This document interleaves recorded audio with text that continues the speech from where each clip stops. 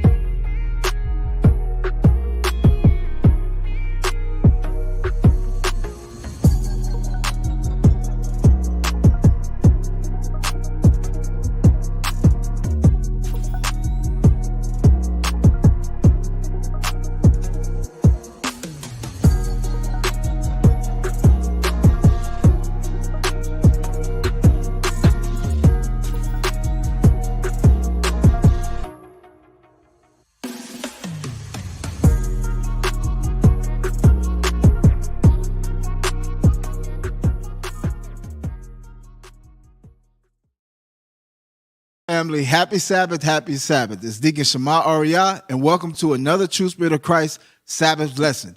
Today we're going to discuss America, the land of defiled bread, and how greed and gluttony destroy a nation. So without further ado, let's rise, face Jerusalem. Now is the time to pray. Trumpets.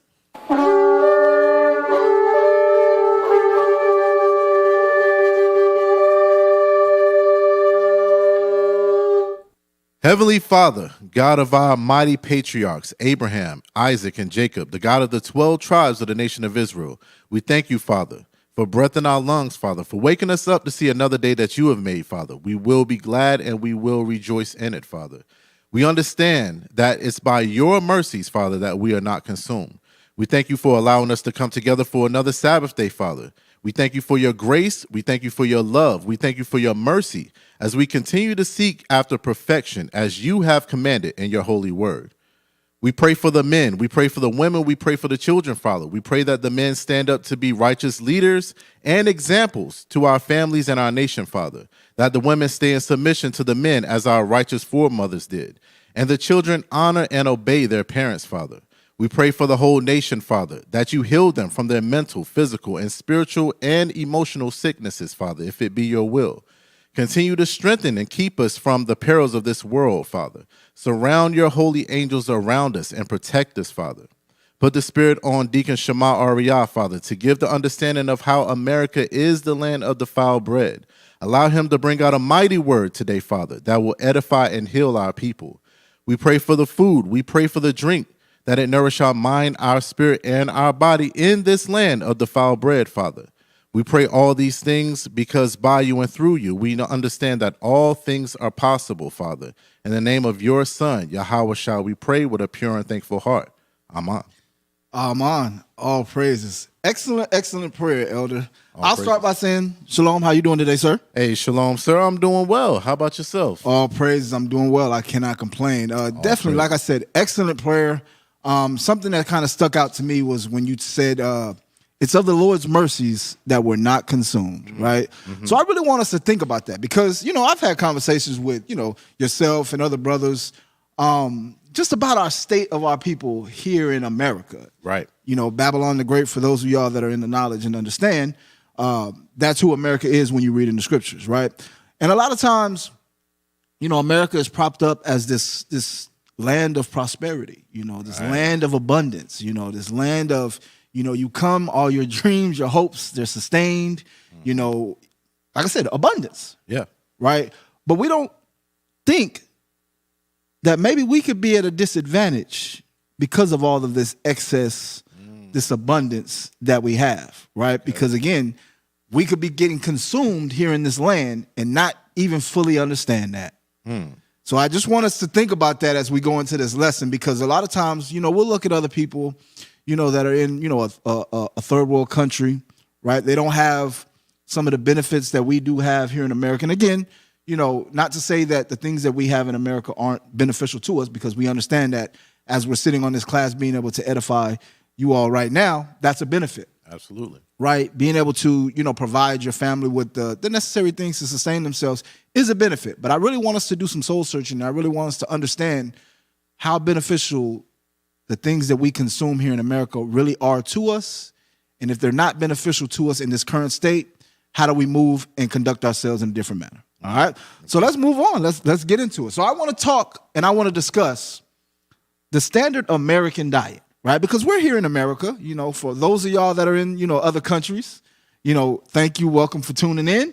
But today we're kind of going to focus on, us here, right? And, take what you will from this class if it, does suit you. But I want to talk to my brethren and my sisters that are here in Babylon the Great. All right. So we're going to discuss just some brief things about the standard American diet. So let's go to the next slide.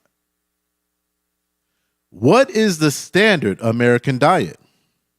SAD. SAD. So that word right there for, our youngins, that's sad. Standard American diet. So when you think about our standard American diet, you got to look at the acronym SAD. Our diet here in America is SAD. Wow. And they do that on purpose. They do. They got to do that on purpose. Like, let's think of an acronym to describe the actual way that it's going to be for them. It's going to be a sad situation if they stick to this particular diet. Absolutely. But, and you know how I mentioned, those that are other countries, it kind of really don't apply. And they'll sit back and say, yeah, because we understand y'all's diet is sad. Absolutely. People that are in the UK, the things that we're allowed here in America, they're not necessarily allowed over there. Right. So they're able to have, a little bit more healthy diet. But let's get into it. Standard American diet fast facts.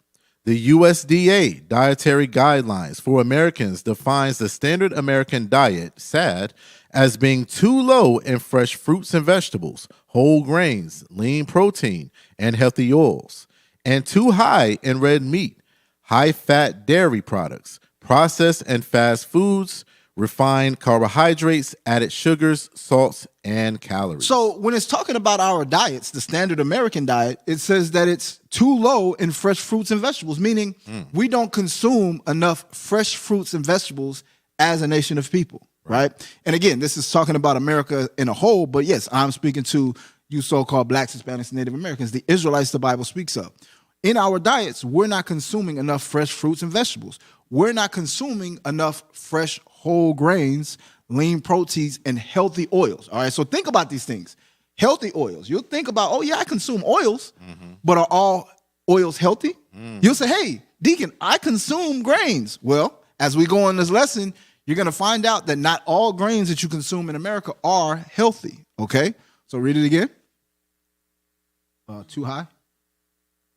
This is the standard American diet fast facts.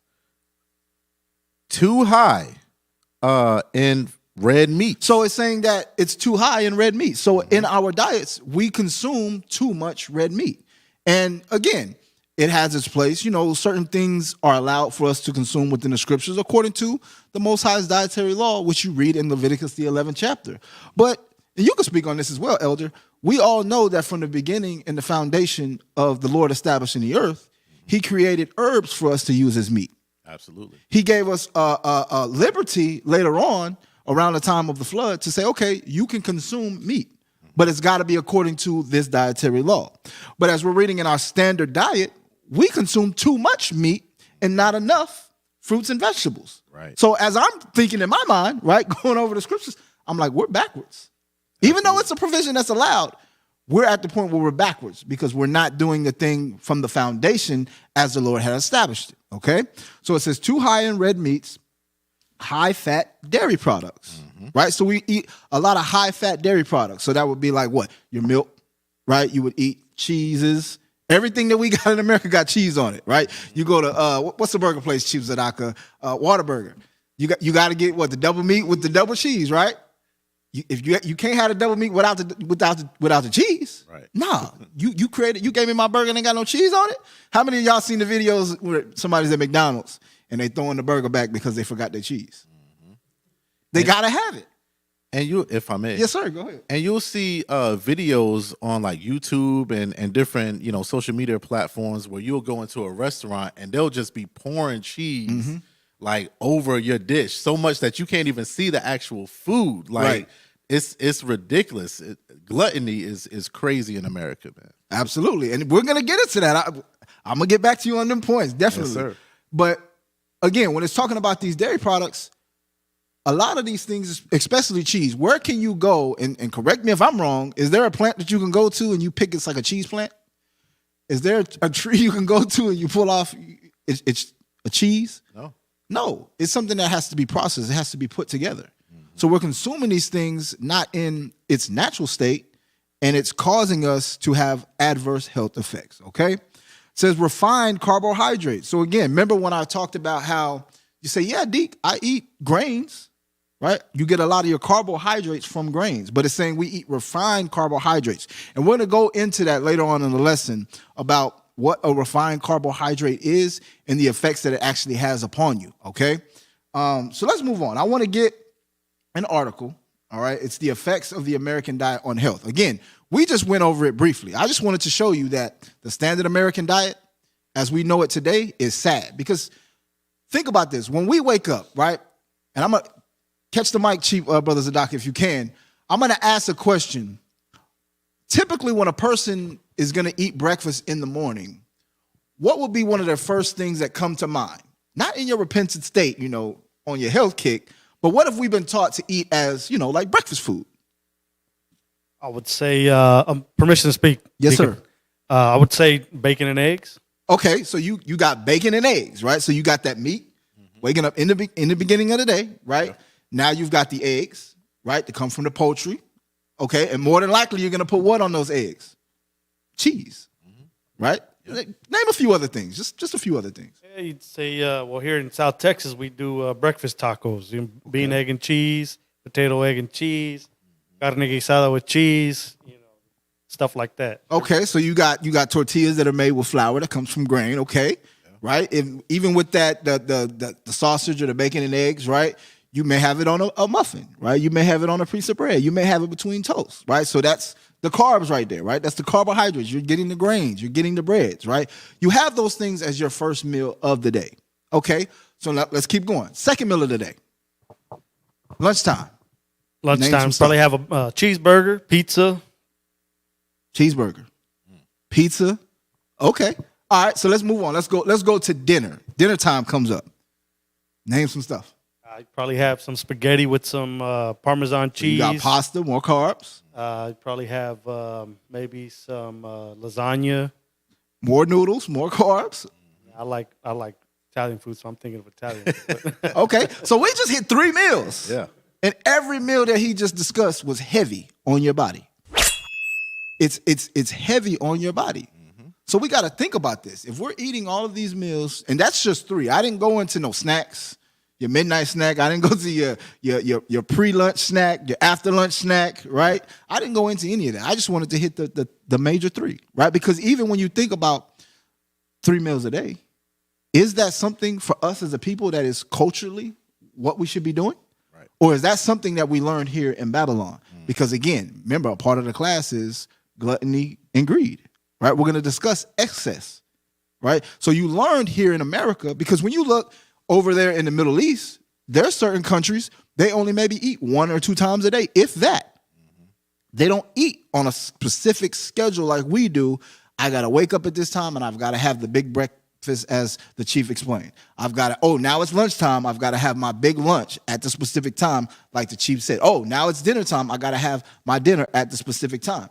Right? You only find that in these Western cultures where you're in that cycle, right? When you go to the school system, you go to like prison, right? They call it 3 hots in a cot, right? You're going to know you're guaranteed those 3 meals and you're guaranteed a bed, right?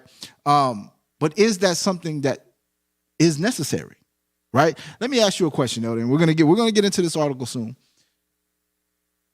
Have there ever been times where it's like your wife may cook dinner, and maybe it's just when she's used to cooking it, right? Mm-hmm. And you're like, well, I'm not really hungry right now. Mm-hmm. Have you ever sit back and thought like, and it may, a woman may cook at a specific time, and at this point, I'm not speaking about your wife in particular, but a wife may cook her husband a meal at 6 p.m. Mm-hmm. I'm not hungry.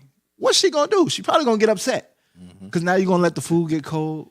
Yeah. I took my time to make this meal, right? But I'm not hungry. I know there's plenty of times where I've cooked things and my kids like, I'm not hungry. Right. Because what? We're programming our mindset to think, because it's this specific time of day, let me go ahead and make this meal. Mm-hmm. Right? And we're going to discuss later on how that actually has an adverse effect as well.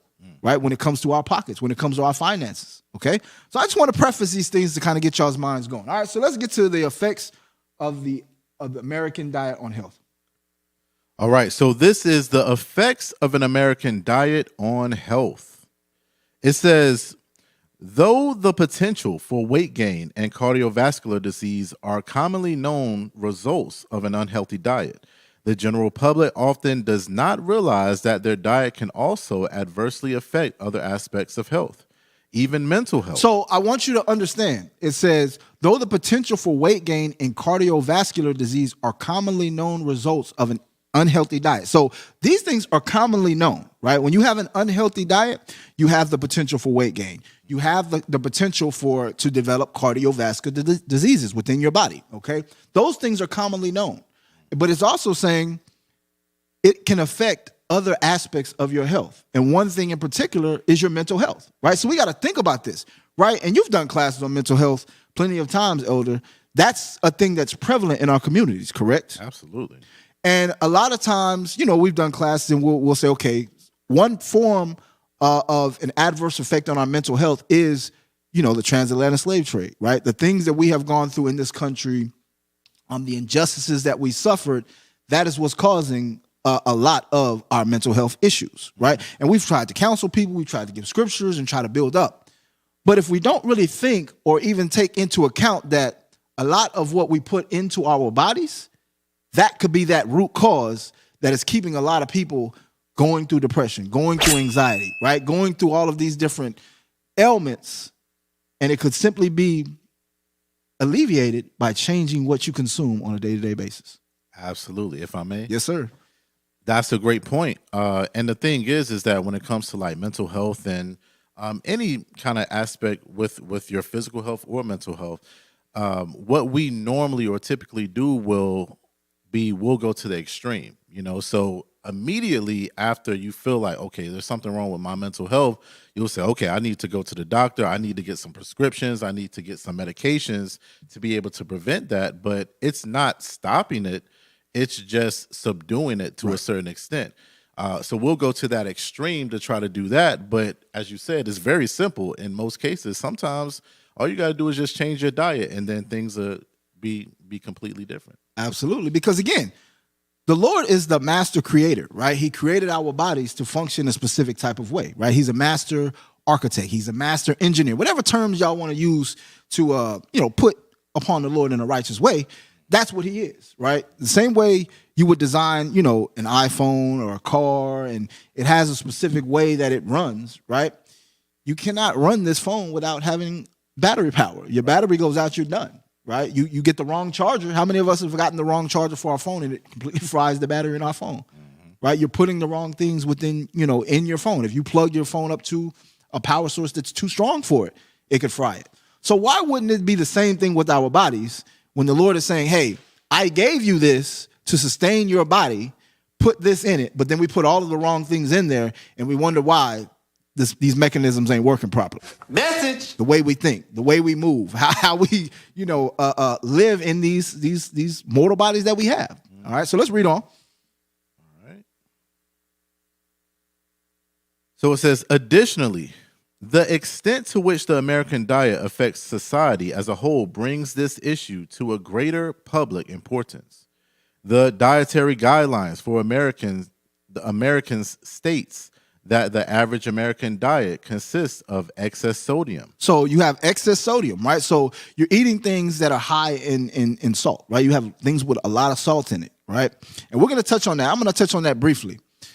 It's not saying that having a little salt is wrong, right? Because the scriptures, reference the Lord uses, hey, you're the salt of the earth. If the salt have lost its savior, what good is it for, right? We know as a people, right, we like our food flavorful. Absolutely. But there's specific certain types of salt that you should put into your food, right? A lot of us have, the iodized salt, right? The quote unquote table salt.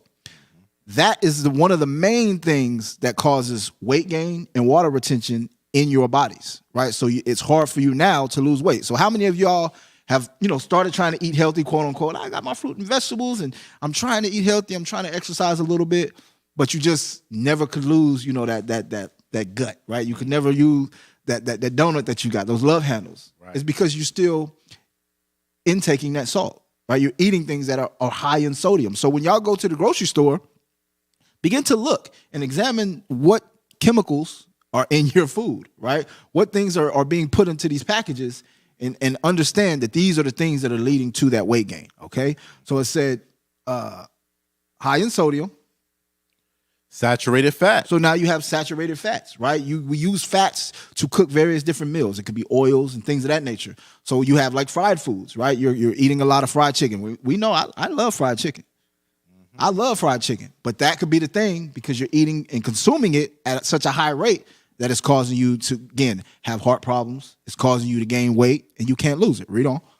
Refined grains. So the refined grains, again, we're going to discuss that. I really want y'all to hone in on that when you begin to, again, look at these different things, and you'll see something that says, oh, okay, it's refined. That sounds like something good, right? The Lord is refining me and making me into, that precious gold, right? We'll read the scriptures that talk about that, but then we'll go and look at the packages of our food and we'll say, yeah, refined grains. I guess this got to be the best of the best. But when you actually do the research on it, it's actually not. Nope. All right, read on. And calories from solid fats and added sugars. So you get calories from solid fats and added sugars, okay?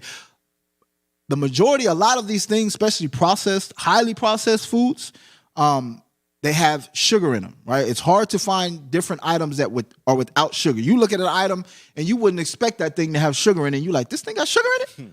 Why does this thing have sugar in it? And as we go over the lesson and we get into, into the meat of things, you're going to understand that the food industry is big business, okay? they're not out here to give us the nutritional value that's going to sustain our lives. They're in it to make a dollar. All right, read on.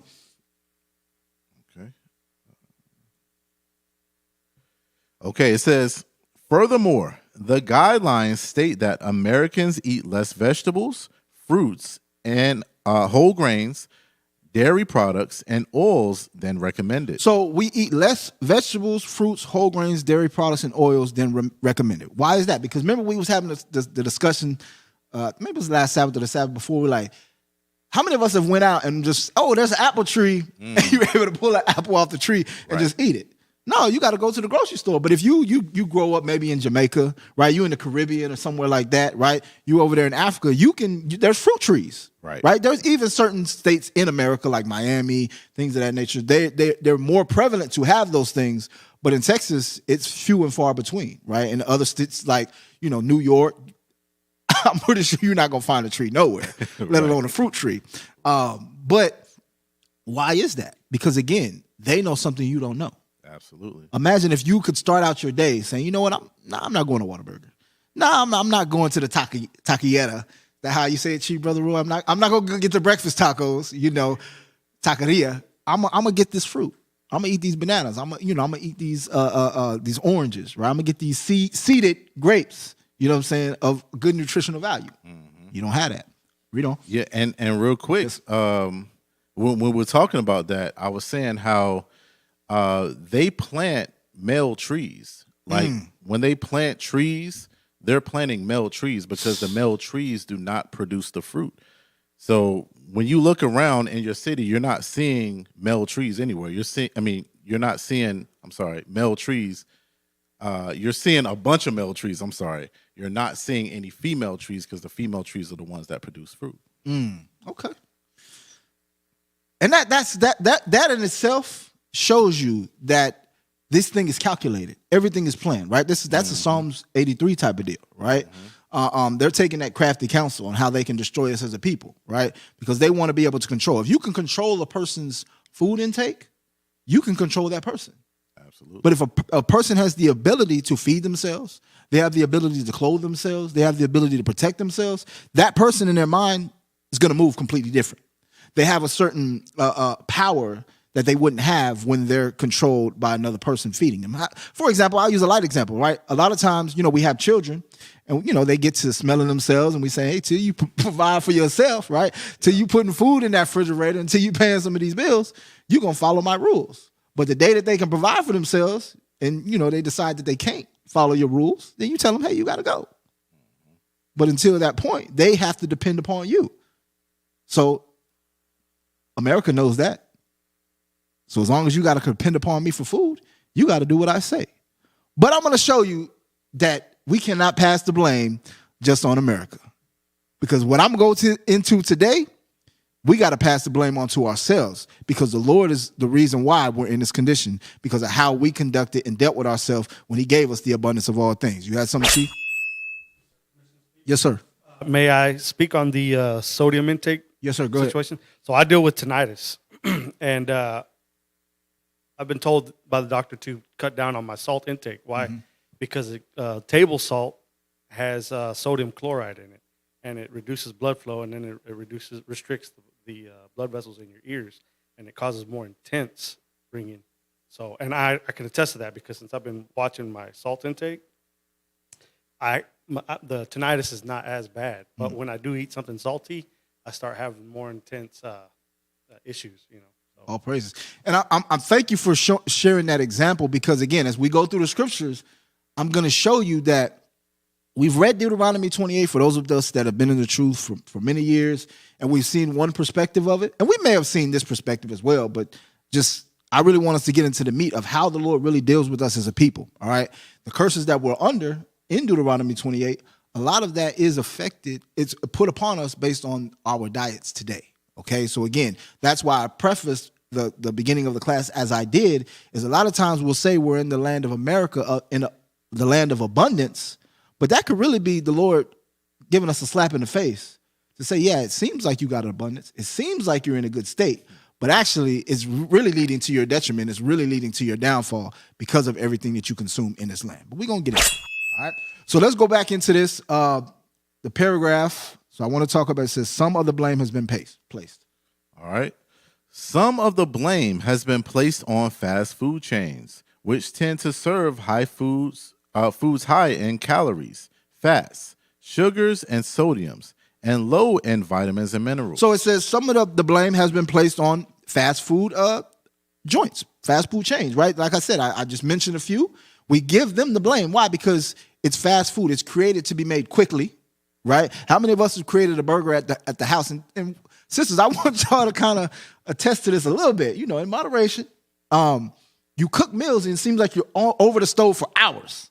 You're cooking these meals and, it's a home-cooked meal and I feel like I'm over the stove for hours, right? And then you can go to the same burger joint and it's like, dang, Chick-fil-A, it's like I'm in the drive-thru and out the drive-thru in less than 5 minutes. Right. It's like as soon as they took my order, the food is there and I'm good to go. We happy, we elated. Why? Because it's low in minerals. Why? Because they're stripping the things that are necessary for it, the things that give it life so that it's able to be made quickly, right? And we're going to discuss how not only is it able to be produced quickly, it's able to be consumed easier, but that actually has a negative effect on you. All right, but read on. Mm-hmm. All right, it says, give me a second.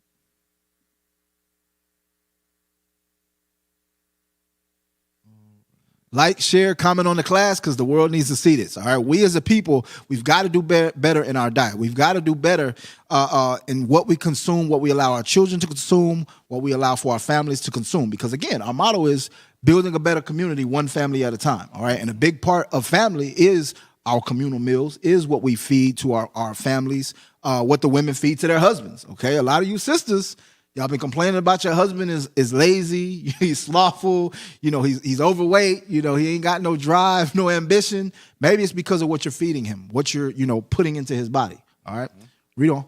All right, it says, while these restaurants may contribute to the poor diet of the average American, they are not the sole cause. Mm-hmm. Stepping into any American grocery store will make it abundantly clear why the American diet is severely lacking. So now it says stepping into the American grocery store will make it abundantly clear why the American diet is severely lacking. When you go into these grocery stores, it's not about, again, giving you the things that is necessary to sustain life. We would think that that's what it's for, but it's really not. It's all about marketing. It's about branding. It's about selling you something. Right? When you think about the way a grocery store is laid out, it's laid out a specific way. Okay. Again, they're very strategic about how they lay it out. Because the smells, right? You go into that, the HEBs, here in Texas, and they got that gush of wind. It's like, it just calms you down. You got certain stores that'll play certain music, elevator music. It just puts you in a certain spirit, right? How many of us have noticed, like you tried to stay away from those middle aisles? I'm staying out here where the fruits and vegetables is at. Let me go around and get my meats, you know what I'm saying? Stuff like that. Okay, let me go get some juices. And you try to stay on the outside of the grocery store. But the way they get you, especially if you got kids, as soon as you hit that lane, they got the candies, they got the chocolates, they got the bag of chips. Oh, yeah, here's the self-serve drink. You got all of that. And it's like, now I got to combat this last little upsell, right? Chivelda knows what I'm talking about. Senior Sister Ariel knows what I'm talking about. Absolutely. It's okay. Yeah, you bypassed all those products, or you did get those products. How about this? Buy one, get one free. Right? They do that. It's all strategically. You never go to a grocery store where it's like, let me just check out. Don't try to sell me nothing at the checkout line. Just let me check out. But it's all by design. Yes, sir. Go ahead.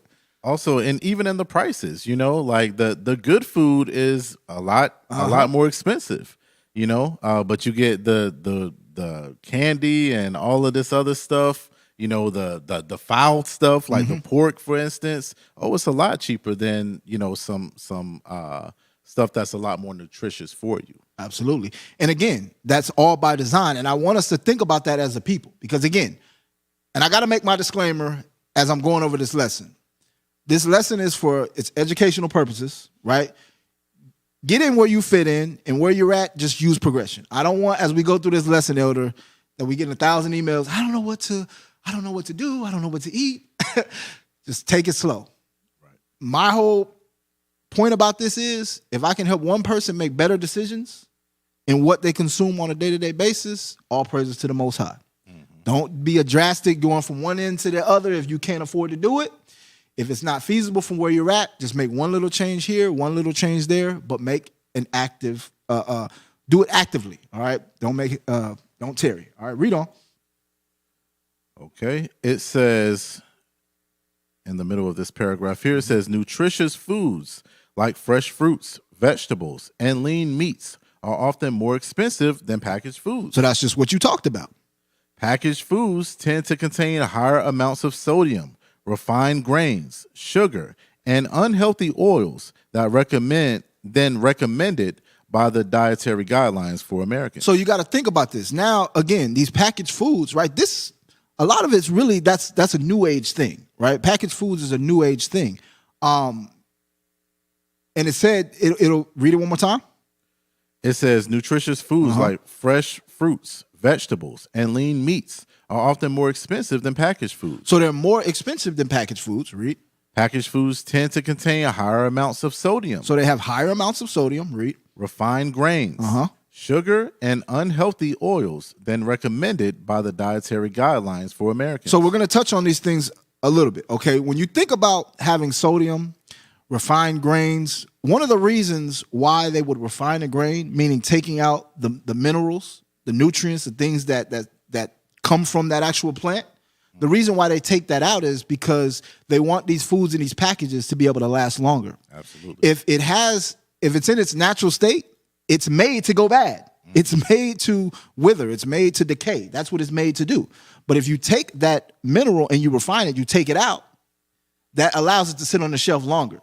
So now you can go in and I can have all of these packages and I can sell it to you at a cheaper price because I'm not suffering as much loss as the producer of this, so that you as a consumer, you feel like, okay, I'm getting a deal. So instead of getting the fresh fruit, which the producer is taking a loss. If he has, the apples up there and they're made to go bad in a week, if nobody comes in the store and buys those apples within a week, he's going to take a loss. So instead of that, I'm going to put the ones in the jar.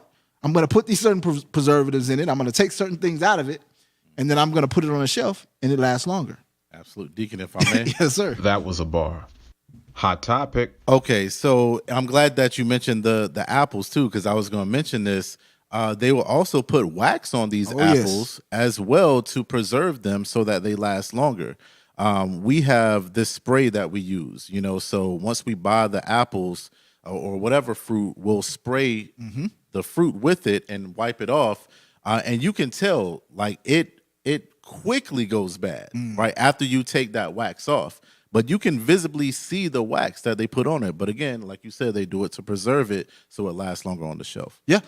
I'm glad you brought that point up because I was in the grocery store the other day and I was trying to get some fruit since I was going to do some juicing, and I was getting oranges.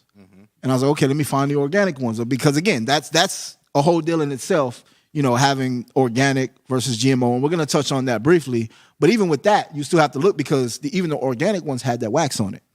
So it's like, okay, it may not have been made with pesticides, but now you're still putting something on top of it to where now you don't want it to go bad as quickly. Right. So again, you mentioned the spray. Another thing you can use, you can soak them in cold water with salt, sprinkle salt, iodized salt heavily on them. You can also use apple cider vinegar. You can wash it in apple cider vinegar. So that's what I'll do with my fruits and vegetables. I'll put them in that cold wash water with the salt for like 15 minutes. And just let them kind of get all of that stuff off of it. But another video I saw years ago, it discussed how a lot of the fruits here and the vegetables here in America, when you get them to your grocery store, they put paint on them. Like, so they're sprayed to where it's a brighter color, right? Or the orange is more orange, right? Cucumbers is greener, right? So when you go and you look at these things, or a tomato is redder, right? They put these things on there because there's subconsciously in your mind, when you look at foods in the grocery store, you perceive it to be a certain type of a way. Right. So you want the reddest oranges. I mean, you want the reddest apples. You want the reddest tomatoes. You want the oranges. Right. But even when you look at oranges in other countries, they're not necessarily as orange as the ones here in America. But those are the natural ones. But you would equate a healthy orange with being that bright orange color that you normally would see. So what they did was they did a study, and it was they had got a steak, and what they did was they had a couple different people, and some of the people in the group, their steak was like dyed purple or something like that. It was some weird, odd color. And they cut the lights out. And so they had them eat it. And there was nothing wrong with the steak. It was just they dyed it. So they had them eat it. And they were eating it. And, they say, okay, how do y'all feel about it? Oh, it tasted, it was good. So then they said, all right, cut the lights on and look at what you ate. Because they only let them eat a portion of it. Cut the lights on and look at what you ate. And it said as soon as they looked and saw that it was a purple steak, their mind instantly told them that, hey, that was bad for you. And they began to regurgitate and throw up. And they got sick. So again, they know, psychologically, this marketing thing that they do when it comes to these grocery stores and the food that we consume, these fast food restaurants, there's a science behind it. Absolutely. And they know what the consumer wants. And again, it's big business. And they got to do what they can to get those dollars out of your pocket. All right, so let's finish this, and then we'll move on. All right. It says packaged foods tend to contain higher amounts of sodium, refined grains, sugar, and unhealthy oils than recommended by the dietary guidelines for Americans. There are also more options when it comes to packaged foods. Whole owls are dedicated to chips alone, while healthier options are limited to a smaller section of the store. So again, as you can look in the picture, you can scroll up a little bit. We've gone to the grocery store and there's whole aisles that are just dedicated to different chips. So you're going into the store and now instead of just having, okay, I know what an apple is. Okay, let me get this apple. I'm going to consume this apple and head out. You go into, you got 5 or 6 different brands of chips, 5 or 6 different, same chip brand, they got different tastes, right? You got the Doritos Cool Ranch, you got the spicy nacho, regular nacho. So now you're sitting in there and you're just looking like, which one do I get? And if you're a person that's good at making decisions, you'll say, okay, I like the Cool Ranch, let me get that. But imagine if you're an undecisive person. Imagine if you got 3 or 4 little kids and it's like, okay, you got a family of 5 and now you're trying to decide, okay, which chips do we want? Oh, I want Cool Ranch. I want spicy nacho. Well, let's just get both. So now you've got multiple bags of chips in your household because one, you either couldn't make a decision on what you like, or like I said, your kids now want different stuff. When I was growing up, we all wanted different cereal. Older sister wanted one cereal, I wanted one, my little sister wanted a different one. So it's like either y'all choose one, or if we, when we get food stamps, we're like, okay, we balling out. Everybody get their own box of cereal. But now you've got excess in your house that you didn't necessarily need. Right. All right, so again, take a look at that article. We were going to go through more, but we got a lot of ground to cover. So we can post it in the chat, and then y'all can take a look at that article. All right, so let's just move on. I just wanted to show y'all, how our diets can really affect, our weight, right? It affects us mentally, and it'll affect, our cardiovascular health, right? The things that are within our body, right? Our heart, the thing, we all need our heart. Our lungs, the blood, pumping through our brains. I mean, our veins. Chief Brother Zadaka, explained the tinnitus, right? That can cause, ringing in your ear, things of that nature. And you may not understand what these things are coming from initially, right? You may go to the doctor and they may tell you it was one thing, and then come to find out when you do the research, it's something totally different. Right. You got to think about how many of our people have been diagnosed with something, went to the doctor and got prescribed something to where now they're on this medication. And that medication is causing a greater harm to their body than if they would have just understood that it was simply the things that you were consuming within your body on a day-to-day basis that would have changed how you were feeling and thinking overnight. All right, so we got to really put serious thought into that. All right, so let's go on to the next slide. Ezekiel? Yeah, so we're going to get into the land of defiled bread. All right, so I want to go to the book of Ezekiel, the 4th chapter. And I want us to get the understanding on how the Lord prophesied that we would be in the state and the condition that we're in now. All right. Because again, I mentioned us being in America. Is that necessarily a great thing? Is that something that in all aspects of the way we look at this country and how we've lived here and conducted ourselves, is that ultimately always for our good? Let's read in Ezekiel, the 4th chapter. Start at verse 1. Ezekiel chapter 4, verse 1. Thou also, son of man, take thee a tile and lay it before thee and portray upon it the city, even Jerusalem. So the Lord is telling Ezekiel to take a tile, right, put it on the floor, and he wants them to draw the city of Jerusalem. So portray. I want you to build up the city of Jerusalem, right, because the Lord is about to show Ezekiel something because he wants the people are about to go through something. All right. And again, I was speaking to the elder just briefly before the class started. I'm like, the Lord is nobody to be played with. Like the Lord, he be having jokes sometimes. The Lord is like, okay, I'm gonna make a fool of you. All right, I'm really about to I'm about to put you through something, right? And also I wanted to mention a lot of us, we gotta gird ourselves up. Because the things that our forefathers had to go through, none of us is going through this. We be going through little things here in Babylon. The Lord puts little trials, and we feel like it's the end of the world. Oh, I'm dying. You killing me, Lord. You ain't had to go through nothing Ezekiel went through. Read on. Verse 1, thou also, son of man, take thee a tile and lay it before thee, and portray upon it the city, even Jerusalem, and lay siege against it, and build a fort against it. So now lay siege against it, right? So, okay, I'm going to have siege come against the city of Jerusalem, right? There's going to be battle. There's going to be destruction. Read on. And cast a mount against it. Set the camp also against it, and set battering rams against it round about. So he's having Ezekiel set up a scene. Imagine like you us old folks, right? You got the erector set, right? You got Legos. Yeah. The Lord is telling Ezekiel, get down and I want you to build this. I want you to build this little model about Jerusalem on this tile, and I want you to set up a fort against it, right? So that's going to represent the armies coming against it. You're going to have battering rams, things that are going to destroy this city. Set all of that up. All right, read on.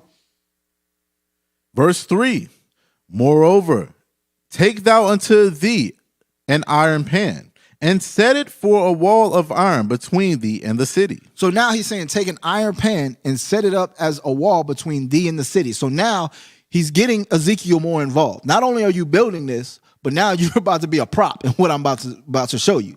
So take this iron pan and set it between thee and the city. And set thy face against it, and it shall be besieged, and thou shalt lay siege against it.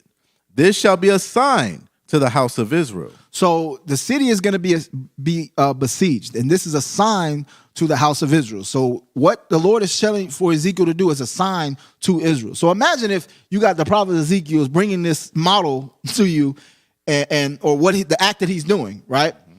We've seen like Tiananmen Square, right? You'll have the Chinese, they'll sit in the middle of the square and, light themselves on fire. That's like a display to show, I don't agree with this, or, I'm against this. The Lord is doing something similar with Ezekiel. He's saying, hey, I want you to do this before the people so they can see what's about to happen to them. We would have looked at Ezekiel like he was crazy. We would have took him for, no, you crazy, Ezekiel. That's not about to happen. Why is you doing this? You a foolish man. Okay, read on. Verse 4, lie thou also upon thy left side, and lay the iniquity of the house of Israel upon it. So he's laying on one side, and Ezekiel's physically laying on his side, and the Lord is telling him to lay the iniquity of the house of Israel upon it, right? So that represents the iniquity of the house of Israel. Read. According to the number of the days that thou shalt lie upon it, thou shalt bear their iniquity. So the Lord is telling Ezekiel, you have to lay on your left side for this amount of days. And the amount of days that you lay upon your left side is you're bearing the iniquity. You're going through this. All right, read on. For I have laid upon thee the years of their iniquity, according to the number of the days, 390 days. So shalt thou bear the iniquity of the house of Israel. 390 days. You got to lay on your left side for that long. Some of us can't lay on one side of our body for 2 minutes throughout the night. You doing all this all night, tossing and turning. Yo, I'm a back sleeper. I got to lay on my stomach. I'm going to lay on my right side. No, the Lord said you're going to lay on your left side. You're going to bear their iniquity for this many days. Read on. Verse 6, and when thou hast accomplished them, lie again on thy right side, and thou shalt bear the iniquity of the house of Judah 40 days. So now you got to turn to the right side, and you're going to bear the iniquity of the house of Judah for 40 days. So now you're going to lay on your right side. Not as many days, but you're going to lay on that side for 40 days, okay? Read on. I have appointed thee each day for a year. Okay, read on. Therefore thou shalt set thy face toward the siege of Jerusalem, and thine arm shall be uncovered, and thou shalt prophesy against it. So set your face towards the siege of Jerusalem, towards the model, and your arm is uncovered. So you got to picture what the Lord is showing Ezekiel. This is how I want you to turn over. I want you to turn here. I want your arm to be here. I want your face, because I want it to represent what I want it to represent. All right, read on. And behold, I will lay bands upon thee, and thou shalt not turn thee from one side to another, till thou hast ended the days of thy siege. So not only did he tell him you got to do it on the left side and the right side for these specific days, he's saying, I'm going to put bands upon you to where you're not even able to turn. Even if you wanted to turn from your left to your right side, I'm putting a band to where you can't do it. So what this is going into prophetically is the Lord was saying, hey, when this siege is about to happen, when I send this nation against Israel, there's nothing that they can do about it. This thing is going to happen because it's of the Lord. Okay, so I want y'all to keep that in mind. All right, read on. Verse 9. Take thou also unto thee wheat and barley and beans and lentils and millet and fitches, and put them in one vessel, and make thee bread thereof. So now he's telling them, okay, after that was accomplished, now I want you to take wheat, barley, beans, lentils, millet, fitches, and put them in a vessel and make bread there. Now, so you're about to make something to consume. Notice it didn't say anything about any meat. The Lord is using the grains, the herbs, the things that we initially started out in the foundation, the things that would be used to sustain yourself, all right? Because, again, when you look at the histories, brothers and sisters, of our forefathers, that is primarily what we ate. We ate bread. When we literally said we were breaking bread, that's what we were going to do. Right. Very rarely, on occasion, you did go get the lamb and let's, slaughter a lamb and let's eat a lamb. But that was like on a rare occasion. Right? You read like in when, men came to visit Abraham, he said, hey, Sarah, go get a lamb.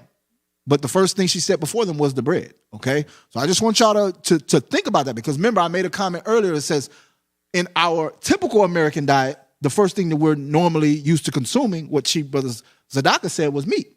That's the first thing. And he, as he went through every meal had meat in it. Right. So you're constantly consuming meat in every meal. That's not how it was for our forefathers, and the Lord is showing you that here.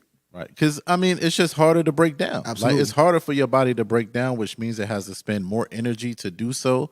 A lot of times we'll try to consume these things later at night as well, like you were saying, like 8 o'clock at night. And then you try to get some sleep. You can't sleep because your body's overworking itself during the night. So Absolutely. That's why you wake up tired, because the body is working all night. And I'm glad you brought up that point. All praises, Elder, because, again, that's why we have to understand how our bodies work. Yeah. Right? They have what's called the circadian rhythm, and how like your body deals with the sun. It's rising and setting, right? All those things have significance. So you mentioned 8 p.m., like we're eating after 8 p.m. So imagine, the sun sets, let's say 6. Mm-hmm. They say you're really not supposed to eat. Well, I'm going to use 8 p.m. Let's say the sun sets at 8, right? It's done.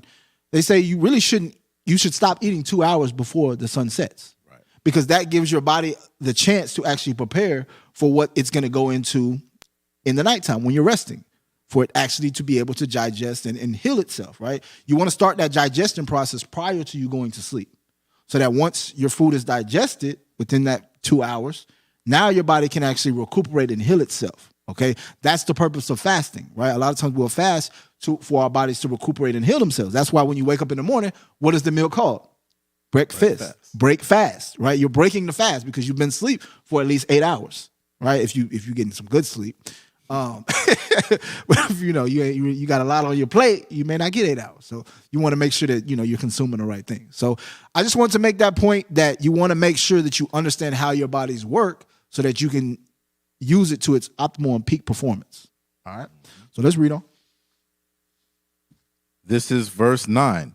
Take thou also unto thee wheat and barley and beans and lentils and millet and fitches, and put them in one vessel, and make thee bread thereof, according to the number of the days that thou shalt lie upon thy side. 390 days shalt thou eat thereof. So he had to eat this bread. This is what the Lord was telling him. You're going to do it for this amount of days. Read on. And thy meat which thou shalt eat shall be by weight 20 shekels a day. From time to time shalt thou eat it. So he says, for that meat. Okay. So did he mention anything about meat in the verse prior? Nope. No. So even then, you'll read and say, hey, the deacon had just said meat. It's not what the Lord is talking about. He's referencing the bread as the meat. Right. He's giving him the weight. He gave him the time period he had to eat it, and now he's giving him the weight of how much he needs to consume in a day. Right? 20 shekels a day, from time to time shalt thou eat it. So the Lord is being specific. From time to time, this is how much you're going to eat. Same like in America. We have the time periods which we eat, right? Like I mentioned earlier, wake up at breakfast, 7 o'clock, lunch, 12, dinner, 6. The Lord is telling Ezekiel, you're going to eat this bread at these specific times. But I'm going somewhere with that, because you'll say, Deacon, see, there it is. You said, hey, and over there in the Middle East, we didn't have times where we ate like where it was structured. What the Lord is showing to Ezekiel, this is punishment. This isn't something that should be like, oh yeah, this is a joyous thing. The Lord is symbolizing the condition and the state of Israel. This is why he's saying you're going to eat a specific amount for a specific amount of time, this many times a day. Read on. Verse 11, thou shalt drink also water by measure, the sixth part of a hin. From time to time shalt thou drink. Okay, so you're going to drink the water, time to time, same thing. Read.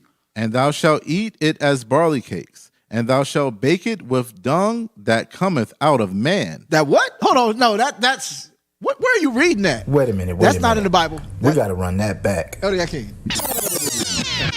Now we gotta rebuke the elder now, y'all, because he's starting to read the scriptures that's not even in the Bible. The Lord did not tell a man that you got to break bread or barley cakes and use dung of men and eat it.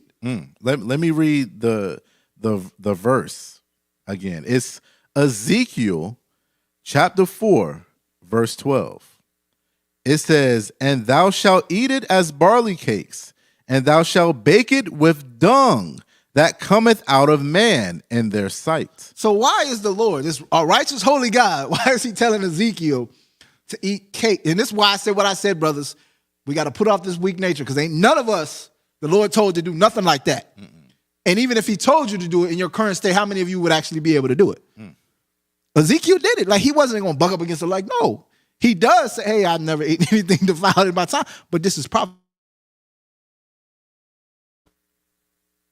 Verse 13.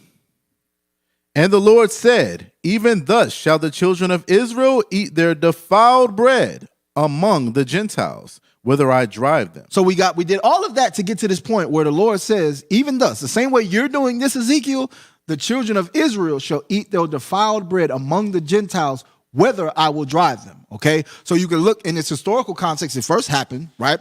Nebuchadnezzar, Babylon's, the Assyrians, right? All of that, when we go to those captivities, that happened to us, right? You think about the siege of Jerusalem, 70 AD, that happened to us, the same thing. Imagine there's a famine.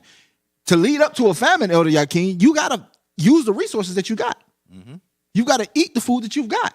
So you're going to, at some point, before you get to where you have no food and you're now at the point where using your own children, you're going to eat things that are defiled. So the Lord is showing you, even up till now, that the children of Israel are going to eat their defiled bread amongst the Gentiles, whether I will drive them. But you say, hey, Deacon, we not eating nothing that has man's dung in it. But let's read the definition of defiled. And we're going to get into that. Trust me, we're going to get into it. All right, this is the definition of defile. Verb, sully, mar, or spoil. So sully, mar, or spoil. So it's not in its purified state. It's not in a state of perfection, right? It's not in its nutritious state. It's sullied, it's marred, it's spoiled. But I want to look at the synonyms, okay? So when you look at the synonyms, spoil is one of them, right? And the Lord he says, the children of Israel are spoiled, right? Meaning what? Not like you're a child and you get everything you want. Meaning, no, the other nations come against you and they spoil you, they destroy you, right? They defile you, right? It means to impair, right? To debase, right? So you have food that's of a high quality, and now when you eat defiled bread, it is debased. What is one thing that we thought about earlier? It talked about the fast food that we eat. It talked about the processed food, these different foods that we eat. They're debased. They're not of high quality. They're not of low quality, right? It means to pollute. They ain't sure what Ezekiel was eating was polluted, right? That's polluted. So you'll look at certain things and say, okay, is this food good to eat or is it polluted? Poison. All right. So again, defiled could be something that's poisoned. Corrupt meaning taking it from its natural state. When you refine a grain, right? You enrich something. You're taking it from its natural state. When you add synthetic dyes to things, artificial dyes, you're taking something from its natural state. When you mentioned the wax, when I mentioned the coloring of the food, right? When you put pesticides in certain foods, they have what's called forever chemicals, right? There's certain chemicals that they put upon this food to where if you consume it within your body, it's very, very hard for your body to dispel it. That's why they call it forever chemical. Like certain things you put into your body's natural systems will be able to dispel it, over time. But there's certain chemicals they'll put in your body where you have to actually do like a detox. You have to get certain herbs to where you have to, go for multiple days to where it's able to alleviate those things out of your body. But again, those things are very hard, okay? So again, it said taint, right? So you're tainting the food. Your food will be tainted. It'll be tarnished, right? It'll be infect, right? So it'll be infected. It'll have certain things in it. Dirty, soil stain, and destroy, ruin. Okay, so I just wanted to show y'all those synonyms. So when you look at this verse, you think about it a little bit different. All right. So let's move on. Let's move on. How does overeating affect our health? All right. How does overeating affect our health? Because again, we're eating this defiled bread in America, right? We're being able to consume, right, the things that are set before us. But how does that actually affect our health? All right. All right. What happens to your body when you overeat? It may promote excess body fat. Your daily calorie balance is determined by how many calories you consume versus how many you burn. When you eat more than you expend, this is known as a calorie surplus. Your body may store these additional calories as fat. So you got to think. It says it may promote excess body fat because your daily calorie balance is determined by how many calories you consume versus how many you burn, right? So again, we're supposed to be a people that are active. We're supposed to be moving around. But when you look at how the society is set up now, most people do what? They sit behind a desk and they're on a computer all day long, right? We praise the technology and the advancements of the society. And again, I'm glad I'm touching on this point because, again, we look at certain things in America and we see the benefit of it in certain regards, but we don't see the detriment of it in other regards, right? Because, again, we went from, working in more of an industrialized, is that the word, where it's like you're using your hands more, to now you're going more technical, right? It's more about, technology. So you're sitting behind a computer. So you may be eating, 2,000 calories a day is what they say, right? But you're not burning, but maybe 1,000 calories. Right. So that other 1,000 calories is going to do what? It's going to sit on your body, depending on what times of day you've eaten, right? And now it begins to put weight upon you instead of you getting up and you're active. And now, okay, because I'm so active, I therefore have to eat. Now, Chief Brother Zadaka, why would me being active and my body telling me to eat, what's the benefit of that, if you understand the question? Based on what we're going over right here, right? Because normally in America, we're taught to, we live to eat rather than to do what? Eat to live. So why would my body tell me to eat when I'm more active versus when I'm less active? Permission to speak? Yes, sir. So I would liken it to your vehicle. If you're driving down the road and your vehicle begins to sputter and you look down at your gas gauge and it's showing empty, the light's on, it's because it needs energy. It needs something to drive the engine. And food does that same thing for the body. Absolutely. Great point. Great point. I love that you said food because we're going to touch on that as well. Everything that we consume, it ain't food like we think. Okay, again, and you broke it down excellently because, again, you used the right example. It's like a car. Your car is moving. You're going to take your car a distance. Your car is on E. You got to fill up that car. You're going to be on the side of the road. Same thing with our bodies. If we're not doing anything, your car don't need no gas. My car ain't going nowhere. It's sitting at the house. It don't need no gas. I'm cool. I'm telling you from experience. If I don't got to go somewhere and I go to Sunday, I'm not just going to go to the gas station. Oh, let me just go spend $30 at the gas station just because. Right. No, the car can sit there. Now I will keep some gas in it. So I'm just, I'm okay in a time of trouble, but I'm not filling up my tank if I'm not going nowhere. But if I need to go from Austin to Houston, you best believe I'm going to put some gas in my tank because I don't want it to be on the side of the road. Same thing with our bodies. Just because the food is there for you to eat don't mean you need to eat it. All right, so let's go to point 2. All right, point 2 says, may disrupt hunger regulation. Okay. 2 major hormones affect hunger regulation. Ghrelin, which stimulates appetite, and leptin, which suppresses appetite. When you haven't eaten for a while, ghrelin levels increase. Then, after you've eaten, leptin levels tell your body that it's full. However, overeating may disrupt this balance. So you have these hormones, again, that God gave you in your body so it could regulate itself, that it will give off leptin, it gives off ghrelin, right? Ghrelin stimulates the appetite, meaning so when your body is telling you, hey, let's give off this hormone, I need to stimulate my appetite, that is your body telling you, hey, it's time to eat, I need some energy, right? I need you to consume things so that I have energy to keep going, right? Then once it's time for it to give out the hormone leptin, that is telling your body that it's full. Okay, so now the body knows Now you're full. You've gotten everything that you need. Now you've got to start the process of digestion so that now you can start healing yourself. But if you overeat, meaning what? You consume a lot in one setting, it does not give your body time to actually regulate itself properly. So what they say is your body usually will, within 20 minutes, you're supposed to, before you realize that you're full, it takes your body 20 minutes. So that's why when you eat, you got to kind of pace yourself. Have you ever said, hey, somebody slow down? Why are you eating so fast? Just slow down. I put this plate on, food on your plate. You get there, your mom put the food on your plate. You just eating. Oh, slow down, boy. Yeah. And then you're like, hey, I want seconds. You finished that food already? And then she gives you seconds because she's a good mom, right? And then before you know, you're like, my stomach hurt. Because now your body, you have overate, you've expanded your stomach, but now your hormones, they're not going to regulate themselves properly. So now throughout the day, when it comes to your meals, you're not going to be wanting to eat at the right times when it's sufficient. Okay, so you got to give your body that 20 minutes to say, okay, yeah, I'm good. I don't need no more. All right. Next point. All right. May increase disease risk. While occasional overeating likely doesn't affect long-term health, chronic overeating can lead to obesity. So chronic overeating can lead to obesity. Why? Because now you've deregulated your hormone levels, right? They don't know how to give off that ghrelin and that leptin at the right time. So now your body, when it needs to consume food, it's not consuming food, and when it needs to stop consuming food, it wants to consume food. So it's all over the place, and now that food is just staying in you, right? It's sitting in you, and now you're gaining excess weight. With that excess weight comes now different diseases. Read on. In turn, this condition has consistently been shown to increase disease risk. Obesity, which is defined as having a body mass index, BMI, of 30 or above, is one of the main risk factors for metabolic syndrome. Right. So now, when you have that BMI, that body mass of 30 more of above, it's one of the main risk factors of metabolic syndrome, right? Because now your metabolism is not working properly. You're not able to metabolize your food in a necessary way. We're messing up the systems of our body.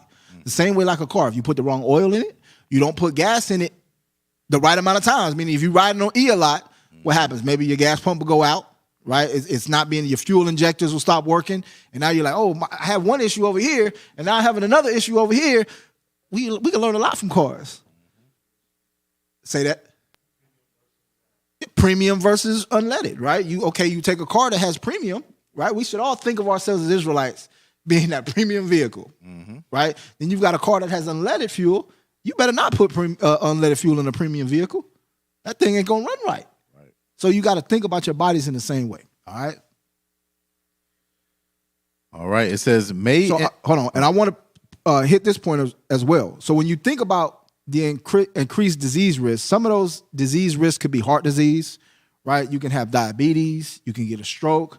A lot of these things that plague our communities. And again, we'll go to Deuteronomy, the 28th chapter, and say, yeah, this is why we got that. This is why we go through this, and this is why we go through that.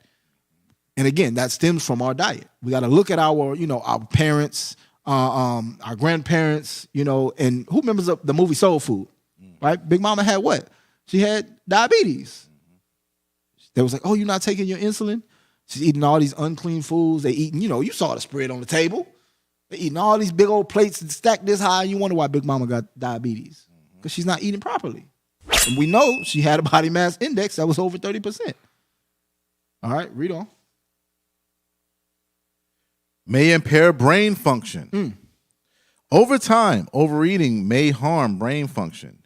Several studies tie continual overeating and obesity to mental decline in older adults, compared with those who do not overeat. So you begin to impair your brain function by overeating. And the thing about this is, because now that you're mentally declining, it can kind of get you into a snowball effect. Because now you don't see yourself in the same light, right? You may be going through something, now you have anxiety or depression. And what happens? People turn to food to cope, because again, your body will release other hormones like dopamine, right? It's pleasure sensors, right? So you want to be able to have, pleasure and things of that nature, right? Feel happy and stuff like that, right? So some people get pleasure from eating food. So imagine now that's what you use to cope. You're going through a breakup. Maybe you're suffering a loss of a spouse, or a parent or something like that. So now you're just eating, you're eating. And now it begins to affect you mentally. So now you go to the therapist, right? You go to your counselor, you say, hey, I'm going through this and I'm going through that. But how many of them will actually say, hey, what's your diet like? They may discuss, okay, yeah, the breakup happened. Yeah, okay, you lost, your loved one. But what is your eating habits? And even if they don't ask you that, you need to tell them that. Hey, not only am I, going through this where I don't want to get out of the bed, but I'm find myself eating a lot. Do you think that may affect, my physical health? And a good therapist will say, let's take that in consideration, and maybe you should cut back and go see your MD, go see your regular doctor, just to make sure everything is in line with that, because these two things tie in together. Absolutely, if I may. Yes, sir. Yeah, and you just got to see how it's you said a snowball effect, but it's also a snowball effect in the way that you're really funding your oppression as well. Yep. So you eat certain foods, you buy those foods, those processed foods, right? Then it's affecting you in these ways that we're seeing right here. So then what do? You go to the doctor. The doctor says, oh, you need this medication. Oh, you go to the therapist. You're funding them. Okay, well, hey, here's some medication for that. You know what I mean? So it's just building on top of each other instead of, like I was saying earlier, instead of actually fixing the problem, you're just really making it worse and prolonging it. Right. And again, you're buying into the system, right? A lot of times we'll say, hey, you're in the system this, and we'll use just different examples of what that system is. But what, the elder was just going over, that in itself is a system, right? The healthcare system. It's, when you think about the FDA, and we're going to talk about them just in a few, it's the Food and Drug Administration, right? So they're controlling what's able to be allowed in our food, and they're controlling what's able to be allowed in the drugs. Cosmetics and other things as well. So the makeup that you sisters is putting on, they control that as well. So just think about those things. All right, so let's read on. May impair brain function. Over time, overeating may harm brain function. Several studies tie continual overeating and obesity to mental decline in older adults, compared with those who do not overeat. One study in older adults found that being overweight negatively affected memory compared with normal weight. So you may think, like, you may have had grandparents where they begin to get Alzheimer's, right? Where they begin to forget. And we think, oh, you're just getting old, Nana. You're getting old, Pop. You're starting to, forget things. But have you ever thought about, like, our forefathers, when it talked about Moses, he said he still had his mental faculties. Absolutely. Meaning in his mind, he's of a later age, but he's still able to think clearly. So we got to read these scriptures and understand, like, some of these things are just not normal. Like, it's just not, it's just a normal sign of aging. No, a lot of that's not. A lot of the things that we go through in our old age is self-inflicted. Because again, if we're eating things that are, proper, if we're giving our bodies the things that are needed to sustain themselves, our bodies will go, the Lord said we got 120. Okay, let's try to make it to that 120, right? Certain, like, going back to the car example, right? A lot of times, you'll have certain people, especially the older generation, will say, oh, y'all got them new age cars, man, they break. I want my old 79 Chevy. Yeah. That thing is still running. You know what I'm saying? It's got 300,000 miles on it. That thing gets me where I got to go because I changed the oil. I got tune-ups. I changed the tires. I took care of it, and this thing still runs. You got this little 2020, and it's in the shop? Your battery went out? Come on, you're not putting the right things in it. Think about that, all right? So our bodies will last long. We got to use them as such, all right? Let's go to the next one. Oh, and I want to make this point. Okay, so when you think about, are we on the brain function? Yeah, we just ended there. Okay, so when it comes to your brain function, you got to think your brain is comprised approximately about 60% of fat. So you want to make sure that you're eating healthy fats like avocados, nut butters, fatty fish, and olive oil, okay? These things will help prevent mental decline. So there's things that you put into your body that will cause it to happen.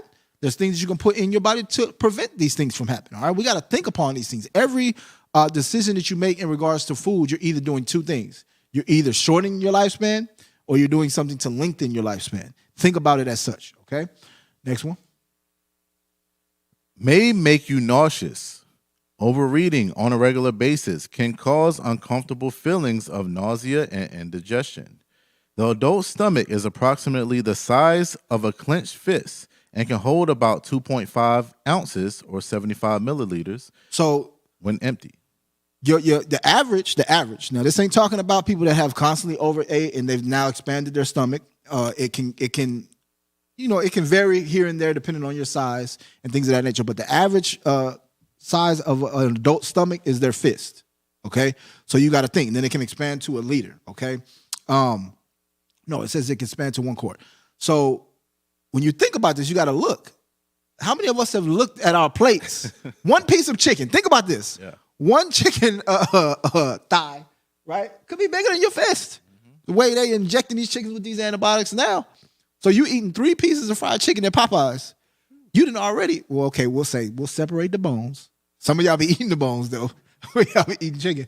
But say we don't. Then you got fries to go with that. You got fries to go with that, and then you got sides. You didn't reach that limit. You did not expand your stomach. So you want to you want to think about what you put into your bodies and what you're consuming. All right. Absolutely. And I'm laughing at myself, Israel. I love chicken. I love chicken. All right. Read it again. It may make you nauseous. It says overeating on a regular basis can cause uncomfortable feelings of nausea and indigestion. So you do this number right here. You eating. Somebody's sitting there looking at you, and you like, I'm pushing my food down. How many of us have said that? I'm pushing my food down. Why? You shouldn't have to push your food down. Your food should stay down. Yeah. If you have to sit there and regulate your body and push your food down, like, just gotta let my food settle. Yeah, that means you should have been stopped eating a long time ago. All right, read on. The adult stomach is approximately the size of a clenched fist and can hold about 2.5 ounces when empty, though it can expand to hold around 1 quart. Note that these numbers vary based on your size and how much you regularly eat. All right. So again, when you begin to eat big meals and you start stretching your stomach, it can begin to cause nausea and indigestion. And in extreme cases, in severe cases, it can trigger vomiting, right? So then you're at the point now where you've eaten and now your body's natural reaction is to vomit that food up.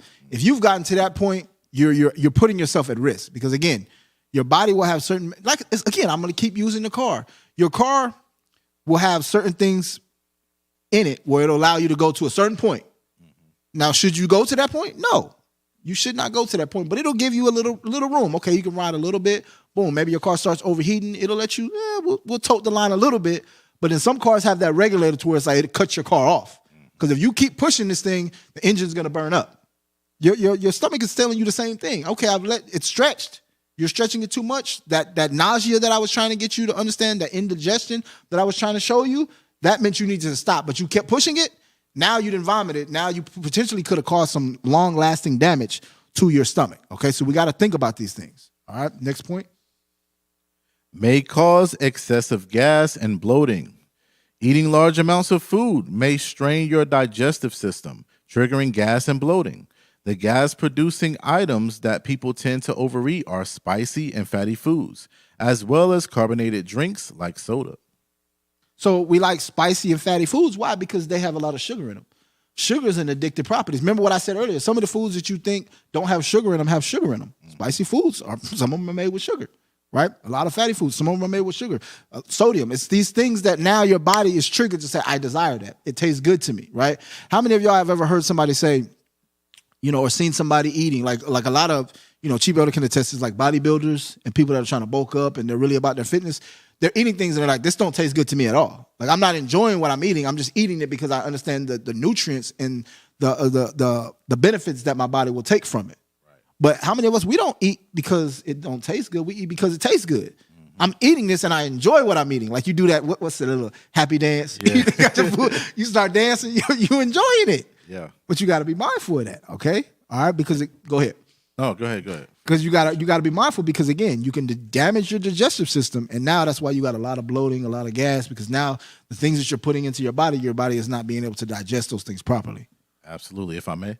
Yes, sir. Yeah, that's a great point. The point about the bodybuilders, right, and what they eat, because for us it has to be a change in mindset. Like you said, our mindset is, I'm eating this because it's good, because it tastes good. That's not the reason for food. The reason for food is to sustain you, to provide nutrients, right? So our mindset has to change. It's not really about what tastes good. It's about what does the best for our body. How can I put something in my body that provides the right nutrients so I can get the energy I need, so I can sustain myself, so I can keep moving. So it's a whole different mindset. Absolutely. And I'm glad you brought that point up because we have to think a lot of these things start in our youth, right? Us as parents that have children, we have to be mindful of what we allow our children to consume because especially when it comes to their diet, because you could be potentially the one that builds them a lifelong pattern of either healthy living and eating or something that's detrimental to them, meaning they're eating unhealthy because what? You put nothing but sweets and cakes in front of them. You gave them nothing but, ultra processed foods, right? All day long. And that's what they're normalized to eating. So when they become adults, it's harder for them to shake those things. So you got to think about that. We'll talk about, I'm going to be real right here. A person can be born, addicted to certain substances, right? Crack, heroin, things of that nature, right? And we'll say, how bad that is, which is a very unfortunate thing. But imagine your child is, born and now you've addicted them to sugar. Mm-hmm. Sugar, they say, is more addictive than cocaine. Absolutely. It's harder for you to shake. It's harder for you to get off. But because it's legal, because it's in our grocery stores, we don't bat an eye at it. Absolutely. If I yes, sir. Go ahead. Hot topic. I'm gonna be quiet after this. You good? I'm glad you mentioned that though, because I was listening to a podcast and they were talking about that. It was this lady that was addicted to cocaine, like literally addicted to cocaine for years. And people that have addictions, it's just something within them. So, they have an addictive personality. You know what I mean? So whatever they take on, they just go hard at it, right? So for her, it was cocaine. She weaned herself off of that. She, got cleared of that. The next thing was sugars. So she would start buying like all types of sweets, cookies, donuts, all of these things. And when she was having that interview, she said sweets was by far the hardest to get off of. Compared to cocaine, she literally was on cocaine. She said, nah, cocaine was nothing compared to the sugars. Because again, like you said, it's out there. You know what I mean? It's not like, okay, I gotta go to the corner and like sneak this. You know what I'm saying? It's like everywhere you look and everything that you consume, it's in there. And it's providing that feel for you, what you need. And so you have to keep going at it. So absolutely, that was a great point. Yeah, and again, like you said, it's in everything, and it's providing that. It's like, you said it. I mean, cocaine is blatant. Like, hey, this is what it is. Like, now I'm good on that, but they can, stick the sugar in these things here and there, and your best buddy got it. Mm-hmm. Hey, you want this cake? You want these donuts? You want these brownies? It's like, and I'm speaking from experience. It's like it takes a special will to be like, nah, I gotta look at this same thing like I would cocaine. But everybody around you is not looking at it the same way. Yes. And it's like, oh, it's cool. Rather than if the brother offered me brownies and I got a sugar addiction, you're not gonna say nothing because it's harmless, right? But if the same brother offers me cocaine, brother, you're wicked. You need to repent. You out of the church, you out of the congregation. Yeah, we got to really check ourselves. You know what I'm saying? And that was also the point that she made too. She was like, nobody takes sugar addiction seriously. Right. Like you go to, there's an event. Okay, hey, we got cakes, we got cookies, we got all of these things, and people look at it as harmless, but that's feeding their addiction, and nobody takes it seriously. That was one of her points on why she said it was so hard to get off of it. Yep, absolutely. All right, next point. All right. Let's see. Let's go to the next one. May make you sleepy. After overeating, many people become sluggish or tired. So after you eat, you become sluggish or tired. So we call this the itis. Yeah. And you think it's a good thing. Like, man, that food was good. Yeah, baby, you did your thing. You stuck your foot in there. I got the itis now. No, something's wrong with you now. Your body is telling you that what you just consumed and the amount that you consumed, it's not good. Your body's not regulating itself properly. Remember, when you eat food, you're supposed to get some energy from it. Not supposed to now get tired. All right. All right, so after overeating, many people become sluggish or tired. This may be due to a phenomenon called reactive hypoglycemia, in which your blood sugars drop shortly after eating a big meal. So your blood sugar levels are going to drop shortly after eating a big meal. Why is that? Because remember, the glycine and the leptin, those two hormones, they're not regulating themselves properly. So now it's causing your blood sugar to drop. So now you're getting tired. So you got to think about these. Again, your body is going to show you signs of what's going on within yourself. Okay, now I'm tired. Okay, either I can't consume that food that I just ate. I don't need to consume it in the amount that I just ate, or I need to time it differently on when I ate. But you got to think about these things. A lot of times we don't, Elder. We just eat, we have these feelings, and then we go about our day. And then we come here, hey, bro, what's going on? How you been? Man, I'm tired. I'm out of there. Oh, bro, why you can't stay asleep during the class? Oh, man, it's because of this and because of that. Maybe it's because of your diet. What did you eat? Like, you got to really think about that. We got to look and see how can we perform at our peak performance. All right? But as soon as we get a pimple on our face, you know how sisters are, oh, I got a pimple. I'm not coming to the Sabbath. You look at that pimple and say, okay, is something wrong? Even with that, that's showing you something within your body is wrong. And your body, your skin is showing you that, hey, I'm trying to, because when you think about your skin, it's actually one of the largest organs on your body. Your skin is used to dispel chemicals, right? It's one of the last lines of defense. So when you have like excessive body odor, you get things like pimples, warts, things of that nature. That's your body showing you there's something in me that needs to come out, and it's coming out. So a lot of times you got to look at it and either let it happen, because what happens? You go to the dermatologist and you get an ointment to put it on to cover that thing. So now it stops the pimples from coming out, or so you think, but you're not really alleviating the cause of what's going on in your body. Just alleviate the cause of what's going on in your body, because sometimes, you eat and then somebody says, man, your face done cleared up. What happened? You went to the doctor? No, I actually changed my diet. I'm eating different. Right? Oh, you got a glow. Well, maybe it's because now, your body is producing certain hormones, right? Your blood levels are at a certain level where they're supposed to be. Now your skin has a glow because now it's revitalized. It looks healthy versus now you look dry. And the scriptures talk about that, right? When we would go to the priest, and if you would have like a scale, a scab, right? You would have mildew, certain things upon you. The priest would decide, hey, is this something that's clean? Is this something that's unclean? Why do you think that is? These things would happen because of the things we will put in our body as well. One thing I was telling the elder that we don't think about when it comes to the priest is the priests were like the dietitians, the physicians of the nation, because you would go to them when you had certain ailments. That's why the scriptures say we should be a nation of kings and priests. We as men of our households, we got to be able to look out for the mental well-being of our families as well as the physical well-being and spiritual well-beings of our families. All right. Was that it on that? No, sir. After overeating, many people become sluggish or tired. This may be due to a phenomenon called reactive hypoglycemia, in which your blood sugars drop shortly after eating a big meal. Low blood sugar is commonly associated with symptoms like sleepiness, sluggishness, rapid heart rate, and headaches. While not fully understood, this cause is thought to be related to excess insulin production. So now you've got more insulin production, and it could have those symptoms of sleepiness, sluggishness, rapid heart rate. So now my heart's beating fast because of what I ate. You're drinking these Red Bulls and things of that nature.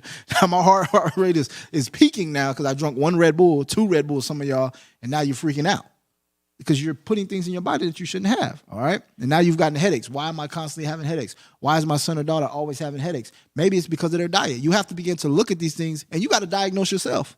But the only way you're able to diagnose yourself is you got to do the research. You've got to actually study.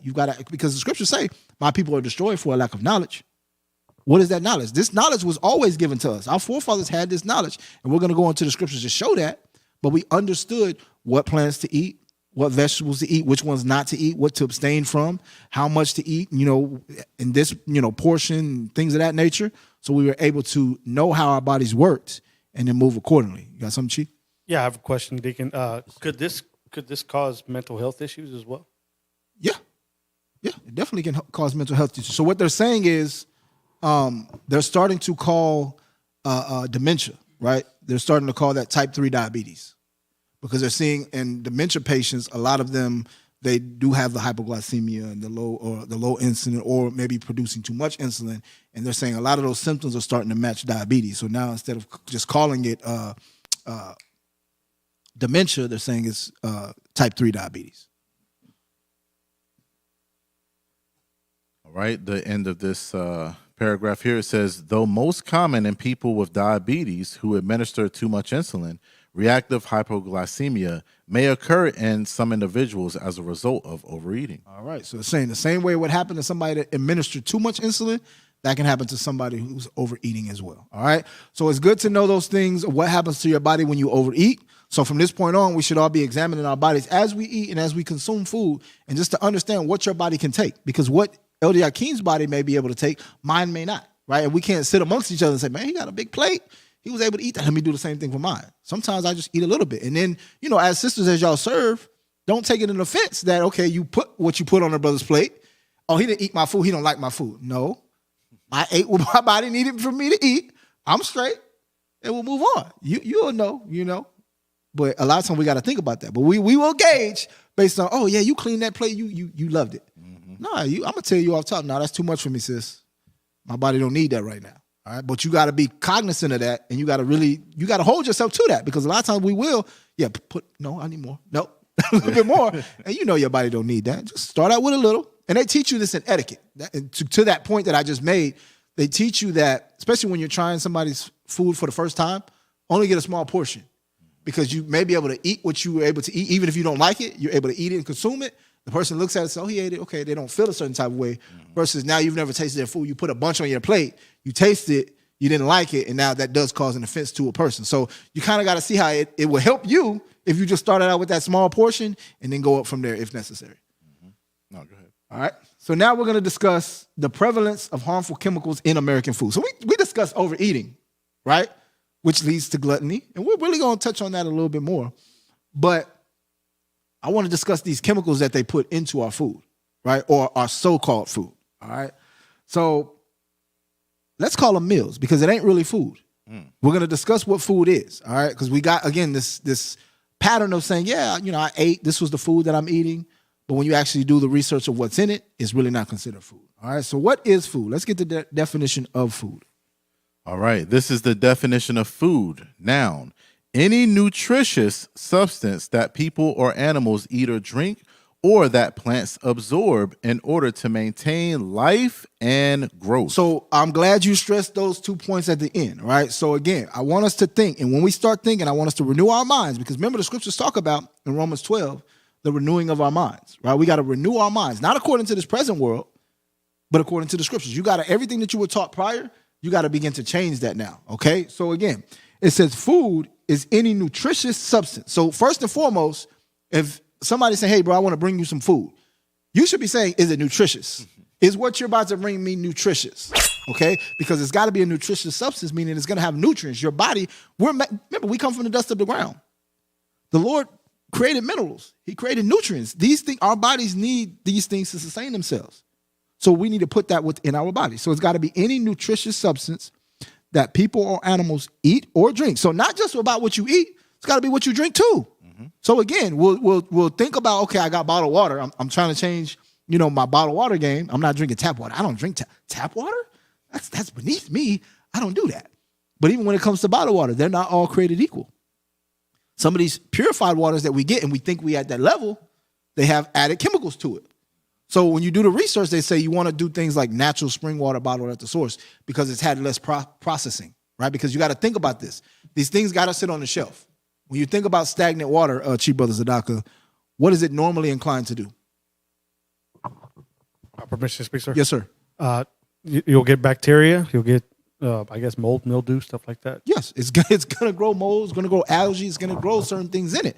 So a lot of these purified waters, they're taking it through a purification process, the same like they would do with the enrichment process, right, or refinement process.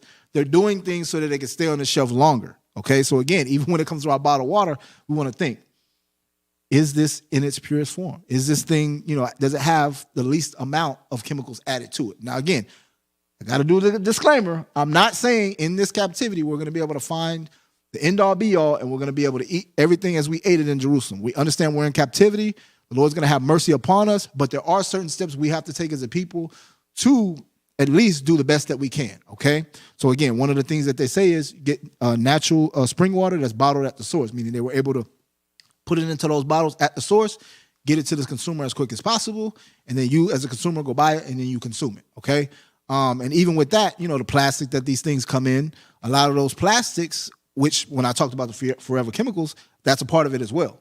It'll put these chemicals within your body from the plastic, and now it's hard for your body to get rid of these things. So they say you should have these things in a glass container. So even if you do buy the bottled water, take it from the bottle and put it in a glass container so that now you don't have that plastic rubbing off into the water. All right. So it says any substance that people or animals eat or drink, or that plants absorb in order to maintain life and growth. So that key word, absorb, right? Plants absorb certain things so they can maintain their life and their growth. We'll give plants fertilizer, right? Certain nutrition so they can grow. Okay. Same thing with us. We have to put the nutrients, the fertilizer within us. You can give a plant water and without no fertilizer in it. It'll go so far. But if you put the fertilizer in it, what's going to happen? It's going to grow exponentially. So the same thing. You can give you something to consume, but if it doesn't have the proper nutrients, you're not going to grow and your life is not going to be sustained, okay? So you want to put things in your body that you can absorb to maintain life and growth. So not only are you maintaining a healthy quality of life, you're actually able to grow, okay? These nutrients, these vitamins, they're put into you so you can actually grow. A lot of times when you look at like children, they'll gauge them to say, okay, what is their growth progressing like, okay? And the way you'll know if your child is not growing or progressing right is because they won't be getting the proper nutrients. And they'll say, what? They're malnutritioned. But we got to think about us, even though we're adults now and we're no longer growing, right? A lot of us could be malnutritioned because, again, you're at a certain level in your body and your body's not able to tell you based on, okay, your height and maybe maybe your height. Maybe you feel like you're at a healthy weight. Well, okay, I weigh 150, 160. I'm cool. You know what I'm saying? You could still be malnutrition. You're missing a nutrient in your body. All right.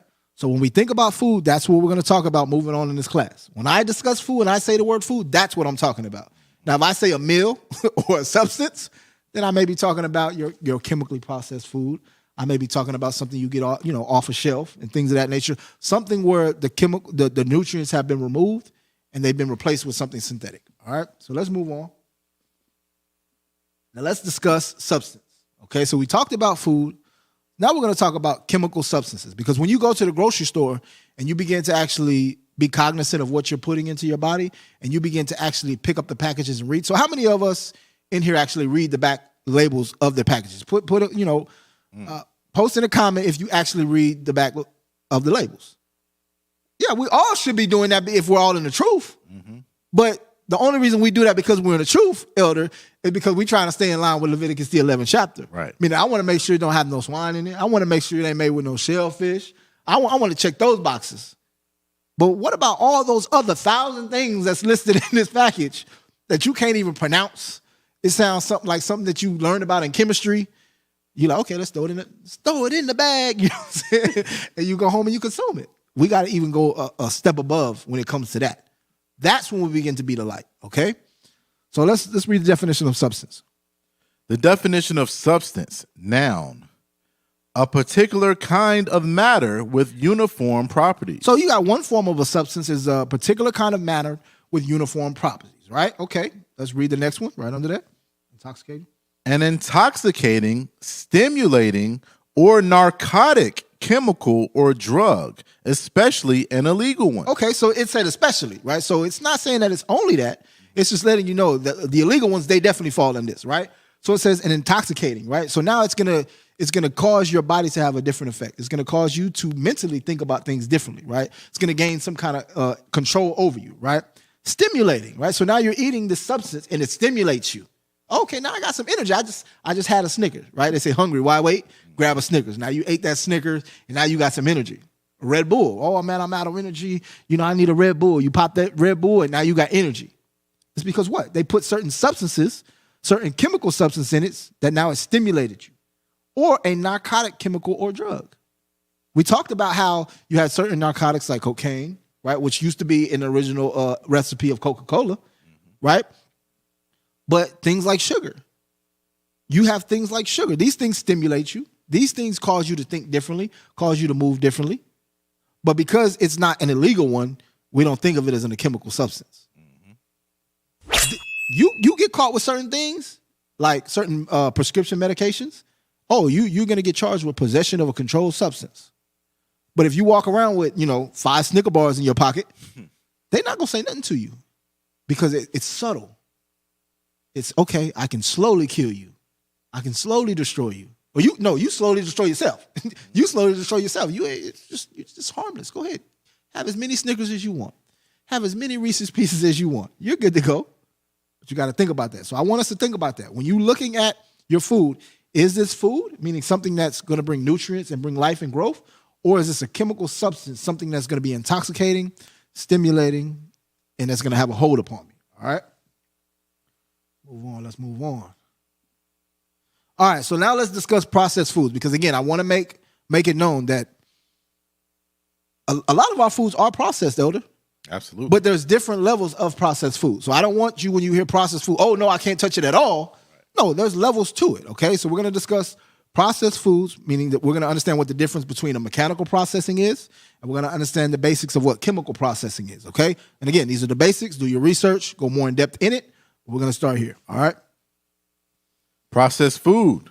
The term processed food can cause some confusion because most foods are processed in some way. So you use a process to get the food from wherever it was at. Maybe it was on the vine or the tree. Maybe it was in the pen, right? The corral. You've got to take that. You've got to process it. I mean, you got to cut it up. You got to chop it up. You got to do whatever you can so that you can eat it. So there's some form of processing that has to be done, all right?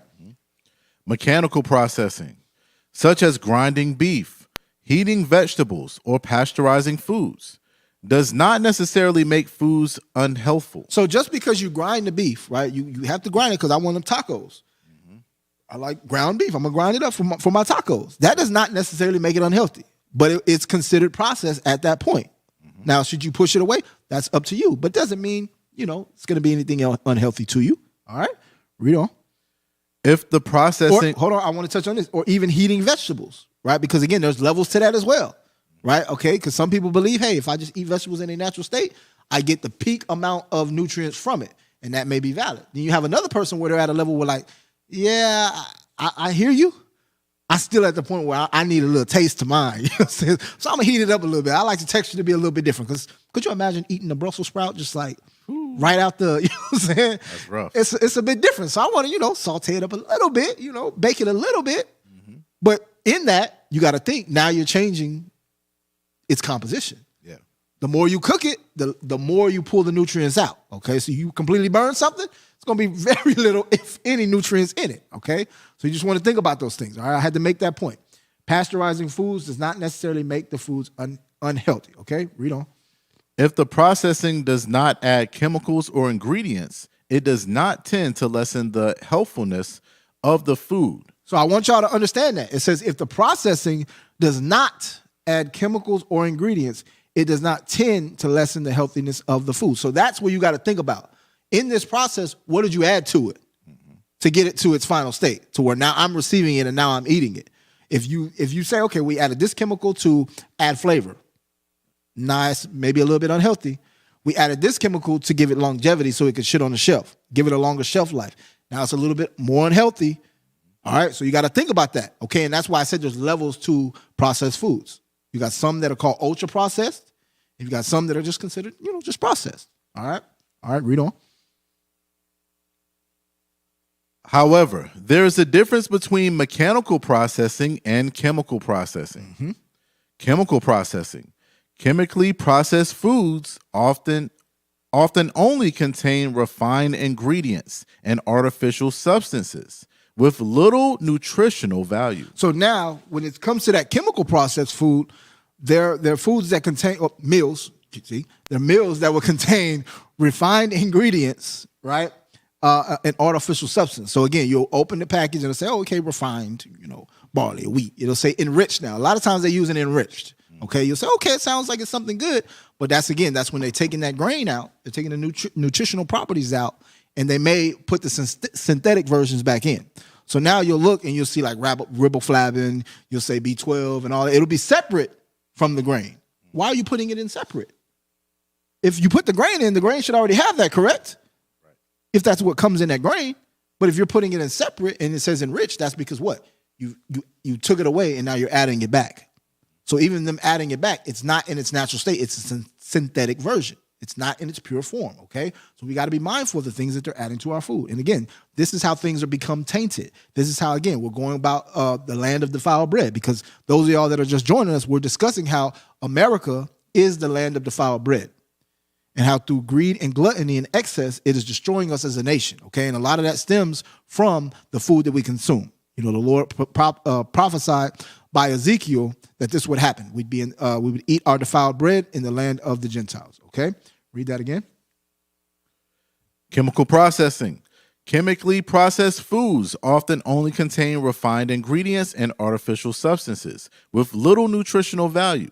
They tend to have added chemical flavoring agents, colors, and sweeteners. So now they tend to have added chemical flavoring agents, colors, and sweeteners. So now this is when you look at the back of the package and you see yellow 5, red 3, all of these different chemicals, coloring agents that have been added. Why? Because now they want to make it presentable, like I talked about earlier. You want to be able to look at the package when your kids see the fruit snacks and they're getting all happy. Oh, I want the red one. I want the pink one. That's because they've added that. They got to add certain flavors to certain things, so now it's palatable to your tongue, right? Because even, man, it's a science. It's a deep science because even the way your tongue works, one side of your tongue is like for the bitter side, one side is for like sweet, sour. Like they understand all of that. They've done the research, and so they know, okay, let me put this flavor together with this flavor, and it's palatable to you. Now you want to consume it and you want to eat. We're going to get into a video later on. The brothers, that are in the Telegram have seen the video if they watched it. I know Chief Brothers Adaka did. All praises to the Most High. But we're going to touch on that and how, again, it's big business, and they're not in here just to give you nutritional value. All right? So let's move on. Examples of ultra-processed foods. So I want to discuss this before we get to because we are about to talk about the ultra-processed. Ultra-processed foods are sometimes called cosmetic foods, okay? So they're cosmetic. It's not even real food. It's ultra-processed. They're not even, you know that don't grow nowhere in nature. Right.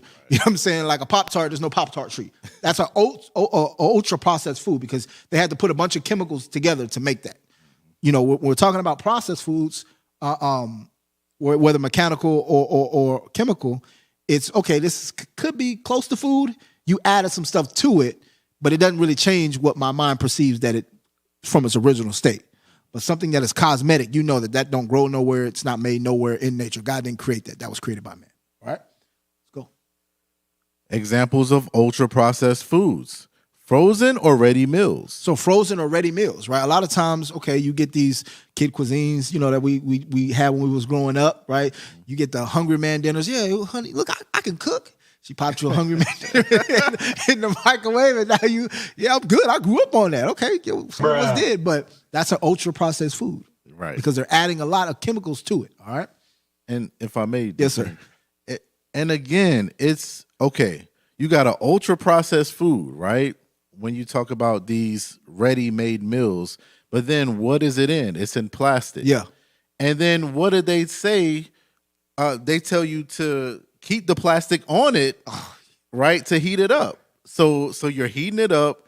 You got the plastic on top of it, and then you got the plastic that's containing the actual meal because it's not actual food.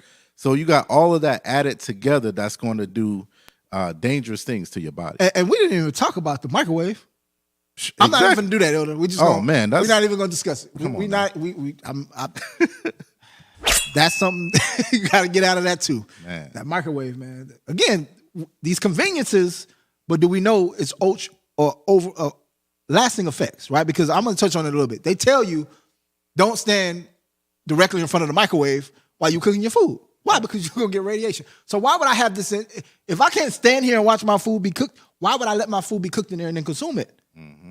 Like, we don't think about that but because it's convenient. Hey, you pop this in, 2 minutes, I'm done. I done fed my kids, and now I can go off and be on TikTok, be on Instagram, watching Netflix, and I ain't got to worry about it.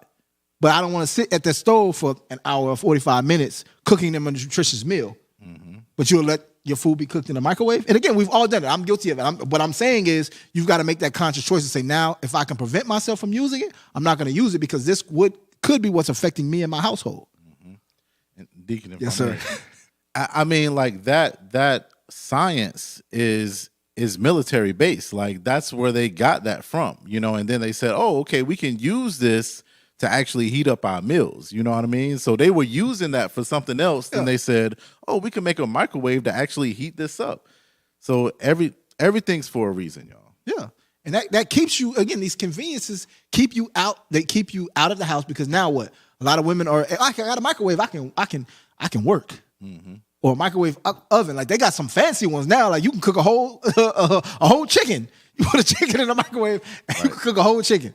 So she ain't got to stand in front of the stove and bake it, and you put it in a crock pot and all. Like, it's convenient. So now she's outside of the house. She's not teaching and guiding the children as she should. She can send her kids to school, and they eating processed foods when they get to school. So they eat processed foods when they get to school. They eat the snacks in the vending machines because some of the schools still have the vending machines. And then they get home and you feeding them more ultra processed foods. And we wonder why our kids is out of order, bouncing off the walls and things of that nature. Because I'm gonna be honest, like that was one thing that I personally made a conscious decision within my household to say, you know what? Why are my kids running around all the time? Why do they have so much energy? Let me just say, maybe that's his personality, but maybe it's not. Maybe it's because they're drinking juice all day. Maybe it's because they're eating these sweets. Let me give them fruits and vegetables. So now they know, and people around the body know, hey, don't give my kid that unless I say so. Because I want to see how their actual demeanor changes. Can I have this, Dad? No. You can have some fruit. Okay, I'll have some fruit. And then they're different. And I've had people tell me, hey, they've been acting completely different. All praise because I changed their diet. And there's certain little things where I'm still tweaking, but you got to start somewhere. All right? All right. So the next one is baked goods, including pizza, cakes, and pastries. So baked goods, including pizza, cakes, and pastries. Again, there's levels to it. Okay, so sometimes you will want to get the pizza that you put in the oven and say, okay, I don't feel like doing the dough from scratch. But even when you think about it, look at the actual ingredients. You want to get the things that have the least amount of synthetic ingredients, right? So you want to think about, okay, is this refined flour that's being used for this dough? Because it'll say on there enriched, or it'll say organic wheat, meaning no, it hasn't been through the enrichment process. So now it still has those nutrients. So even if you're at the point where you still have to use some processed foods, you want to be able to choose wisely in what you eat. But a lot of times it's ultra processed. So you look at it, and again, you'll know if it's ultra processed because it's going to have 1,000 things on it that it doesn't necessarily need to have. All right, read on. Packaged breads, processed cheese products, breakfast cereals. Oh, don't get me started on them breakfast cereals. Breakfast cereals, it's advertised to children. It's 1,000 grams of sugar, and that's the first thing that you give your kid before they leave the house. Not only do you give them the breakfast cereal, you get a Pop-Tart. Because remember the commercials. You had the Pop-Tart, you had the Frosted Flakes, Yeah. and you had the Pop-Tart on the side, and you had maybe some orange juice. Or maybe it was milk back then. That was orange juice because you already had Orange milk in juice. your bowl. Yeah. And that was your breakfast. That's the breakfast. And orange juice got a lot of It sugar. got a lot in of that. sugar in it. Yeah. And 9 times out of 10, though, it's not natural orange juice. Right. So it's added sugar because you'll look on the package and it'll say 10% juice. Well, if it's 10% juice, what else is it? Fruit roll-up for snack, but even then they got healthier options. Because again, the fruit roll-ups, there's gonna have the different artificial food colorings. So not only you got to look at that, okay, now it's got the yellow dye, the red dye.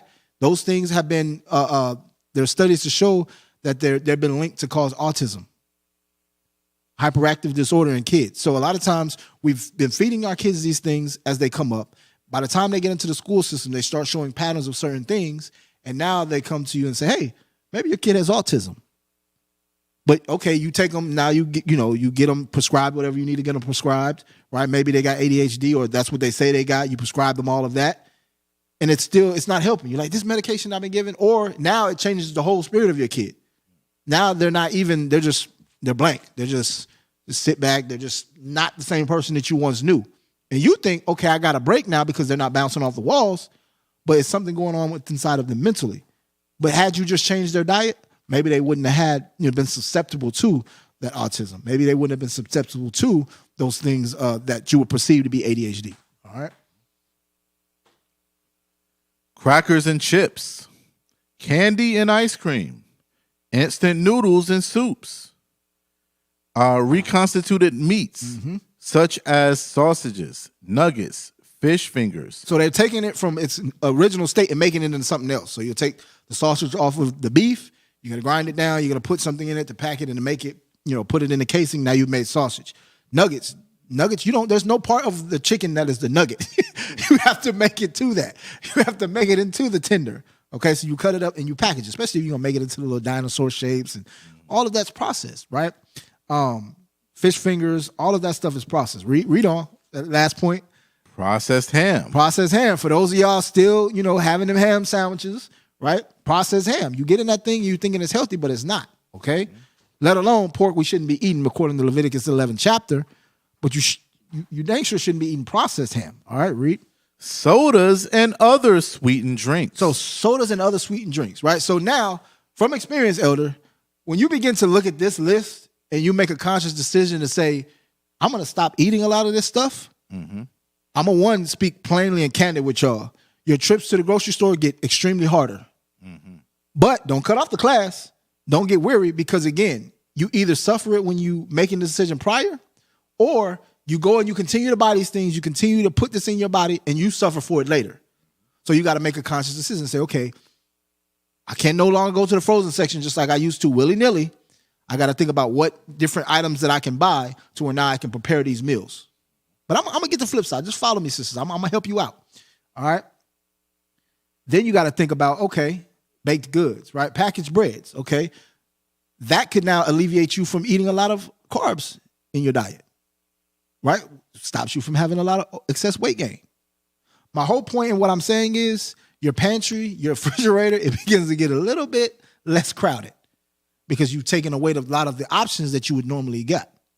But even with that, when you do that, you therefore now have to say, okay, since I now have to cook my meals more, prepare them from scratch more, that's going to make me kind of get my house to where we're not just going to eat as frequently as we normally would. Because again, when you, from experience, when you would go buy all of these, the snacks, the cakes, all of this stuff, what do kids do? They get eyes this big and they say, ooh, we got food. So now they're just going and eating stuff all hours of the day. They're eating cereal at 10 o'clock at night. Why are you eating cereal? That's quote unquote breakfast food. Why are you eating it now? They ate up all the cereal, and now instead of going to the grocery store once a month, now you're going twice a month, and now your grocery bill's $1,000 plus, and you complaining. But had you had portion control, had y'all ate in moderation, ate at certain times, and ate the right foods, because we're going to get into that. When it comes to refined foods, foods that have went through the processing, become processed, they're easier to consume. Your body digests them quicker, and now you want to eat more and more and more. But I don't want to jump the gun. I want to wait till we get to that slide. So let's move on. Are processed foods bad for you? Are processed foods bad for you? Ultra-processed foods tend to taste good and are often inexpensive. So they taste good and they're often inexpensive. Elder mentioned that earlier. We're able to have access to it. We can use our food stamps, SNAP benefits, WIC, all of that stuff. But it tastes good to us. All right, read on. How many of us grew up on eating kid cuisine, Nighthawk, or Hungry Man dinners? Right. So I knew I had those when I was young. My mom cooked meals, but she also sat us with them kid cuisines. Had the little pudding, you know what I'm saying? You ate the pudding or whatever, you sat in front of that. But you don't think, when you look at that package, I went on the website and put it in here, but it said there's like a scale of how detrimental a food is to your health, and it's between 1 and 10. The kid cuisine was a number 8. Wow. Kid cuisine was a number, matter of fact, no, let's keep going. It's a number 8. All right. So how many of us grew up on eating kid cuisine, Nighthawk, or Hungry Man dinners?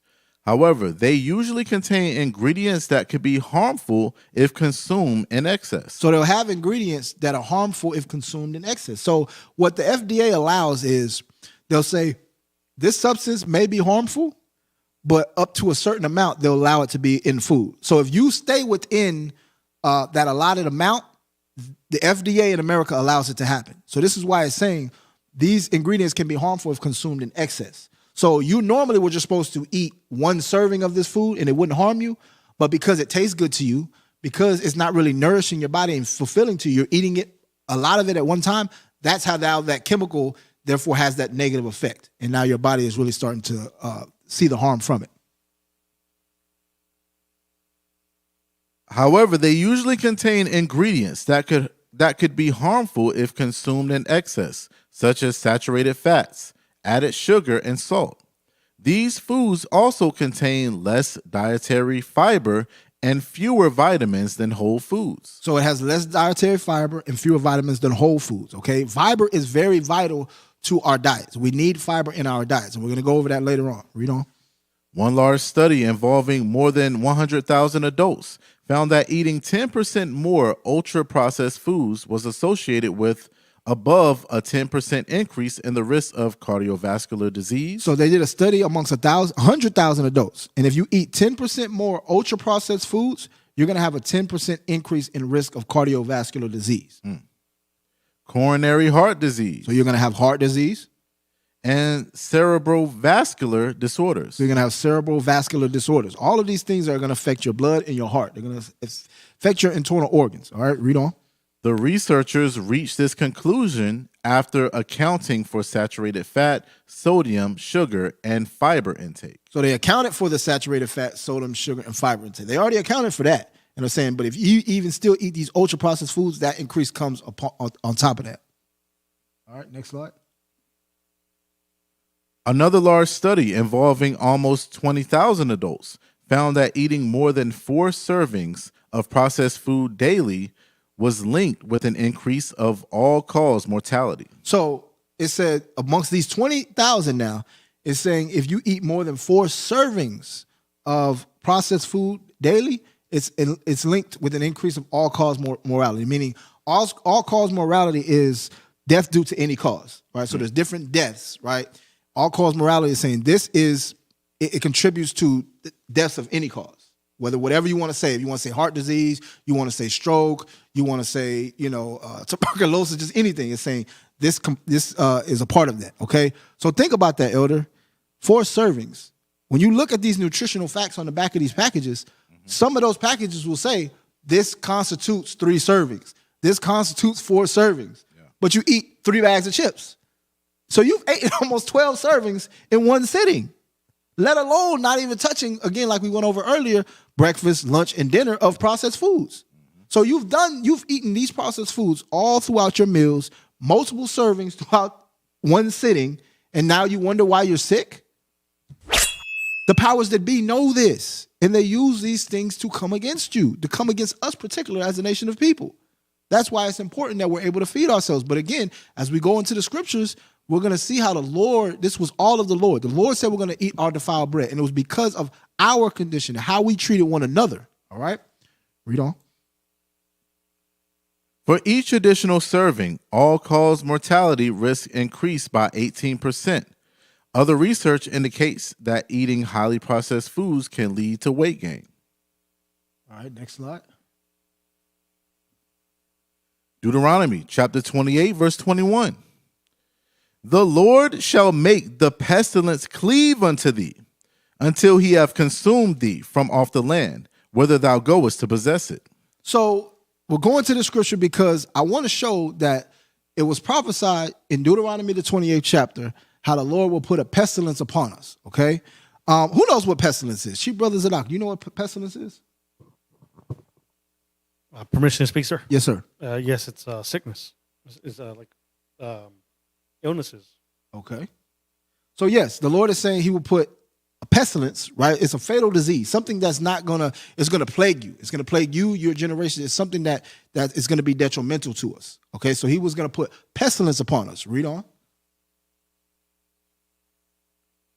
Verse 22, the Lord shall smite thee with a consumption, and with a fever, and with an inflammation, and with an extreme burning, and with the sword, and with blasting, and with mildew, and they shall pursue thee until thou perish. So, Elder, a lot of time we'll read the scripture and we'll go to examples about like, what happened to the Native Americans and all of the different, the chicken pox that they got and all of these different diseases, which, yes, that is contextually what the Lord is talking about. But also he's showing that the pestilence will cleave unto us, right? It will be an epidemic amongst our people, right?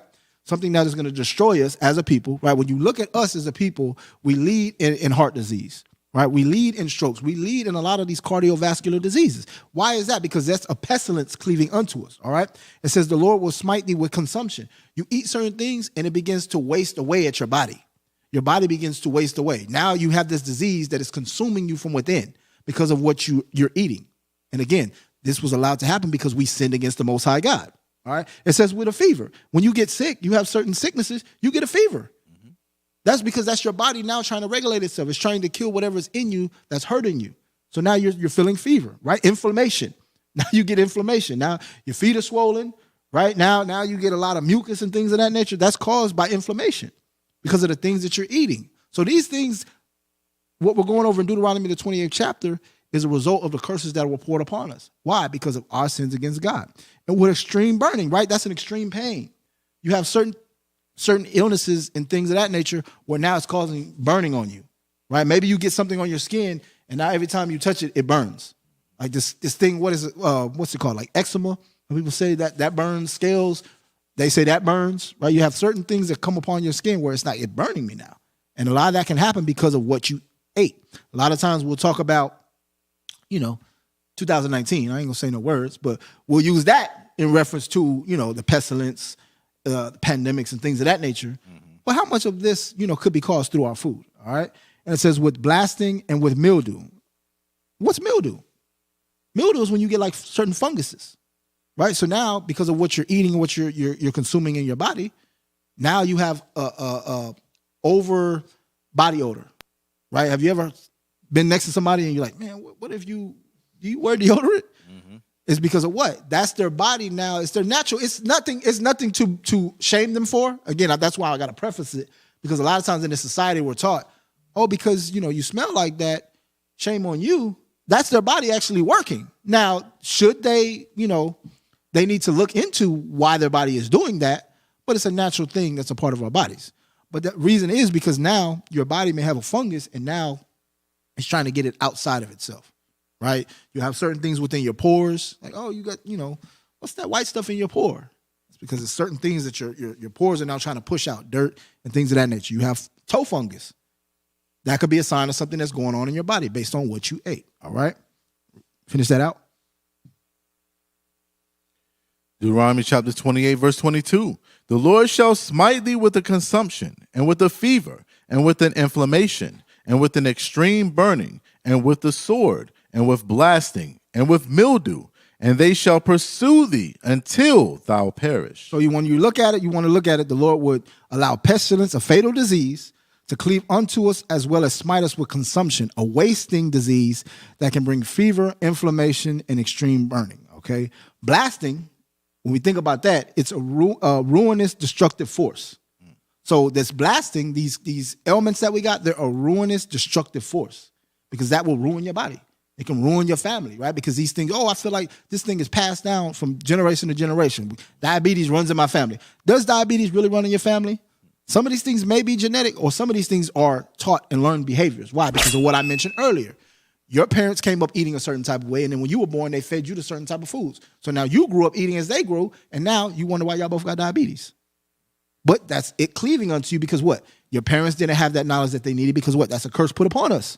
We went against God, and now God is allowing us to be punished. We didn't accept the blessings that God gave us, so now God took away our ability to feed ourselves, the ability for us to clothe ourselves. So now we got to depend upon the other nations. You don't want to depend upon me and do things in a righteous manner? Boom, here, depend upon them and see how far that gets you.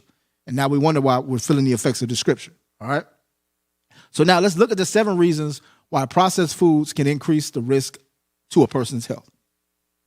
All right, 7 health risks of processed foods. Number 1, added sugar. Processed foods tend to contain added sugar and often high fructose corn syrup. Added sugar contains no essential nutrients, but is high in calories. So this added sugar, right, is going to have an adverse effect to your health, because what? It's not adding any nutrients, but it's adding calories. So it's giving your body something to burn, but it's not giving your body anything in return. We want to give our body something in return for everything that it burns, right? So it's a kind of a mutual relationship. You need your body, little do you know.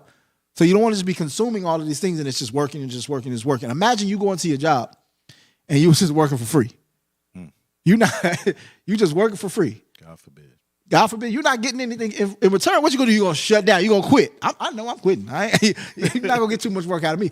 So your body can do the same. Yeah. You keep putting stuff into me, but I'm not getting anything from it. I'm done. Your organs start to shut down. Kidney failure, things of these nature, heart failure. Why? Because now you destroyed it, and now your body is shutting itself down. All right, read on. Number 2, artificial ingredients.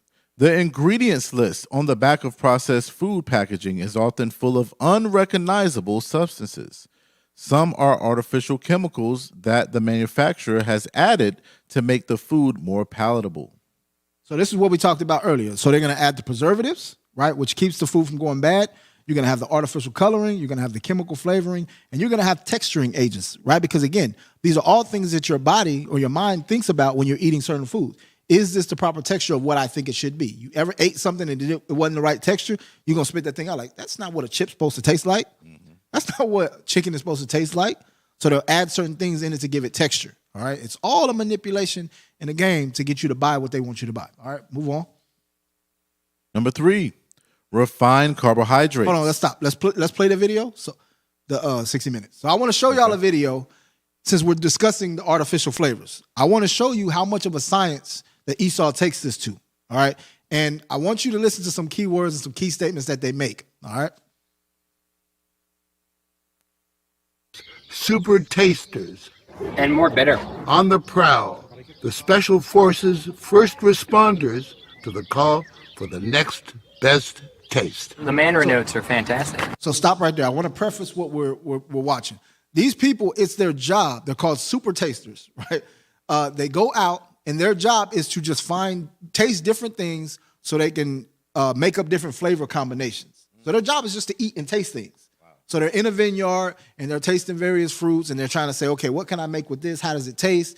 And then they're going to extract certain things so they can take it back to the lab and then grow and make the artificial products. All right, so this is somebody's job, meaning they probably get paid a salary, maybe 6 figures a year, and they do this so they can make money. They're not thinking about your well-being as a family.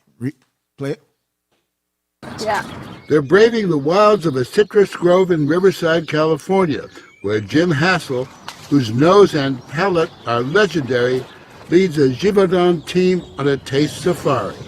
Big game hunters in search of the next great taste in soft drinks. Their inspiration, the greatest flavorist of them all, Mother Nature.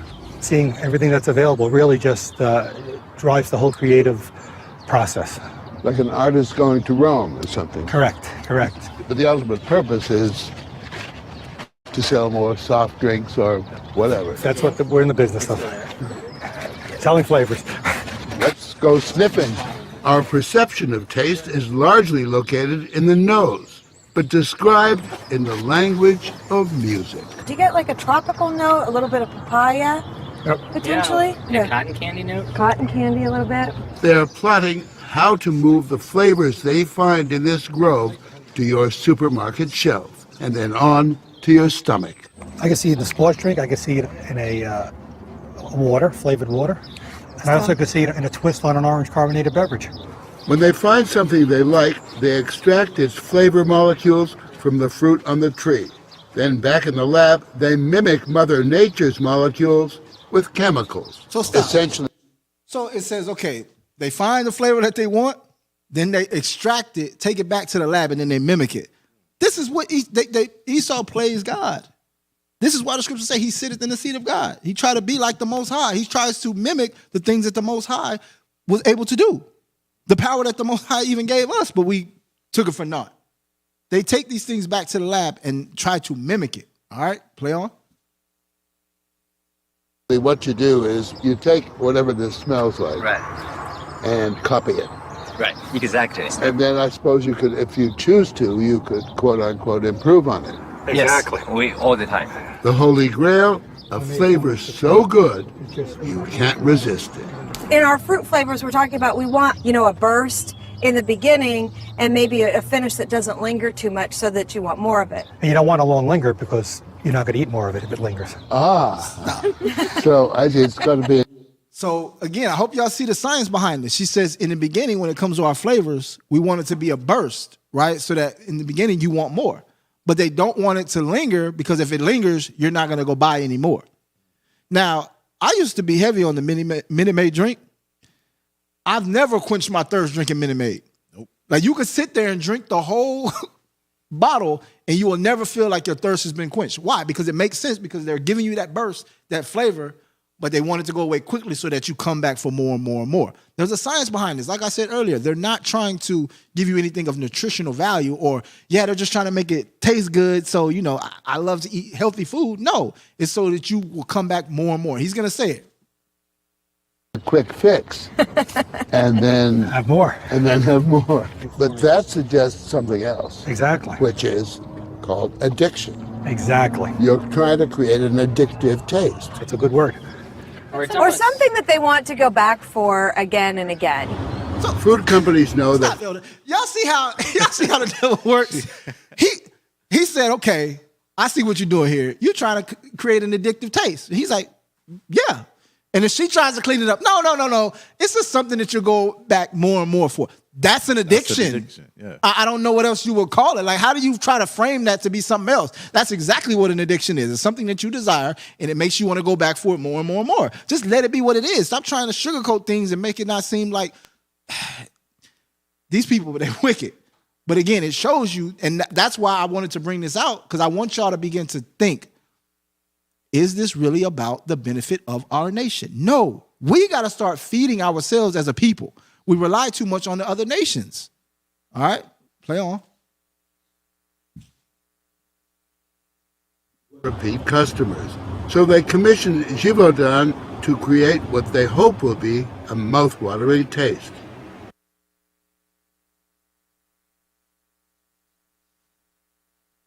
Want the next one? Yeah, no, that was yeah, the next one. Next. Okay. That's still the 60 minutes? Yeah. It's endless, really. And the flavor ingredients might Bring it back.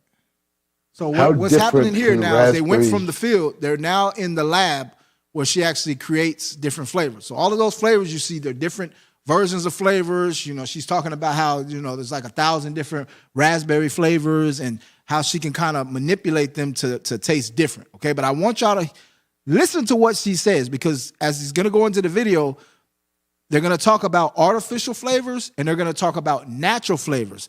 And one point I want to make is, just because you read a package and it says natural flavor, you still have to be mindful of that. Now we'll look and say artificial flavors. Yeah, we know that that's something man-made, but listen to what she says about the natural flavors. How different can raspberries be? Oh, very different. Very different. Oh, yeah. You can make them jammy. You can make them sweet. You can make them floral. You can make them seedy. It's endless, really. And the flavor ingredients might not have ever met a raspberry. I have butyric acid artificial, and then I have butyric acid natural. All flavors are combinations of chemicals. Artificial flavors are largely man-made. Natural flavors come from nature, but not necessarily from what the label implies. For example, Strawberry creations. strawberry and vanilla flavor can come from the gland in a beaver's backside.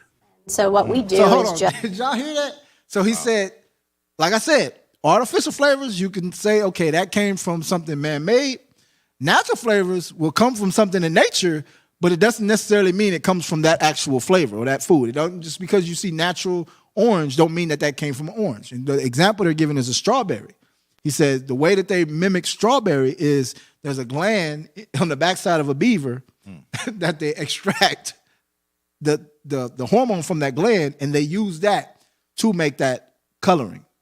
All right, but as you watch on in the video, it's going to say, hey, that's one, it's expensive to make, so they don't do it very often. But I just wanted to point that out, that they do it, and just to be mindful of it, okay? Play on. just manipulate them and create with them and give the impression of, you know, the papaya or the strawberry. Hagen is an illusionist. She's even created a flavor that mimics the taste and smell of an old oak tree. So he called her an illusionist. So, okay. So there's more to that video. Definitely feel free to, look it up and really get that information. But again, it's a science behind this. And like it was posted in the comments, it's witchcraft. Mm-hmm. It definitely is. That's what Babylon the Great is about. It's about witchcraft. They manipulate things and use them for their benefit, which is detrimental to us. All right? So let's move on. Let's go to the refined carbohydrates, number 3. Number 3, refined carbohydrates. Carbohydrates are an essential component to any diet. However, carbs from whole foods provide far greater health benefits than refined carbohydrates. So carbohydrates are an essential component of the diet. So you need them, all right? But it says the carbs from whole foods provide far greater health benefits than refined carbohydrates. So when you're making that decision, you want the ones that come from the whole food rather than anything that's refined. All right, read on. The body breaks down refined or simple carbohydrates quickly, leading to rapid spikes in blood sugar and insulin levels. So that's what I was saying earlier. When you take those nutrients out of that grain and you refine it, the body now breaks it down very quickly, and it can lead to those spikes in blood levels and insulin, like we read earlier. All right, read on. What are refined carbs? Just make this a little bigger. And as you do that, when your insulin levels drop, a person may experience food cravings and low energy. So the lower your insulin, you're going to crave more food, and it's going to tend to make you want to do what? Go buy more food, right? Hence, now you're filling their pockets. So you got to think, again, that's why they would take these things out, because, again, it's to make you a repeat customer. That's why when you look at certain fruits and vegetables, when they say, hey, it's seedless, that's because they don't want you taking the seeds to go grow your own stuff. Right. They want to make you a repeat customer. It's big business. We got to get away from this. It means what? We got to get our own seeds. If you get your hands on some, you got to be able to grow your own food. All right? What are refined carbs? Refined carbs are also known as simple carbs or processed carbs. There are two main types: sugars. Refined and processed sugars such as sucrose or table sugar, high fructose corn syrup, and agave syrup. So when you're looking at the package and you want to find out if something is refined, especially when it comes to that sugar, you're going to see high fructose corn syrup. Okay, so when you see something like that has that in it, stay away from it. All right, read on. Refined grains. These are grains that have had the fibrous and nutritious parts removed.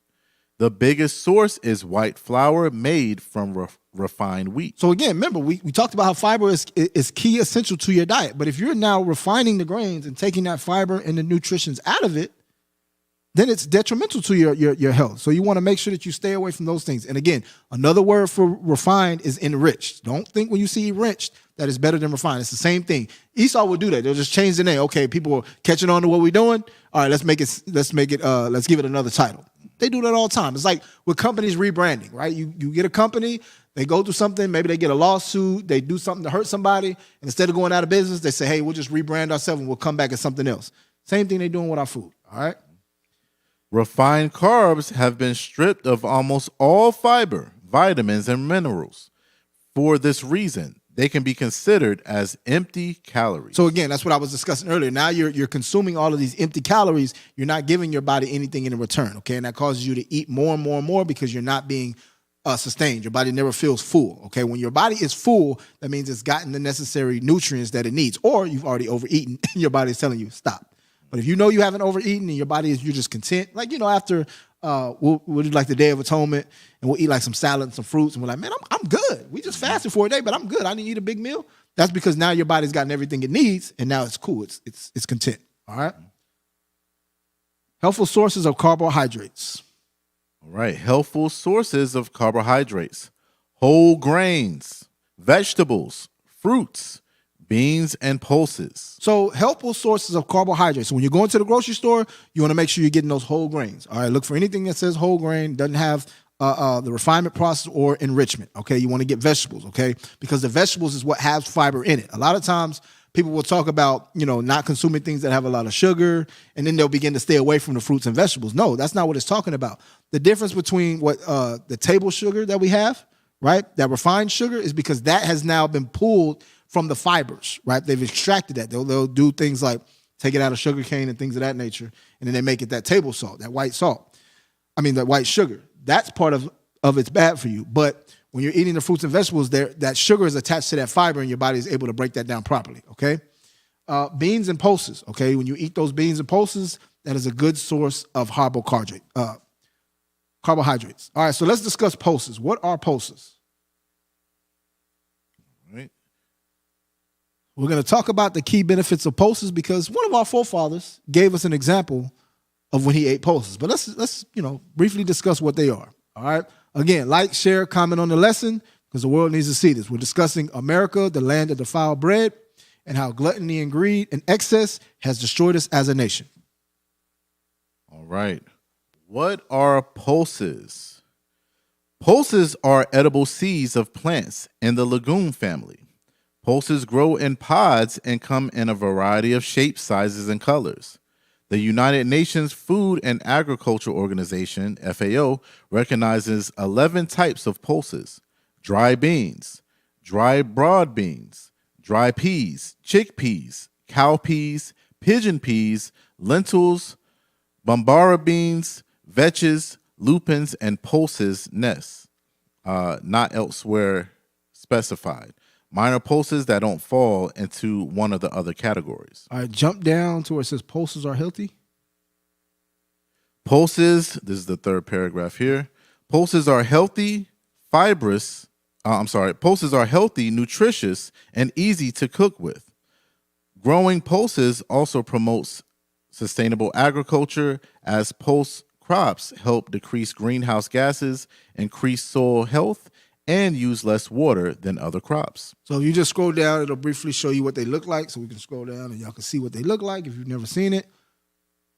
So again, how many of us have actually stocked our shelves with these things, right? These are not the ones you're going to stock with because what?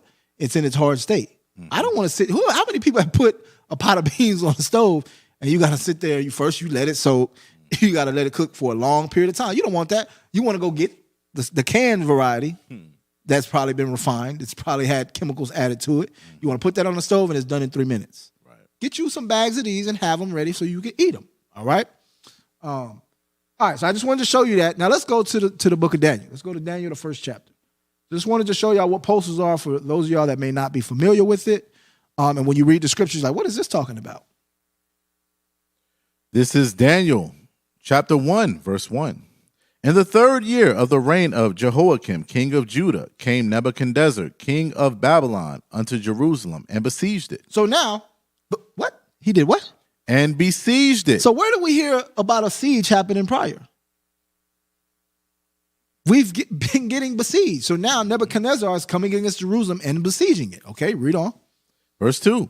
And the Lord gave Jehoiakim, king of Judah, into his hand, with part of the vessels of the house of God, which he carried into the land of Shinar, to the house of his God. And he brought the vessels into the treasure house of his God. Read on. And the king spake unto Ashpenaz, the master of his eunuchs, that he should bring certain of the children of Israel, and of the king's seed, and of the princes, children in whom was no blemish, but well favored and skillful in all wisdom. So now Nebuchadnezzar is trying to set up people for his inner court, right? To give them positions within his inner court. He tells Ashpenaz, the master of the eunuchs, that he should bring certain of the children of Israel, of the king's seed, of the princes, men that were in high regard. Why is this being said culturally? Because this is what the Lord prophesied would happen. That our princes, our kings, that they would be taken. The valiant men would be taken away, and now we would have to go serve for another nation, okay? That's detrimental to a nation of people when the best of your men are taken away and to serve in captivity, okay? So I just wanted to show y'all that. Verse 4 then says, children of whom is no blemish, meaning they were healthy. These are not sickly children. These are children that are no blemish, all right? They're well favored, meaning they're looked at high regard amongst the people of Israel. Nebuchadnezzar is taking the best of the best from our people and setting them up for his purpose, all right? Skillful in all wisdom, meaning they have knowledge and understanding in different things, all right, in all wisdom. So we were very smart and skillful in wisdom. Why? Because we kept the law, statutes, and commandments. Okay, read on. Cunning and knowledge and understanding science. So again, when you know anything about the Babylonians, the Chaldees, they were about knowledge and science. Hence what we're seeing in Babylon the Gate. Great. They're cunning in science. They're going to take the best of your kids and say, hey, go out to this vineyard and figure out how to replicate this smell. We're seeing it right there. That's what Nebuchadnezzar was doing. But you had to be of a certain rapport. Okay? Next verse. And such as had ability in them to stand in the king's palace, and whom they might teach the learning and the tongue of the Chaldeans. So you had to have the ability to stand in the king's palace. This goes for you brothers that don't know respect. A lot of brothers that's in true spirit of Christ wouldn't be able to sit in the king's palace because you don't know respect. You can't come before a king and just conducting yourself any kind of way. And it's saying these children that were carried away during this captivity were able to know how to stand amongst a king of another nation. Meaning you knew how to conduct yourself. You knew when to speak. You knew when not to speak. You knew how to properly address somebody by a title. We don't got to explain to you multiple times, hey, this is Chief Brother Zadaka. Quit calling him Zadaka. Mm-hmm. This is Elder Yakin. Quit calling him Yakin. This Chief Elder Uzziah. Quit calling him Uzziah. You would be put to death. You wouldn't be able to stand in the king's court. But I just wanted to make that known. We on some other stuff, but I had to make that point we brought out. All right, read on. Verse 5. And the king appointed them a daily provision of the king's meat and of the wine which he drank. so nourishing them 3 years, that at the end thereof they might stand before the king. So you'll read this and say, okay, they get nourished. Like you're eating the king's meat? That means you're eating the best of the best. No, absolutely not. The king is eating all kind of abominable, defiled foods. Why? Because of what we read in Ezekiel. You shall eat your defiled bread amongst the Gentiles. Where are they at? They're amongst the Gentiles. So the Lord is showing you right here, this is prophesy is playing out. All right, read on. Now among these were the children of Judah, Daniel, Hananiah, Mishael, and Azariah. All right, read on. Unto whom the prince of the eunuchs gave names. For he gave unto Daniel the name of Belshazzar, and to Hananiah of Shadrach, and to Mishael of Meshach, and to Azariah of Abednego. So he changed their name, gave them different names. But Daniel purposed in his heart that he would not defile himself with the portion of the king's meat, nor with the wine which he drank. So Daniel in his mind understood, I'm not going to defile myself with the portion of the king's meat or the wine that he drinks. I'm going to do whatever I can not to defile myself, right? But he had to know in his mind, what are some solutions? What are some options? But he had to have wisdom. How do we know he had wisdom? Because of what we read earlier. He was in all the ways of knowledge, in science and things of that nature. All right, read on. Therefore, he requested of the prince of the eunuchs that he might not defile himself. So again, you have to be able to be of a certain character to go to the prince of the eunuchs and say, hey, I don't want to eat that food. You got to request it. I mean, you can't just tell. He didn't tell. He requested. Mm-hmm. I'm making a request. If this be possible, let this happen. He didn't say, hey, I'm not going to eat it. But you know what happened in this day and age? Right. You got brothers that will be disrespectful. I'm not eating that, and get put to death. Absolutely. And then say, okay, yeah, I died valiantly for the Lord. Mm-hmm. Not necessarily. Sometimes you put yourself in a worse situation because you don't know how to act. You ain't got no home training. Sometimes you can make requests. Why? Because Daniel was a man of good report and was well favored. Mm-hmm. Read on. Verse 9. Now God had brought Daniel into favor and tender love with the prince of the eunuchs. Mm-hmm. And the prince of the eunuchs said unto Daniel, I fear my lord the king, who have appointed your meat and your drink. For why should he see your faces worse liking than the children which are of your sort? So the Lord gave favor to Daniel with the prince of the eunuchs, right? Because now this has to be of the Lord. Because remember what we read in Ezekiel. If the Lord is not going, Daniel's in captivity. Mm-hmm. He got to fall under that unless the Lord gives him favor. So the Lord said, I'm going to give you favor to where you don't got to eat the defiled bread. I'm gonna exempt you from that. And the Lord can hence do the same with us. But we have to be able to have that favor with God. A lot of us don't got that favor with God, so he's like, nope, you eat that defiled bread. You get this sickness, you get this plague, you get this pestilence, all right? So it says, as the prince of the eunuchs said unto Daniel, I feel my lord the king, who hath appointed your meat and your drink. For why should he see your face worse liking than the children which are of your sort? Meaning, the king is the one that appointed this food. I don't want when the king looks at you to get mad at me, and now he destroys me because you look in a poor state. The king is doing this so you can sit in his court and be of a good state. Read on. Then shall ye make me endanger my head to the king. So if the prince of the eunuchs could have been killed by the king, what say about Daniel and the three holy children? Them the same. They're of a whole nother nation. So they had to know how to conduct themselves. Read on. Verse 11. Then said Daniel to Melzar, whom the prince of the eunuchs had set over Daniel, Hananiah, Mishael, and Azariah. So this ain't even the same guy they was dealing with in the beginning. This is somebody of another rank that was set over Daniel, and he had to follow that. All right. Read on. Prove thy servants, I beseech thee, 10 days, and let them give us pulse to eat and water to drink. So he came with a solution. He didn't only say, hey, I'm not eating this meat because it's against my commandments, it defiles me.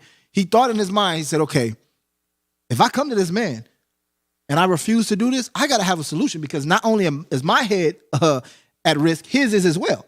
And he's going to look out for self. So I got to give him some solutions. So he came with a solution. That's wisdom from Daniel. Mm-hmm. All right. Read on. Verse 13. Then let our countenances be looked upon before thee, and the countenance of the children that eat of the portion of the king's meat, as thou seest, deal with thy servants. So now you're going to look after these 10 days, look at how our countenance is and how we're sustaining, and then look at those that eat the portion of the king's meat. And then as you will do. So if I'm out of line and I put you in danger, you can kill me. If not, we'll continue to move on, and I hope you just let me eat post. This is what Daniel was telling them. Read on. So he consented to them in this matter, and proved them 10 days. So they had to have consistency. They're now you got 10 days to make sure that you're doing what you need to do. And at the end of 10 days, their countenances appeared fairer and fatter in flesh than all the children which did eat the portion of the king's meat. So it says it appears fairer and fatter in flesh. Now, this is saying that he over engorged himself and now he didn't put on a little weight. No, it's saying he still has, you can see the vibrance in them, right? Their skin is fair. It's fatter in flesh. Why? Because the people that were eating the king's meat, you got to imagine it's being defiled. You got to imagine what was fed to that meat, right? It probably was against their natural diet. So now they're beginning to waste away because of what they're eating. This is why Daniel was like, I'm going to eat the post. And this is why when he was able to look upon them, say, okay, y'all look good. Read on. Verse 16. Thus Melzar took away the portion of their meat and the wine that they should drink and gave them pulse. So he took away their portion of their meat and the wine that they should drink and gave them pulse. And again, got to make the disclaimer. I'm not saying that, if it's on your spirit to eat meat, cool. If it sustains you, cool. Sometimes you have to look at your personal self and say, what is more beneficial for my body? Is me eating more pulse, more plants, more fruits and vegetables more beneficial than eating meat? Or is me eating meat, I'm good with it? Then you got to make that decision. Or if you're in a situation where it's like, I saw what y'all cooked, but I don't know what's in that meat, or where that meat came from, I'm not eating it. And simply make that decision to eat the vegetables and the things that was created from the very beginning that God had nutrients and he used to sustain you. This is what Daniel did. All right. And Daniel was smart. He already knew. I'm telling you, I never looked at this before. Remember what we went over earlier? How it talked in Ezekiel when the Lord was talking about making the bread and that was your meat. That's what they were normally used to eating. They weren't even normally used to eating meat. So it's a light thing for me to come to you and be like, yeah, just let me not eat that meat like that. You know what I'm saying? See how I do on this post and these vegetables and see what Daniel wasn't stupid. He already knew. I already know what my counsel is going to be like. So I'm setting myself up to win. Right. That's why he can make that deal. Yeah, after 10 days, whatever see fit. But if you've never done that, if you like, I don't know, I ain't never been 10 days without no meat. I don't know if I could put my head on the line, you know what I'm saying, just eat pulse. You might be a little shaky, but if you've done it and you say, hey, I've went 30 days without eating meat. I could do it. I felt good. I've done it personally myself. Then you could have a little more foundation to stand upon. Daniel was smart. Mm-hmm. Absolutely. Read on. Verse 17. As for these 4 children, God gave the knowledge and skill in all learning and wisdom. And Daniel had understanding in all visions and dreams. So again, it says, as for these 4 children, God gave them knowledge and skill in all learning and wisdom. That's what we got to be. God gave us the skill and knowledge and wisdom. We got to go apply it, right? We went over the class about, going from light to darkness. In the beginning was the word, Christ was the word, all of these things. God gave us that understanding. Now go into the scriptures that God has given you, see what God is saying and go apply that in your life. You can actually do the same thing that Daniel did, but you got to want that. A lot of times we don't want that. We love our comforts in America. We love our comforts in Babylon. Hence why I prefaced in the beginning of the class. Is you being here in America really all it's cracked up to be like you think, or are you really at a disadvantage? Because imagine it's you and somebody that grew up in maybe Haiti or Jamaica, where they're used to just going out and getting some fruits off the tree and just eating it like that. They grew up in the Caribbean. They're just used to doing that. Meat. We don't eat meat like that. Like all these processed foods. I remember when I was younger, my grandmother, she had to do like I forgot what they call it, but they had like some kids come over from her church. Like it was a missionary thing, but they brought them over here. And they stayed at her house. And what she told us was, she said she had to take out like the things we was normally used to eating, like the cookies and the cakes and stuff. She said, you do not give them that, because if you give them that, that could kill them, because it's so foreign to their bodies. They weren't used to eating stuff like that. But we put that stuff in our bodies all the time and we think we good. So you got to think about that. Like you could be worse off because, again, if your grocery store shuts down tomorrow and you're used to all these ultra processed foods sustaining you, you're not going to know what it's like to just sustain yourself off fruits and vegetables. You're going to feel like you're suffering. You're going to feel like you're dying. If you got to eat only one time a day, let alone be in the midst of a famine to where now you got to look amongst your children to see which one. Like a lot of us, we can't do the Day of Atonement, Elder. Like we be suffering like, really, I got to do the Day of Atonement? Bro, it's 8 hours. It's 24 hours, but you're going to be asleep. You're going to be studying a portion of that. Like, come on, how long is it really? You got to begin to start removing yourself from these. And then when you think about Christ fasting for 40 days and 40 nights, we think like, man, whoa, all praise, that was a great thing. But for us, because it's so hard for us to do one day. We couldn't fathom doing 40 days. Why do you think he was able to do that? Because he put the right things in his body. They knew what to consume. So I can go longer without eating. It's not real. I'm only eating one time a day anyways. You don't read in the scriptures where we ate food all day like that. We had things to do. Imagine, again, you're working the land. You're going to want to preserve these things. Out of all the crops you get, if you get a good harvest, you're going to want to preserve what you got. So you're not just going to be eating all day like that. If you're not like Abraham, you know what I'm saying, where you got a multitude of sheep, you're not going to be just going and slaughtering your sheep and eating them like that. And again, you didn't just use the sheep just for meat. You used it for, wool and things of that nature. So you're going to be mindful of when you actually are slaughtering these things. If it's not needful right now, you're not going to do it. But because we can go to the grocery store and just buy things up, we got an overindulgence. Deacon, yes, sir. Go ahead. And yeah, that's a great point because, in order to process like the natural process that you were talking about before, not the chemical processing, to process cooking a lamb and slaughtering it and all of that takes time. Like, that's not an easy thing for us to do. So it's like, if you going to eat that, you got to make sure that you're ready to eat that. You know what I mean? You're not just going, I ate an hour ago. Now I'm about to slaughter this lamb so I can eat it. No, like you have to really, really take your time to do those things. Even just simple stuff like the bread. Like, you're making these things. You're making the bread. You know what I mean? So that you can eat it. So all of these things take time, man. So again, back in the day, we weren't eating like every other hour. Like, we were taking our time with creating these things so that we could eat it properly. And you meal prepped. I'm pretty sure you meal prepped because, again, like when I started juicing, it's like you got such this excitement. Okay, I got my juicer. Cool, I'm going to put this. Yeah.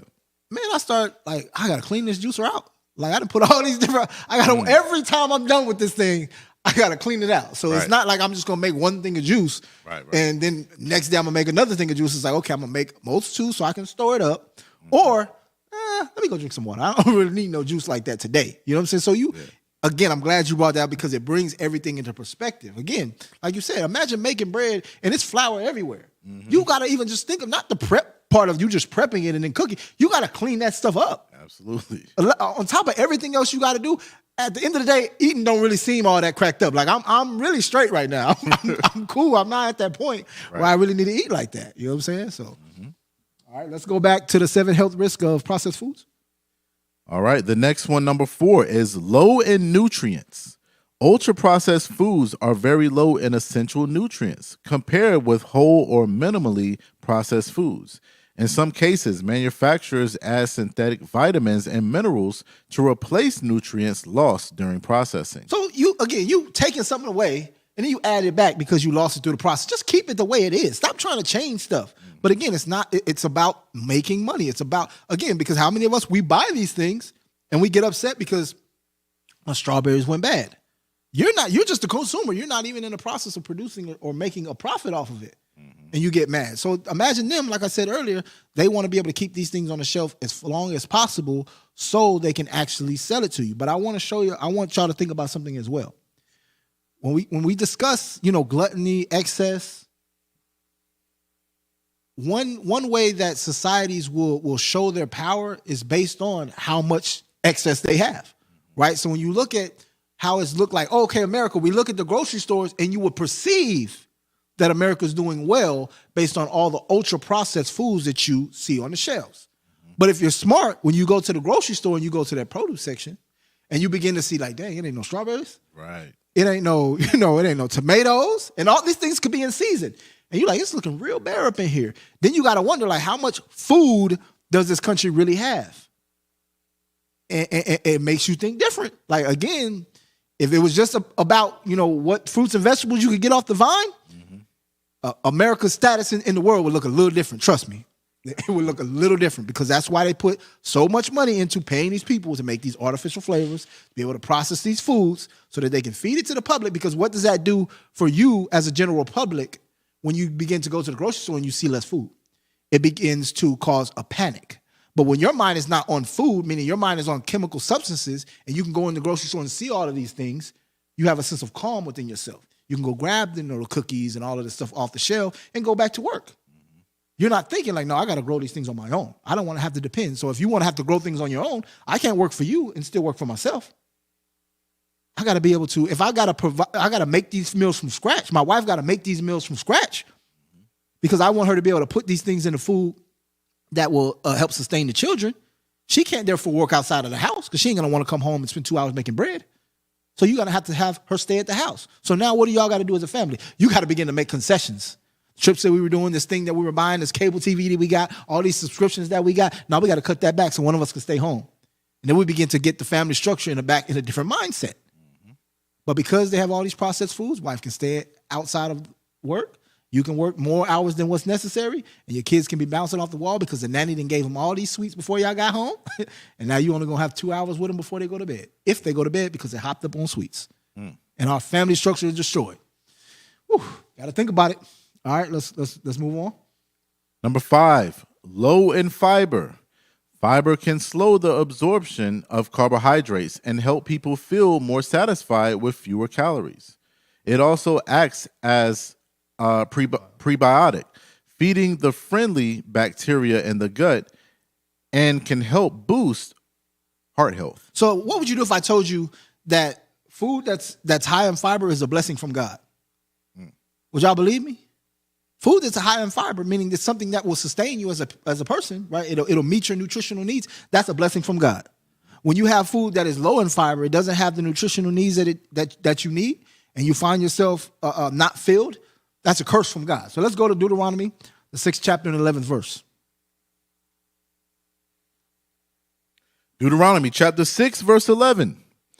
And houses full of all good things, which thou fillest not, and wells dig, which thou diggest not, vineyards and olive trees, which thou plantest not, when thou shalt have eaten and be full. What? So the Lord is talking about how the condition of us when we get into the promised land. He said, you're going to have houses full of good things, meaning you're going to have storehouses. Your houses are going to be sustained.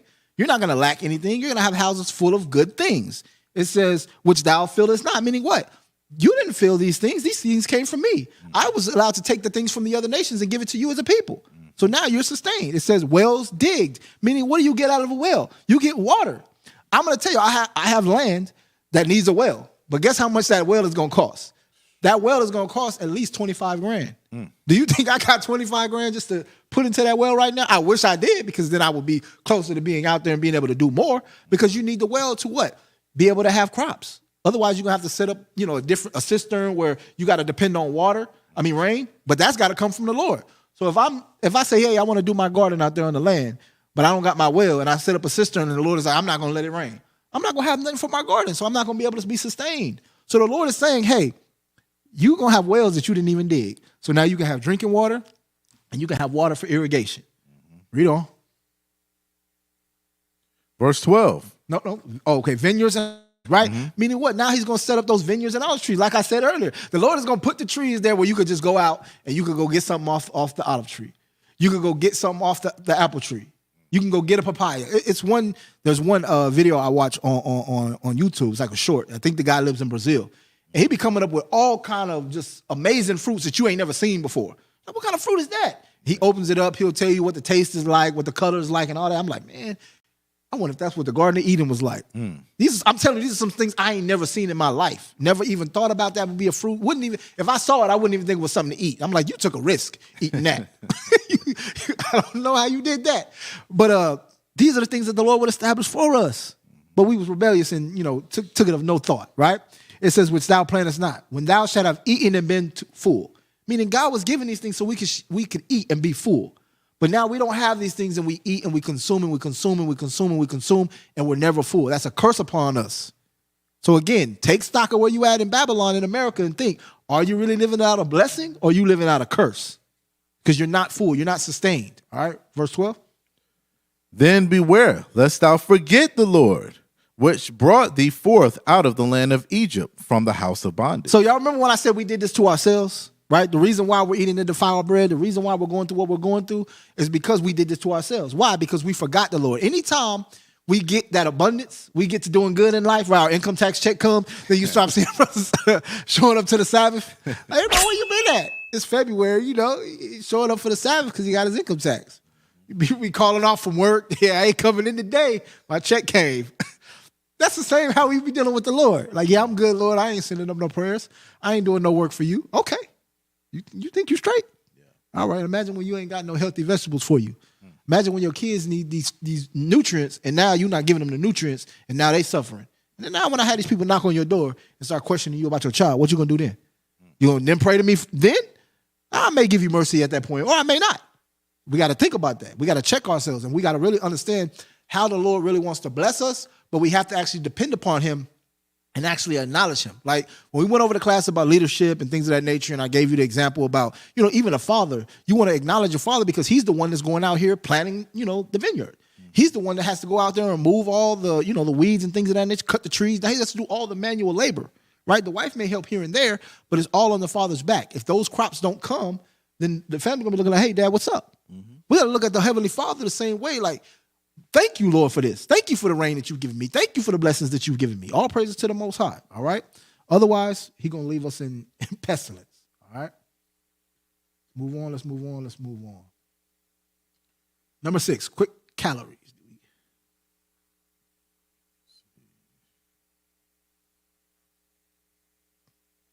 All right. Number 6, quick calories. Because much of the fiber is lost during processing, it takes less energy to eat and digest ultra-processed foods than whole or less processed foods. Okay. So read the next one, and then I'm going to address the quick calories. We're going to discuss the quick calories, but I just want to read point 7, and we're going to go to the next scripture. Number 7, trans fats. Ultra-processed foods are often high in unhealthful, cheap fats.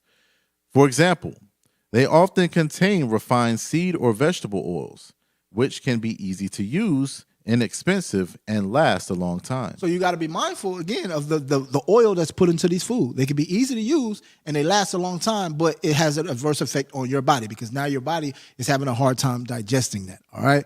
So I want to discuss the quick calories, all right? We get this food that doesn't have that nutritional value, and it's just adding calories to our body, and we're just eating just to eat, all right? So let's go to Deuteronomy chapter 32, verse 12.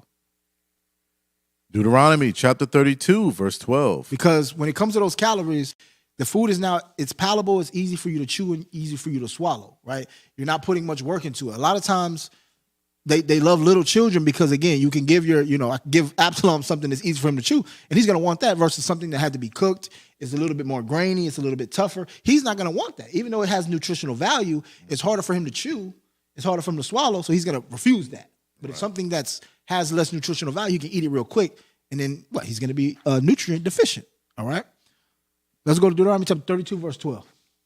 Deuteronomy chapter 32, verse 12. So the Lord alone did lead him, and there was no strange God with him. He made him ride on high places of the earth, that he might eat the increase of the fields. And he made him suck honey out of the rock, and oil out of the fenty rock. So look at how the Lord, I'm telling y'all, I hope y'all see it. It says he made him to ride on the high places of the earth that he might eat of the increase of the fields. Meaning, okay, the Lord is blessing your fields and you can eat the increase of it, okay? And he made them to suck the honey out of the rock. That's the thing that's going to sustain you, the sweet, right? Okay, that's your sweet too. I'm going to give you honey. Honey's healthy for you. Honey could clear some inflammation, right? You have, they give it to singles a lot of times where their throat may be closing up. Hey, it's hurting, it's scratchy. Give them some honey, some hot water, some honey. Put that in your tea. They drink that, and now the inflammation is gone. So you're showing you how the Lord is sustaining us, okay? And then it says, an oil out of the flinty rock. You need oil to cook with, right? We pour oil on the sacrifices, the burnt offerings and things of that nature. The Lord has given us the healthy oils. But because we didn't accept that and we didn't take any regard to it, now we've got to get these saturated trans fat, right? These other oils that aren't beneficial to us. We got to get these other sugars, these other sweeteners that are only causing pain to us. Processed refined sugar, all right? Read on. Verse 14. Butter of kine, and milk of sheep, and fat of lambs, and rams of the breed of Bashan, and goats, with the fat of kidneys of wheat. So again, he's showing you now you got butter of kine, right? That's what do we talk about? That's the dairy.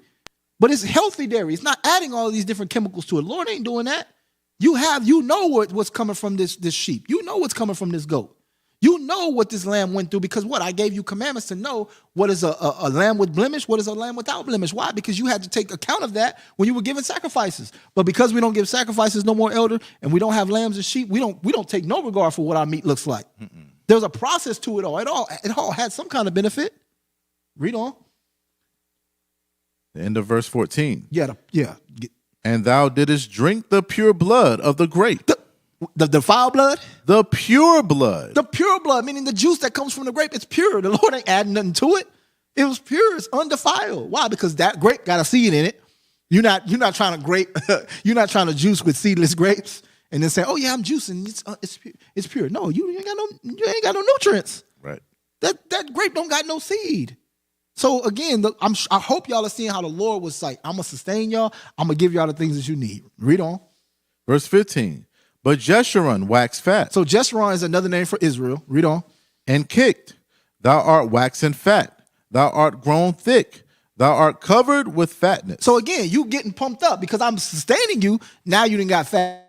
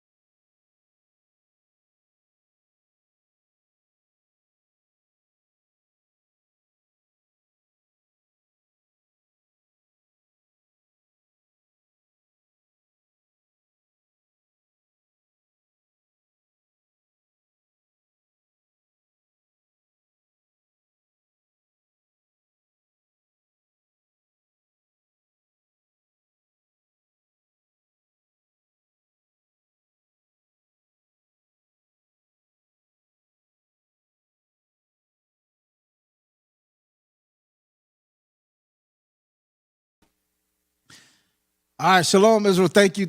We had some technical difficulties, but we're back.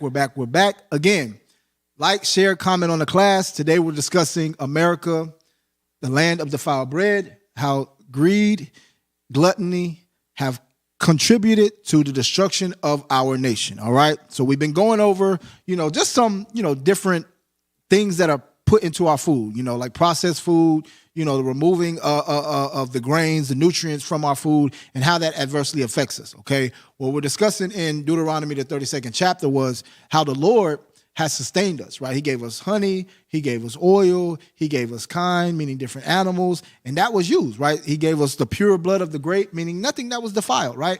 And that we were able to use that, and that will put us at our peak height as a nation, okay? And that's, if the Lord will do that for us being his children, we got to be able to do that for our children as well, okay? So moving forward, I want every adult to really think about, am I really setting my kid up for failure?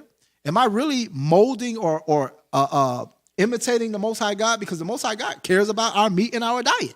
He sets these things up. He gets resources. We do our children a disservice when we don't even try to obtain any resources. But we'll get them, they got a Gucci belt. They got the Jordans. They got a whole closet full of Jordans, but that's not a resource. Where's that land at? Where can they actually go to feed themselves? Where can they actually go to sustain themselves? We do ourselves a disservice, all right? And we were discussing and just thinking about, like, us in Babylon, are we really at the height of, all the other brethren within the 12 tribes of Israel? Because we look down on everybody else and say, oh, yeah, you from Haiti, brother. You're not like American like me. Oh, you from the Caribbean. Oh, you from South America. You're not, we look at them. But they can get the benefits of the fruits and vegetables. They can get some of the benefits of the land. And I'm not saying that Esau doesn't have his reach in those other countries. He does, but it's not to the extent that we got over here. And even of those of y'all that are in the UK, you may not even be able to benefit, from coming to the feast days like that. You may be up a little bit later and the classes are going a little bit longer, but you in a pretty good, situation in some regard, because some of the things that we're allowed to consume over here or that is allowed to be put in our food, they can't do that over there. So you kind of have a step up and advantage in that nature. But again, I want us to take all things in balance, and the Lord could be having us here to benefit us in some form or fashion. All right, so we're back at it. Let's go back to that Deuteronomy 32. All right, so Deuteronomy chapter 32, verse 15. But Jeshurun waxed fat and kicked. Thou art waxen fat, thou art grown thick, thou art covered with fatness. Then he forsook God, which made him, and lightly esteemed the rock of his salvation. All right, next scripture. They provoked him to jealousy with strange gods, and abominations provoked him to anger. So we would provoke God to jealousy with strange God. We're going after the other nations, following strange gods, and with abominations provoked him to anger, right? Imagine, now you're sacrificing strange flesh. You're eating strange flesh, right? You're now using abominations when God gave you everything in righteousness to sustain you. Read. They sacrifice unto devils, not to God. So again, this is showing you right there, because elder, when we sacrifice to our God, we got to depending on what kind of sacrifice, we got to deal with a portion of that meat. We got to eat a portion of that meat. So when y'all read about sacrificing to other gods, don't think that it's just saying, hey, they just slaughtered this animal and just put it up there and didn't do nothing with it. Right. No, our culture and our mindset was with our God, we consumed it. We partook in it. So it's like, okay, I'm going to give this sacrifice on this altar, but hey, what that ham hit like? Right. What the pork chops look like? Okay, let me get a piece of that. That's the same thing. That's the same thing. So it's unto strange God. You sacrificing unto devils. You're taking non-account of the resources God gave you. You want to go get everything from the other nations. God said, okay, go get it now. Now when you're in Babylon the Great and I bring you back, go get it now and see how you like it. Read. They sacrifice unto devils, not to God, to gods whom they knew not, to new gods that came newly up, whom your fathers feared not. Of the rock that begat thee, thou art unmindful, and hast forgotten God that formed thee. So we've forgotten that God that formed us, meaning what? He formed us in his image. We have to walk and conduct ourselves according to the image of God. Hence, again, we have to therefore deal with one another the same way God deals with us. So again, if God said he blessed us and he looked out for us when we were in our low condition because he came and got us out of Egypt, correct? He got us out of Egypt and said, hey, I'm going to set you up in a land that's plentifulest. Why wouldn't we do that for our own brothers and sisters when they're going through something? That's a slap in the face to God. Oh, brother, you're not on my level. You poor, you waxing poor. I'm not going to look out for you. But look how I'm waxing fat over here. I'm eating and I got the best delicacies of everything. That's not being made in God's image. So God's going to punish you for that. Read on. Verse 19. And when the Lord saw it, he abhorred them because of the provoking of his sons and of his daughters. And he said, I will hide my face from them. I will see what their end shall be, for they are a very forward generation, children in whom is no faith. So the Lord said he's going to hide his face from us and just see what our end is going to be. Meaning I'm going to look from afar and see how what you're doing, how that turns out for you. And now the God is looking at us from afar, hiding his face from us and seeing what is our end shall be. He gave us the word because he's still a merciful God, but it ain't like I'm just setting everything in your lap like I would before. I'm not doing it. All right, read on. They have moved me to jealousy with that which is not God. They have provoked me to anger with their vanities. So we provoke God to anger with our vanities, right? A lot of these things that we think about, that we really hold near and dear, different material possessions, food, all of these different things, they're vanities. But we provoke God because what? You have different banquetings, right? You have different revelings, right? These are different parties that the other nations would have. That's vanity in the eyes of God. This thing is vanity. You want to go do that rather than serving me? Okay, I got you. We're going to see how that turns out. They have moved me to jealousy with that which is not God. They have provoked me to anger with their vanities. And I will move them to jealousy with those which are not a people. I will provoke them to anger with a foolish nation. For a fire is kindled in my anger, and shall burn unto the lowest hell, and shall consume the earth with her increase, and set on fire the foundations of the mountains. I will heap mischiefs upon them. I will spin my arrows upon them. So now the Lord is saying, I'm going to heap mischiefs upon them. Mischief is the same thing as a misfortune. I'm going to bring these curses upon them. Will send my arrows upon them. Now, when my arrow goes out, that thing going to hit. It ain't like y'all can hit here and there, but Lord, when he go to war, he's a master marksman. So he's saying, when I send something out, it's going to hit. That's when he talked about the pestilence cleaving unto you. This is what it's talking about, because remember, this is Deuteronomy, the 32nd chapter. This is after the Lord told us, hey, you better do this, this, and that. We already agreed to it because that happened in the 27th chapter. So, okay, because you agreed to it, now if you break that covenant, this is what's going to happen in the 28th verse. I'm going to bless you if you keep it. If you break it, this is what's going to happen. Now in the 32nd verse, oh, y'all didn't lost y'all way? Y'all didn't got fat? Y'all didn't? Okay, my arrow's coming out. Keep playing with me. I'm Steph Curry in here. All right, read on. Verse 24. They shall be burnt with hunger. They shall be what? They shall be burnt with hunger. So I went through all that to go back to those quick calories. You're burnt with hunger. You're going to be trying to eat and try to sustain yourself, and I'm not even going to allow that to happen. You're going to be burnt with hunger because, again, I gave you everything to sustain you. And again, this is going to deeper levels. This ain't just talking about food. This is everything that the Lord gave us. It could be housing. It could be clothing. We're going to be burned with hunger because we always desire these things. We always want more than being content with what God gave us. In Babylon, it's like, okay, I wish I had a house just to sustain myself that I owned. But that could be a curse upon some people where God is like, no, I'm not going to allow you. You're going to rent from somebody the whole time because you didn't appreciate me when I gave you everything. So now you're going to have to pay bills every day. You're going to have to get up and go work for somebody else. You're going to burn with hunger. Because I want again, brothers and sisters, that hunger is your soul, your needs being met. Imagine if you had a house, cheap brothers and doc. If you had a place to stay, and I know you're a man of you like to work with your hands, and I know you probably would work. You would do some form of labor. But I'm pretty sure your mindset would be different if you knew all of your bills were paid, you were in no debt, you didn't have no debt to nobody. I'm talking about not even taxes. What would that do for your mental health, your overall emotions? Just what would that do? Oh, that would relieve a lot of stress, a lot of anxiety.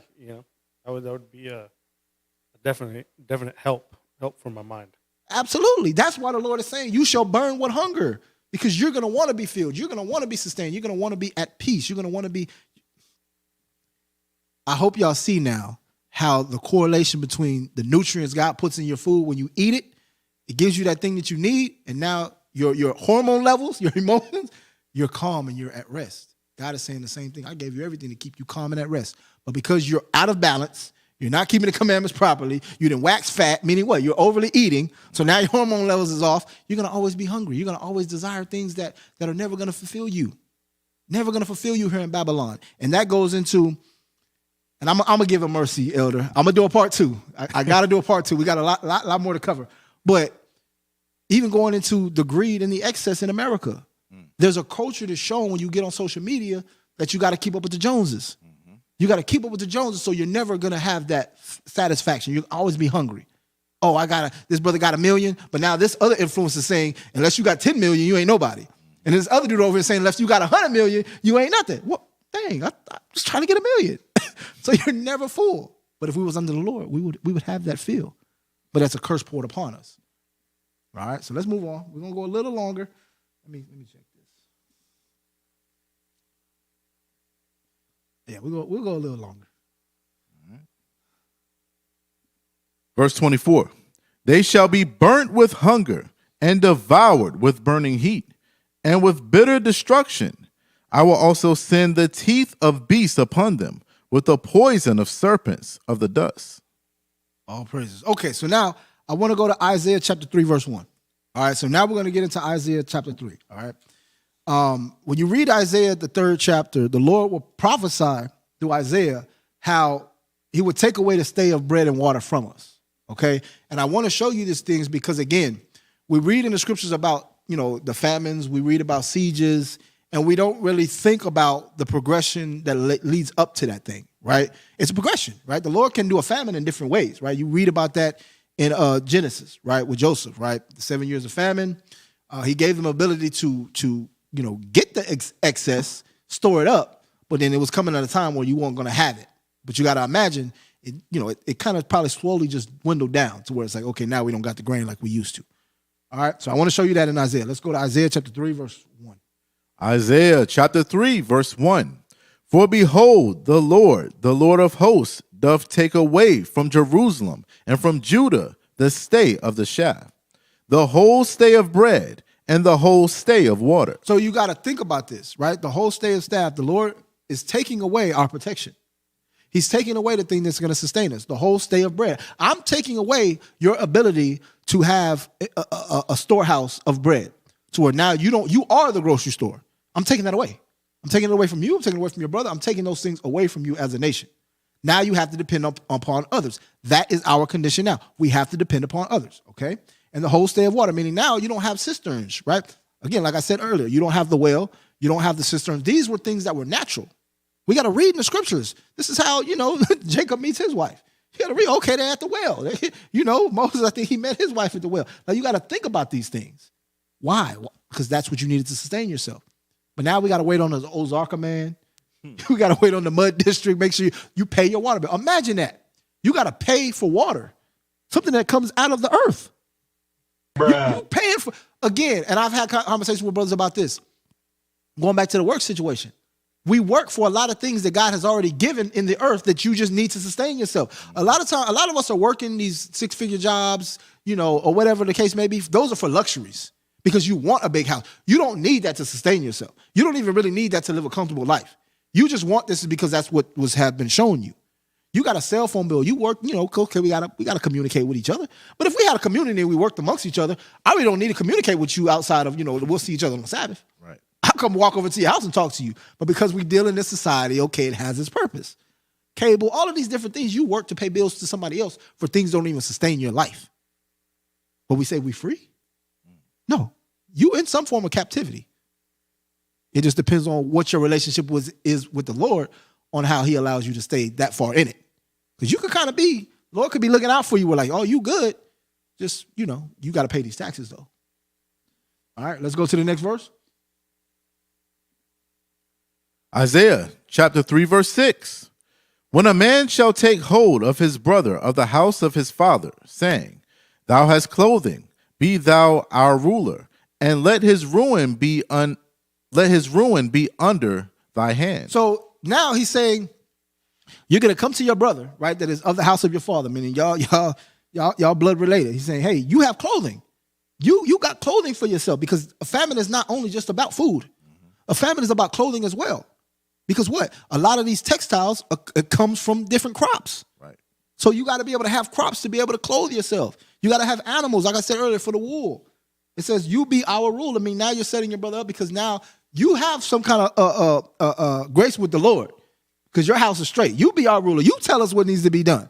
Let this ruin be under your hand. You guide us and you instruct us. This is a man coming to another man. Mm-hmm. So this would be like, hey, I'm going through it, Eliaki. Hey, you got it? Hey, you direct me. You got me. Show me what I need to do. Let this ruin be under your hand. You manipulate everybody. Read on. In that day shall he swear, saying, I will not be an healer, for in my house is neither bread nor clothing. Make me not a ruler of the people. So now he's saying, I'm not going to be thy healer, for in my house is neither bread nor clothing. Make me not a ruler of thy people. So you can look at this two ways, Elder. You can look at it as he's saying literally like, I ain't got it like you ain't got it. Yeah. Or one scripture comes to my mind about how in Deuteronomy 28, it said our brother's eye will be evil toward his brother. Meaning when it comes down to me helping you with what I got, I'm not willing to do that because, hey, resources are scarce over here. Exactly. I ain't got no bread like I got, like you think I got. Nah, I can't help you out. But you got to think about that. We could be in that state, in that condition now to where it's like, we want to go to our brother for it, but they hanging on by a very thin thread. Mm-hmm. When the Lord had gave us abundance. So that, again, I will not be thy healer, for in my house is neither bread nor clothing. Make me not a ruler of the people. Meaning what? It's about me. It's me, mine mentality. Not y'all, not let us, let me give you a little and I take a little. No, when it comes to this, it ain't no more food. It ain't no more clothing.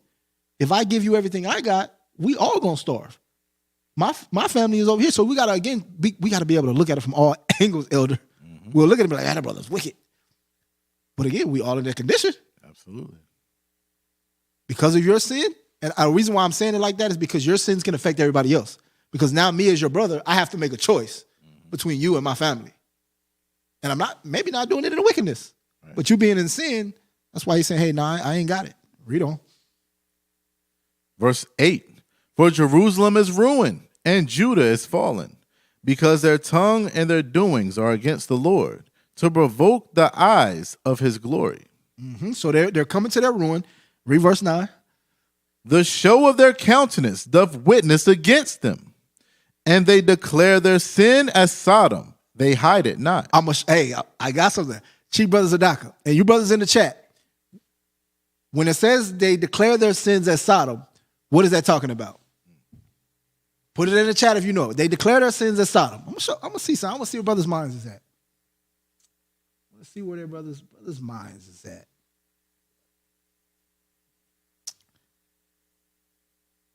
So let me. You got it? Go ahead. Okay. So it says they declare their sins as Sodom. You correct with the brief history of Sodom and Gomorrah, right? Yes. Okay. So tell me the brief history about what you know about Sodom and Gomorrah.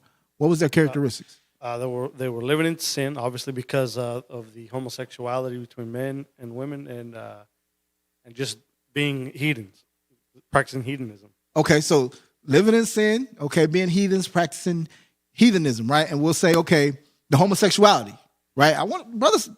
They sat back and had to think about it. Was that it though? And is that all the Lord is talking about right here? Because we'll read the scripture, elder. And we're like, oh, they was acting like sodomites out here, you know, man on man, woman on woman. It's a little deeper than that. Read it one more time. Verse 9, the show of their countenance doth witness against them, and they declare their sin as Sodom. They hide it not. So again, I want you to read up in the chapter. Remember, it says the Lord was going to take away the stay of bread. He's going to take away her resources. And then you talk about two brothers having a conversation.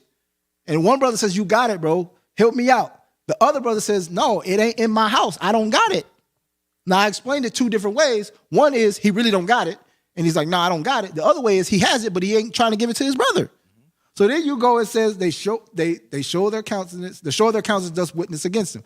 They declare their sin as Sodom. They hide it not. You will read that and say, okay, now he's talking about homosexuality. No, the Lord is still talking about the same thing. What he's going over right here is in Sodom and Gomorrah, they were in excess and gluttony and riotous. It was about partying. It was about overindulgence. It was about abundance. That's why Babylon the Great is called Sodom and Gomorrah, a spiritual Sodom in Egypt. We think about it in relation to, yes, the homosexuality, but you forget about the gluttony, the greed, and the over excess. That's promoted here in Babylon. And when you look at people, it's like, hey, I ain't got it for you, brother. This is just mine. I'm not looking out for you. Nah. How many of our celebrities, this is why we look to our celebrity brothers, right? And we say, y'all got billions of dollars collectively. Y'all can come together and help the black community. No, I ain't got it. Right. That's the spirit, elder. Mm-hmm. We don't see it. That's the same spirit. That's a curse upon us. And God prophesied that it would happen.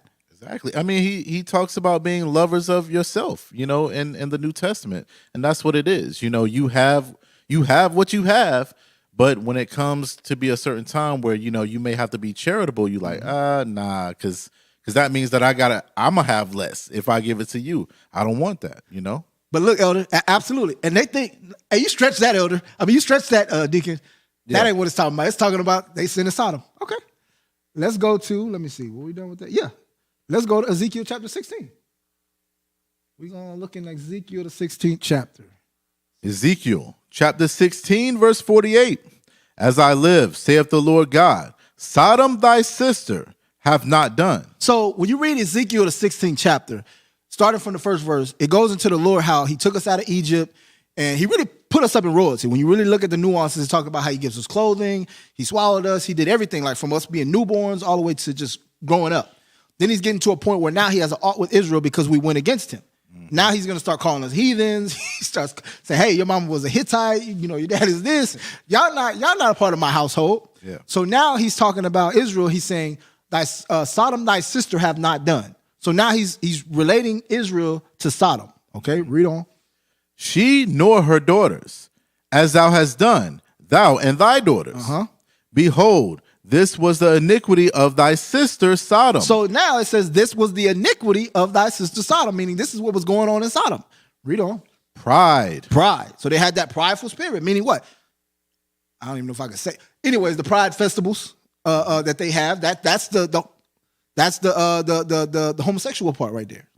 The sodomite part. Okay, read on. Fullness of bread. Do what?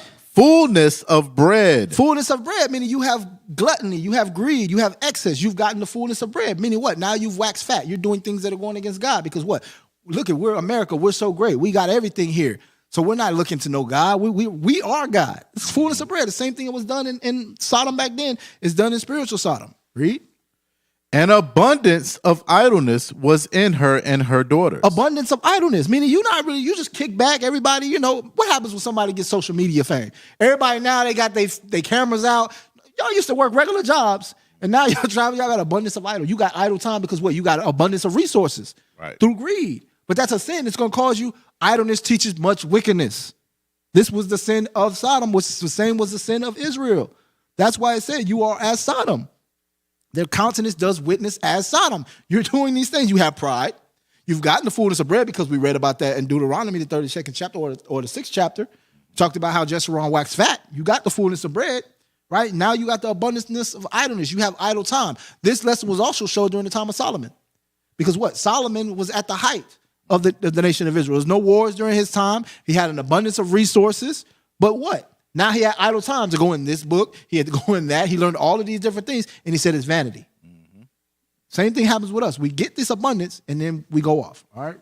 And Deacon, if Yes, I may, even in the New Testament, it tells you that when the Lord comes back, it's going to be people that's getting married. Everybody's going to be having a good time. Yeah, you know what I'm saying? So this is the same thing. Like people are going to be overindulgent, in abundance, living their life, having a good time, and then the Lord is going to come back. So it's the same thing. Absolutely. All right. So this is Ezekiel chapter 16. I'll read 49 again. Behold, this was the iniquity of thy sister Sodom. Pride, fullness of bread, and abundance of idleness was in her and her daughters. Neither did she strengthen the hand of the poor and needy. So there it is right there. You didn't strengthen the hand of the poor and needy. That's what we read earlier. Because again, they were asking, hey, I need this. In Isaiah the 3rd chapter, I need something. You got it? They didn't strengthen him, meaning I'm not going to give it to you. I have it, but I'm not going to give it to you. That's why the Lord was saying what he was saying. And that's a curse put upon us. So this is why I referenced what I referenced earlier in the class. I said, a lot of times we blame the other nations for what we're going through, but it was a result of us. Because we, at time when we had it, and we had the ability to look out for one another, we didn't use it properly. We didn't strengthen the hand of our brothers and sisters. We oppressed them. We went against them. Same thing that was done in Sodom and Gomorrah. All right? And it makes you think about why Lot's wife looked back. You read it and you're like, okay, Lot's wife looked back. And again, we always thought about the sodomite part, the sexual immorality part. But she had a husband. It probably was about the fullness of bread. Because how many of Israel, when we were in the wilderness, wanted to go back to Egypt because of what? The melons and the leeks, the fullness of bread. We always wanted to go back to that.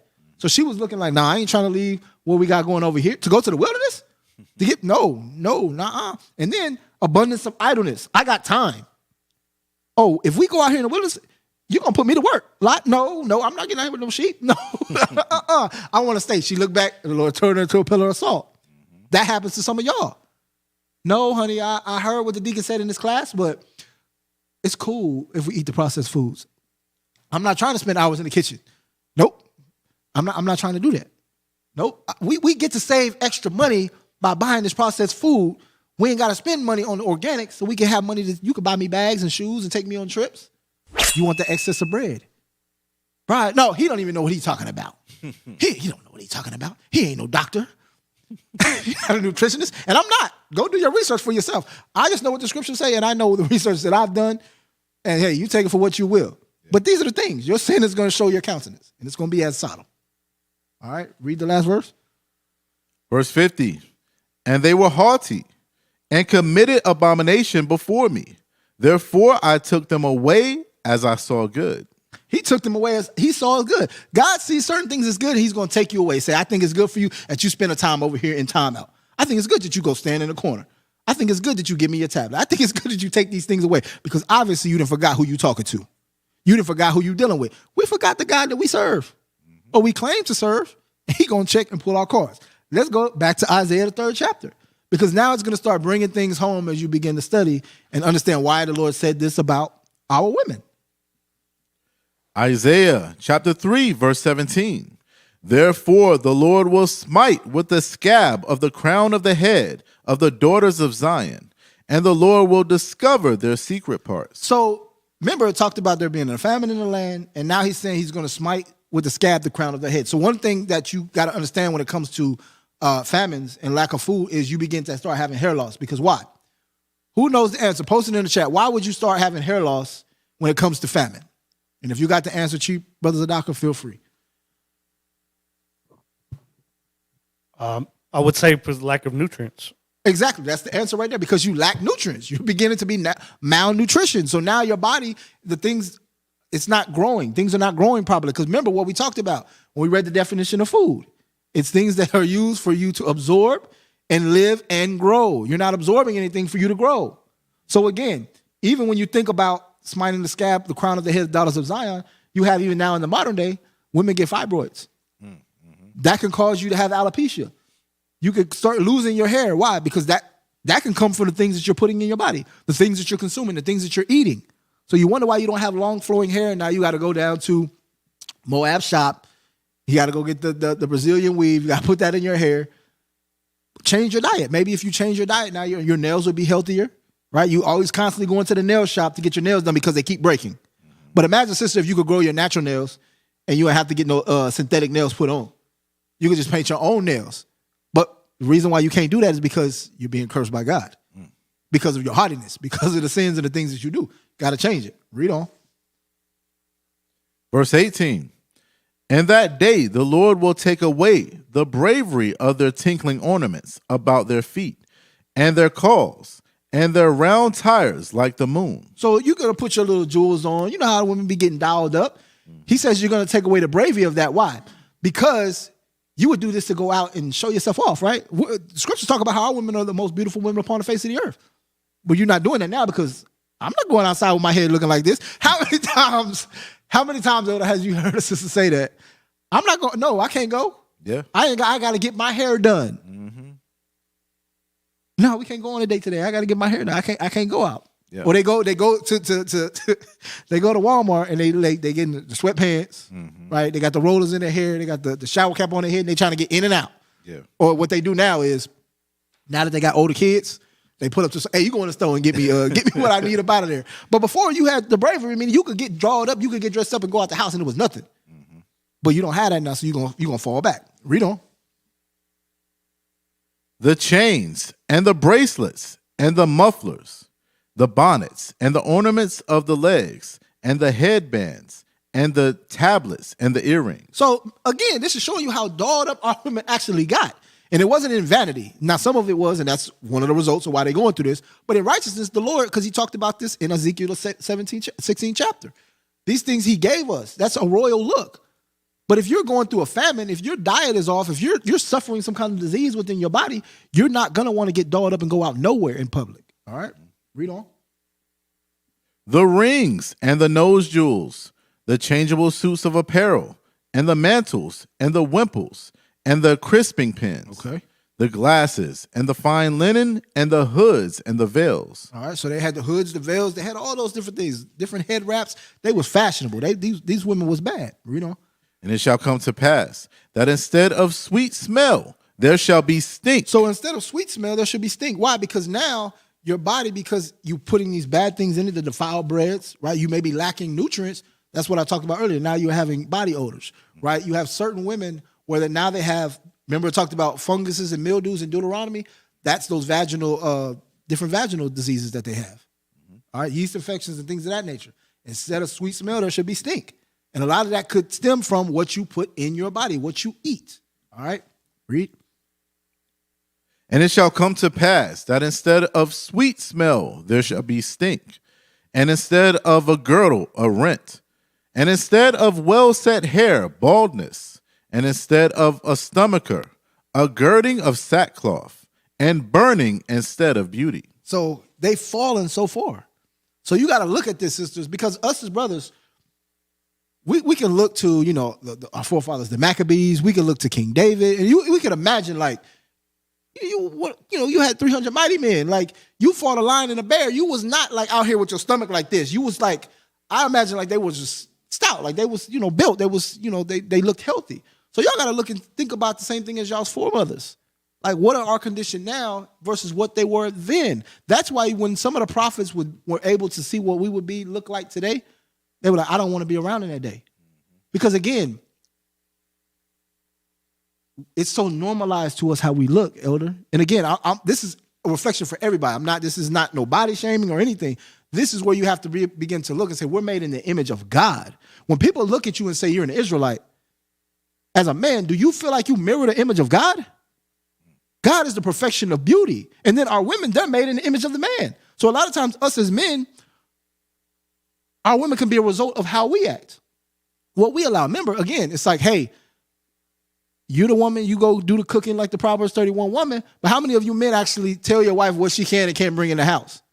What she can and can't feed to your children? Sometimes you got to do that. Say, no, it's not beneficial. And how many of you men actually listen to your wife if she say, honey, now you know you don't need that chicken. You already ate two. Remember what Deacon said? Your fists are only this big. And now, I know I can cook. I got it. Yeah, I know. You don't need that, my Lord. And then they actually take it into account. Or do they be like, I'm the Lord. Sit down, woman. And you wonder why God is oppressing you and afflicting you. And be mindful, brothers, because God could take that woman from you. Be mindful. God can punish you. He can put you to death and give your wife to somebody else because of how you disregard the wise words that's coming from her. Because remember, that's a blessing of the Lord.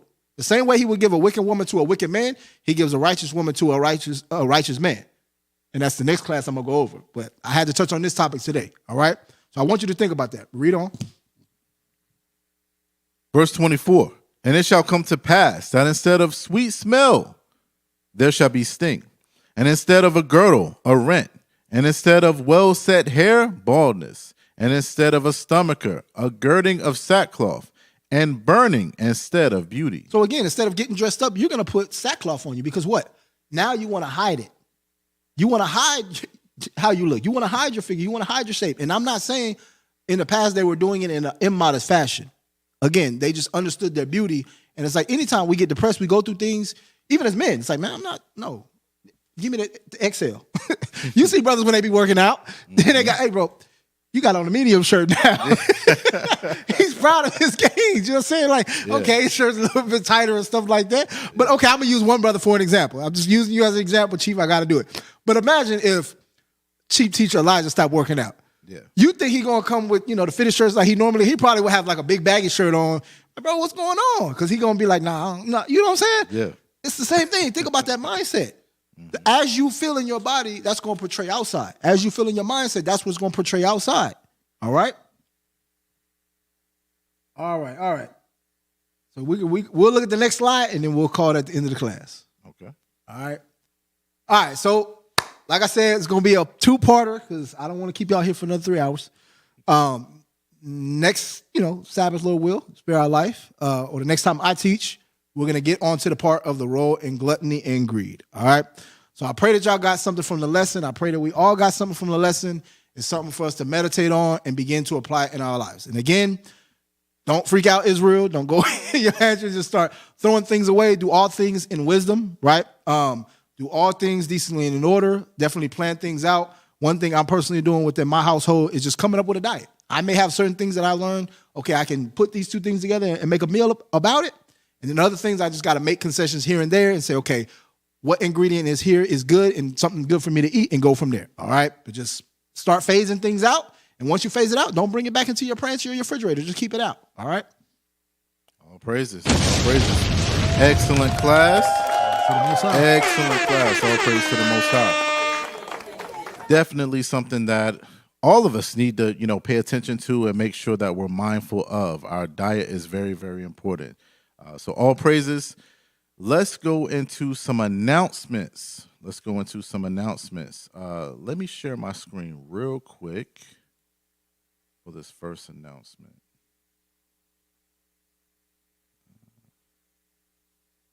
All right. This is a call to action, brothers and sisters. Call to action. Very, very important. This is our Feast of Tabernacles fundraiser, okay, for 2023.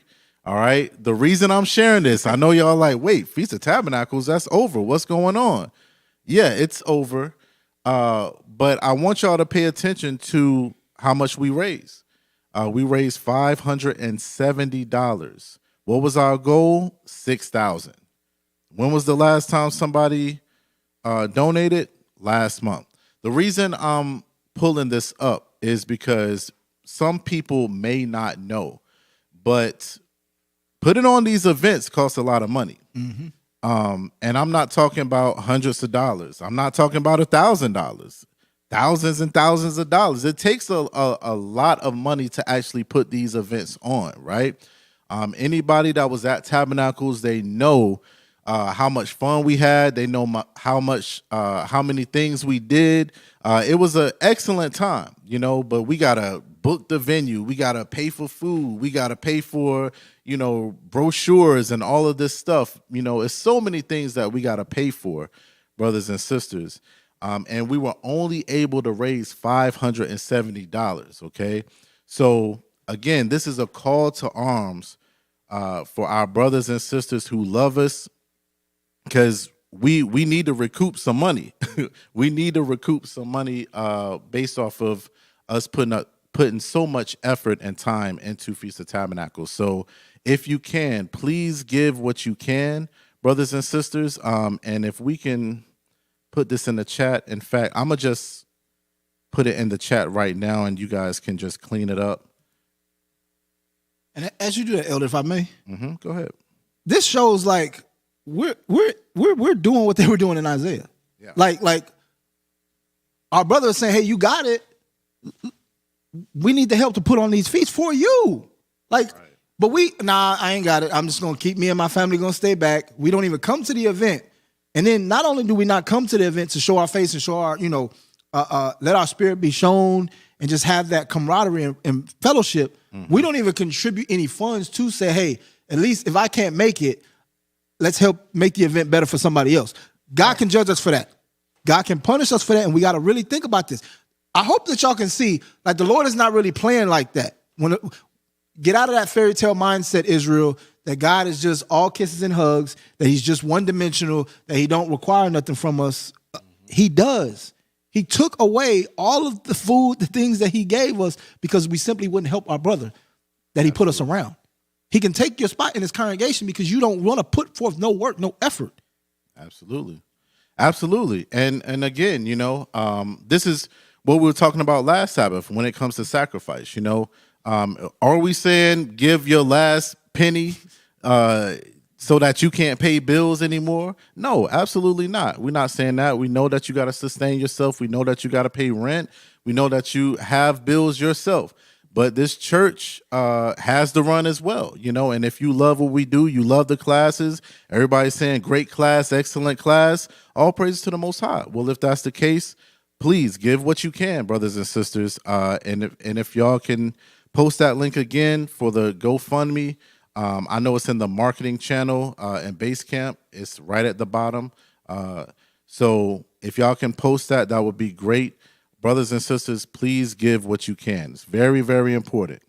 Okay? All right, next thing. Elder, man, I gotta say one last. Yeah, go ahead. Israel, can you put the camera on me, please, and your sister Ariel?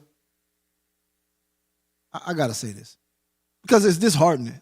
$6,000. Right. Chief Brothers at all. Can you pull out your phone real quick, sir? I just want to do some math real quick. Can you divide $6,000? Let's say 50. Let's just do the number. Let's just divide it by 50. And tell me what that number is.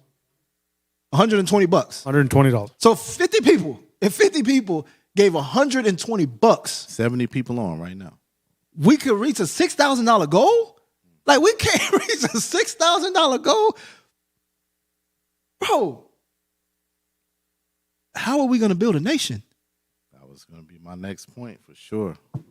It's going to be tough, You got to be faithful in the small things first before you can be faithful in much. So we talk about getting communities, getting land, having something for our generations to come. I mean, we got to start doing these type of things first, so that we can still have a church. Exactly. Because the thing is that, okay, Tabernacles was over, but what we got next? Feast of Dedication. We gotta do something for that. Oh, what's right after that? Passover's coming up. So it's a yearly thing. Time after time after time, these events have to go on. So we got to make sure that we're still able to sustain ourselves and sustain the church. So again, give what you can. One more thing. I gotta do one more piece of math, and I'm gonna let you have it, Elder. Chief Brother Zadaka, can you divide 6,000 by 12?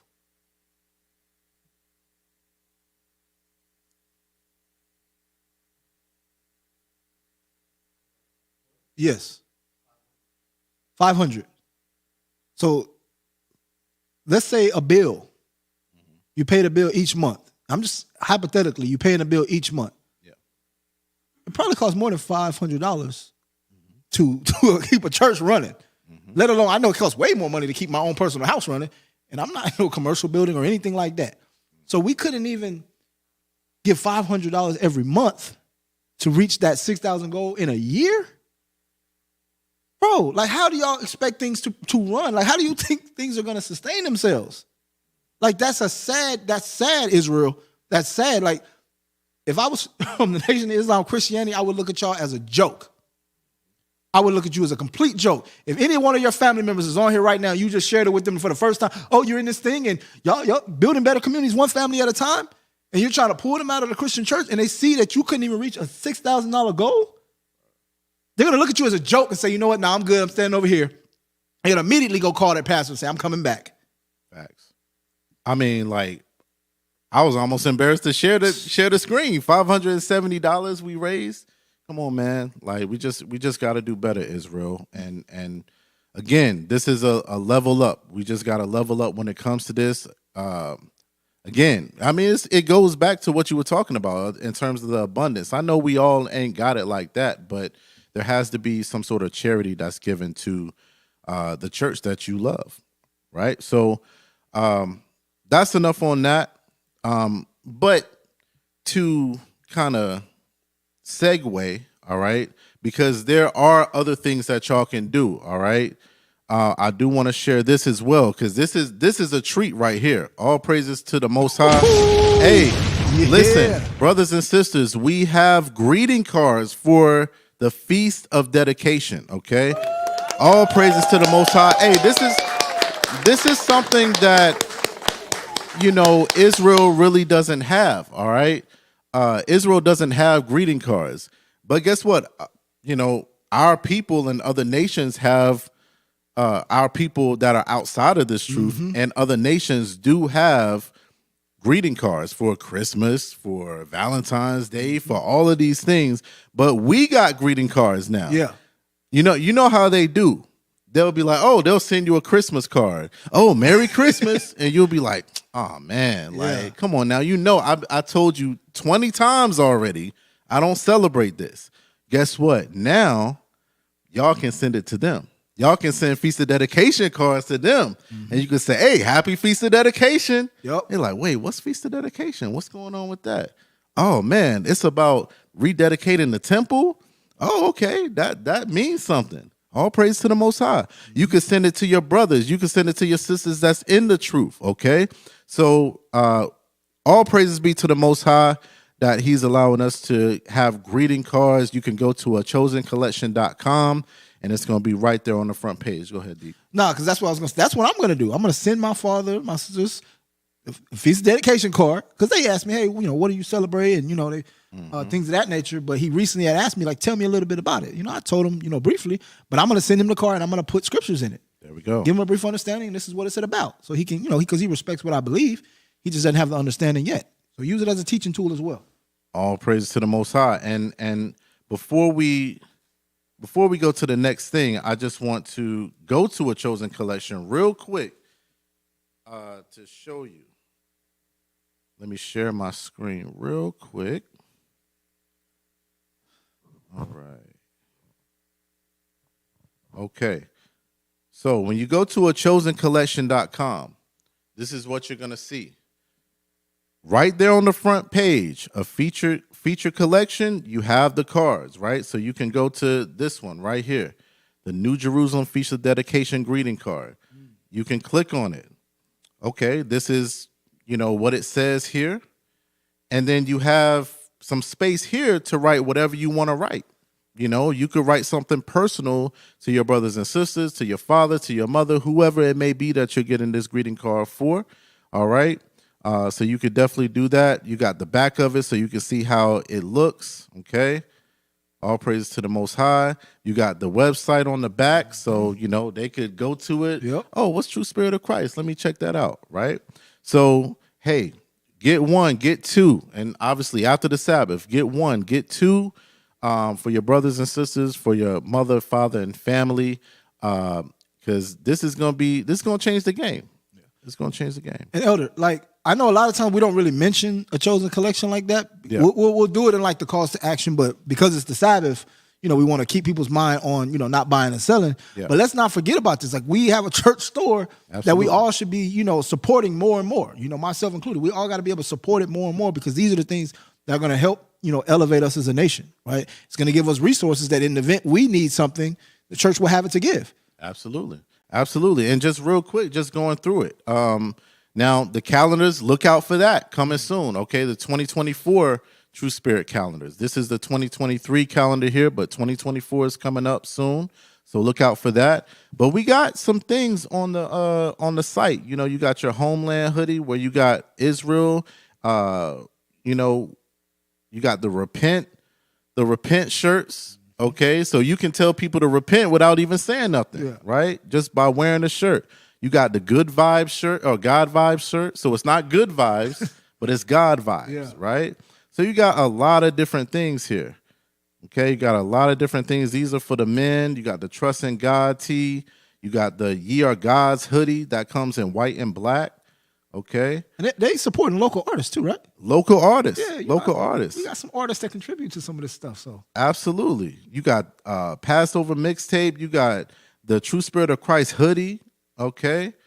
You got the Out of This World tee and sweatshirt, right? So you got a lot of things on the website, you know. So again, after the Sabbath, just take a look at it, brothers and sisters. And then again, we got those Feast of Dedications cards. So definitely participate in that. All praises to the Most High. The church store address is achosencollection.com. Achosencollection.com. Okay. Let's see. I'll go back to it. Here's the website right here. achosencollection.com, right at the bottom. All right. All praises to the Most High. All right. With that being said, the next announcement. Again, Feast of Dedications coming up, brothers and sisters. All praises to the Most High. All right. The opening is going to be December the 21st. So that's coming up very, very soon. All right. We're going to have our opening class on that night, on that evening. All right. And then the 23rd, we're going to be celebrating the 5-year church celebration. All praises to the Most High. All praise to the Most High that the Lord gave us the grace and the love, you know, to be able to be here for 5 years. And we pray that he gives us the ability to be here many, many more years to come, all right? But in that 5-year church celebration for all members, we're going to have a live Zoom event. So you're going to be able to eat and celebrate with us, enjoy the festivities and the Feast of Dedication. So it's going to be a wonderful event. All praises to the Most High, all right? And stay tuned for more details in terms of the Zoom link and all of that to the members, okay? You have something? No. Okay. All right, next up. If you would like to be a member of True Spirit of Christ, you can go to www.truespiritofchrist.com/member. All right. Or you can just scan that QR code right there in the center. It's going to take you to the same website for you to start that membership process. Okay. We'll get the notification and we'll start that process with you. All right. Be a cheerful giver. That's what we were just talking about. If you would like to be a cheerful giver, text GIVE to 512-710-0928. That's GIVE to 512-710-0928. We make it very, very simple. Very simple for you. All right. You can set yourself up there with your mobile phone, and you can do a one-time payment or a one-time alms giving, or you can set it up to where every month it's giving alms for you. Okay, whatever you would like to do, you can definitely do that. And again, we're not asking for your life savings, just $5, $10, whatever you can, to help us. We really, really greatly appreciate it. All praises to the Most High. All right. We got the study to show thyself approved every Friday at 8 p.m. Central Time. This is for the men of True Spirit of Christ. Every one of y'all should be on these Bible studies with Deacon Shama. Very important to get the basics and understanding of the scriptures. So make sure you all are on, all right? Also, keep in touch. If something were to happen to our YouTube channel, you need to keep in touch with us, all right? So the way that you do so is going to bit.ly/True Spirit of Christ. All right, make sure that all the letters that you see there that are capitalized in True Spirit of Christ are capitalized. Otherwise, you will not be able to get there. But that's going to allow you to sign up for our mailing list. So again, if in case something does happen, you have the ability to get in touch with us. One thing. Yeah. Senior Sister Ariel, how did that, what was the turnout like? And you can give me a thumbs up or a thumbs down if you feel like the turnout was good for the sisters call. All praise. Let's give the sisters a round of applause. All praises. All praises. All praises. I told you I was going to check. I'll get the details later, but all praises, she gave the thumbs up. All praises to the Most High. It shows that brothers really kicked it in gear and got their wives on, and the wives were in the spirit to actually get on. So I pray that y'all got something from it. All praises. There was one question. The sister said, can we take multivitamins? Do your research, sis. Try to get as many of your vitamins as you can from fruits and vegetables, but just definitely do your research. You just want to have things that are not synthetic. You want to make sure it's as natural as possible. That's the advice I'll give you from there. Right. And it depends, again, like you said, on your body too, because everybody is going to be different. It depends on what you're potentially already taking as well. So a lot of things come into factor on those things. So definitely do your research for your own self to come to the best decision. And just going back to what you was talking about the sisters call, I heard sisters loved it. I heard it was excellent. Senior sister bringing out some understanding on all of these spirits that can plague our community and plague our sisters, plague our brothers as well. So I pray that you sisters took very, very good notes. And I pray that you not only take notes, because it's one thing to take notes, right? We'll watch a class like this or watch a class like, a lesson like Senior Sister did this past Sunday and take the notes, but then, let me just put it away. Let me, put it on the shelf somewhere. But you don't actually go back to it and say, okay, how can I actually apply this to my life so that way those spirits don't plague me, right? So I pray that every single sister that was on that call does so, examine themselves very carefully with that. But all praises that turnout was great. And I pray the next time it's the exact same. Okay? All right, so let us break bread. Let us break bread. This is 1 Corinthians chapter 11, verse 23. For I have received of the Lord that which also I delivered unto you, that the Lord Jesus, the same night in which he was betrayed, took bread. And when he had given thanks, he brake it and said, Take, eat, this is my body, which is broken for you. This do in remembrance of me. After the same manner also he took the cup when he had supped, saying, This cup is the New Testament in my blood. This do ye as often as ye drink it in remembrance of me. For as often as ye eat this bread and drink this cup, ye do show the Lord's death till he come. Wherefore, whosoever shall eat this bread and drink this cup of the Lord unworthily shall be guilty of the body and the blood of the Lord. But let a man examine himself, and so let him eat of that bread and drink of that cup. For he that eateth and drinketh unworthily eateth and drinketh damnation to himself, not discerning the Lord's body. For this cause many are weak and sickly among you, and many sleep. In honor of our Lord and Savior, Jesus Christ, we pray with a pure and thankful heart. Amen. Amen. Hey, Elder, I want to touch on that. Read the final. It talked about examining yourself before you eat the bread. Right. If you eat it unworthily, you bring damnation to yourself. Bring it out. Yeah. Meaning, okay, are you ready to follow Christ? Mm-hmm. Are you ready to get everything that comes with following Christ? And if you're not worthy, you're just speaking presumptuously, doing this thing in haste, right? That could bring damnation to you because what? Now you go back off into your old life. Mm-hmm. I just wanted to bring up that point because even in relation to consuming the bread of Christ, we got to examine ourselves. Right. So if we would examine ourselves when it comes to consuming the bread of Christ, why not examine ourselves when it comes to consuming any bread that we take in our lives? Mm-hmm. Absolutely.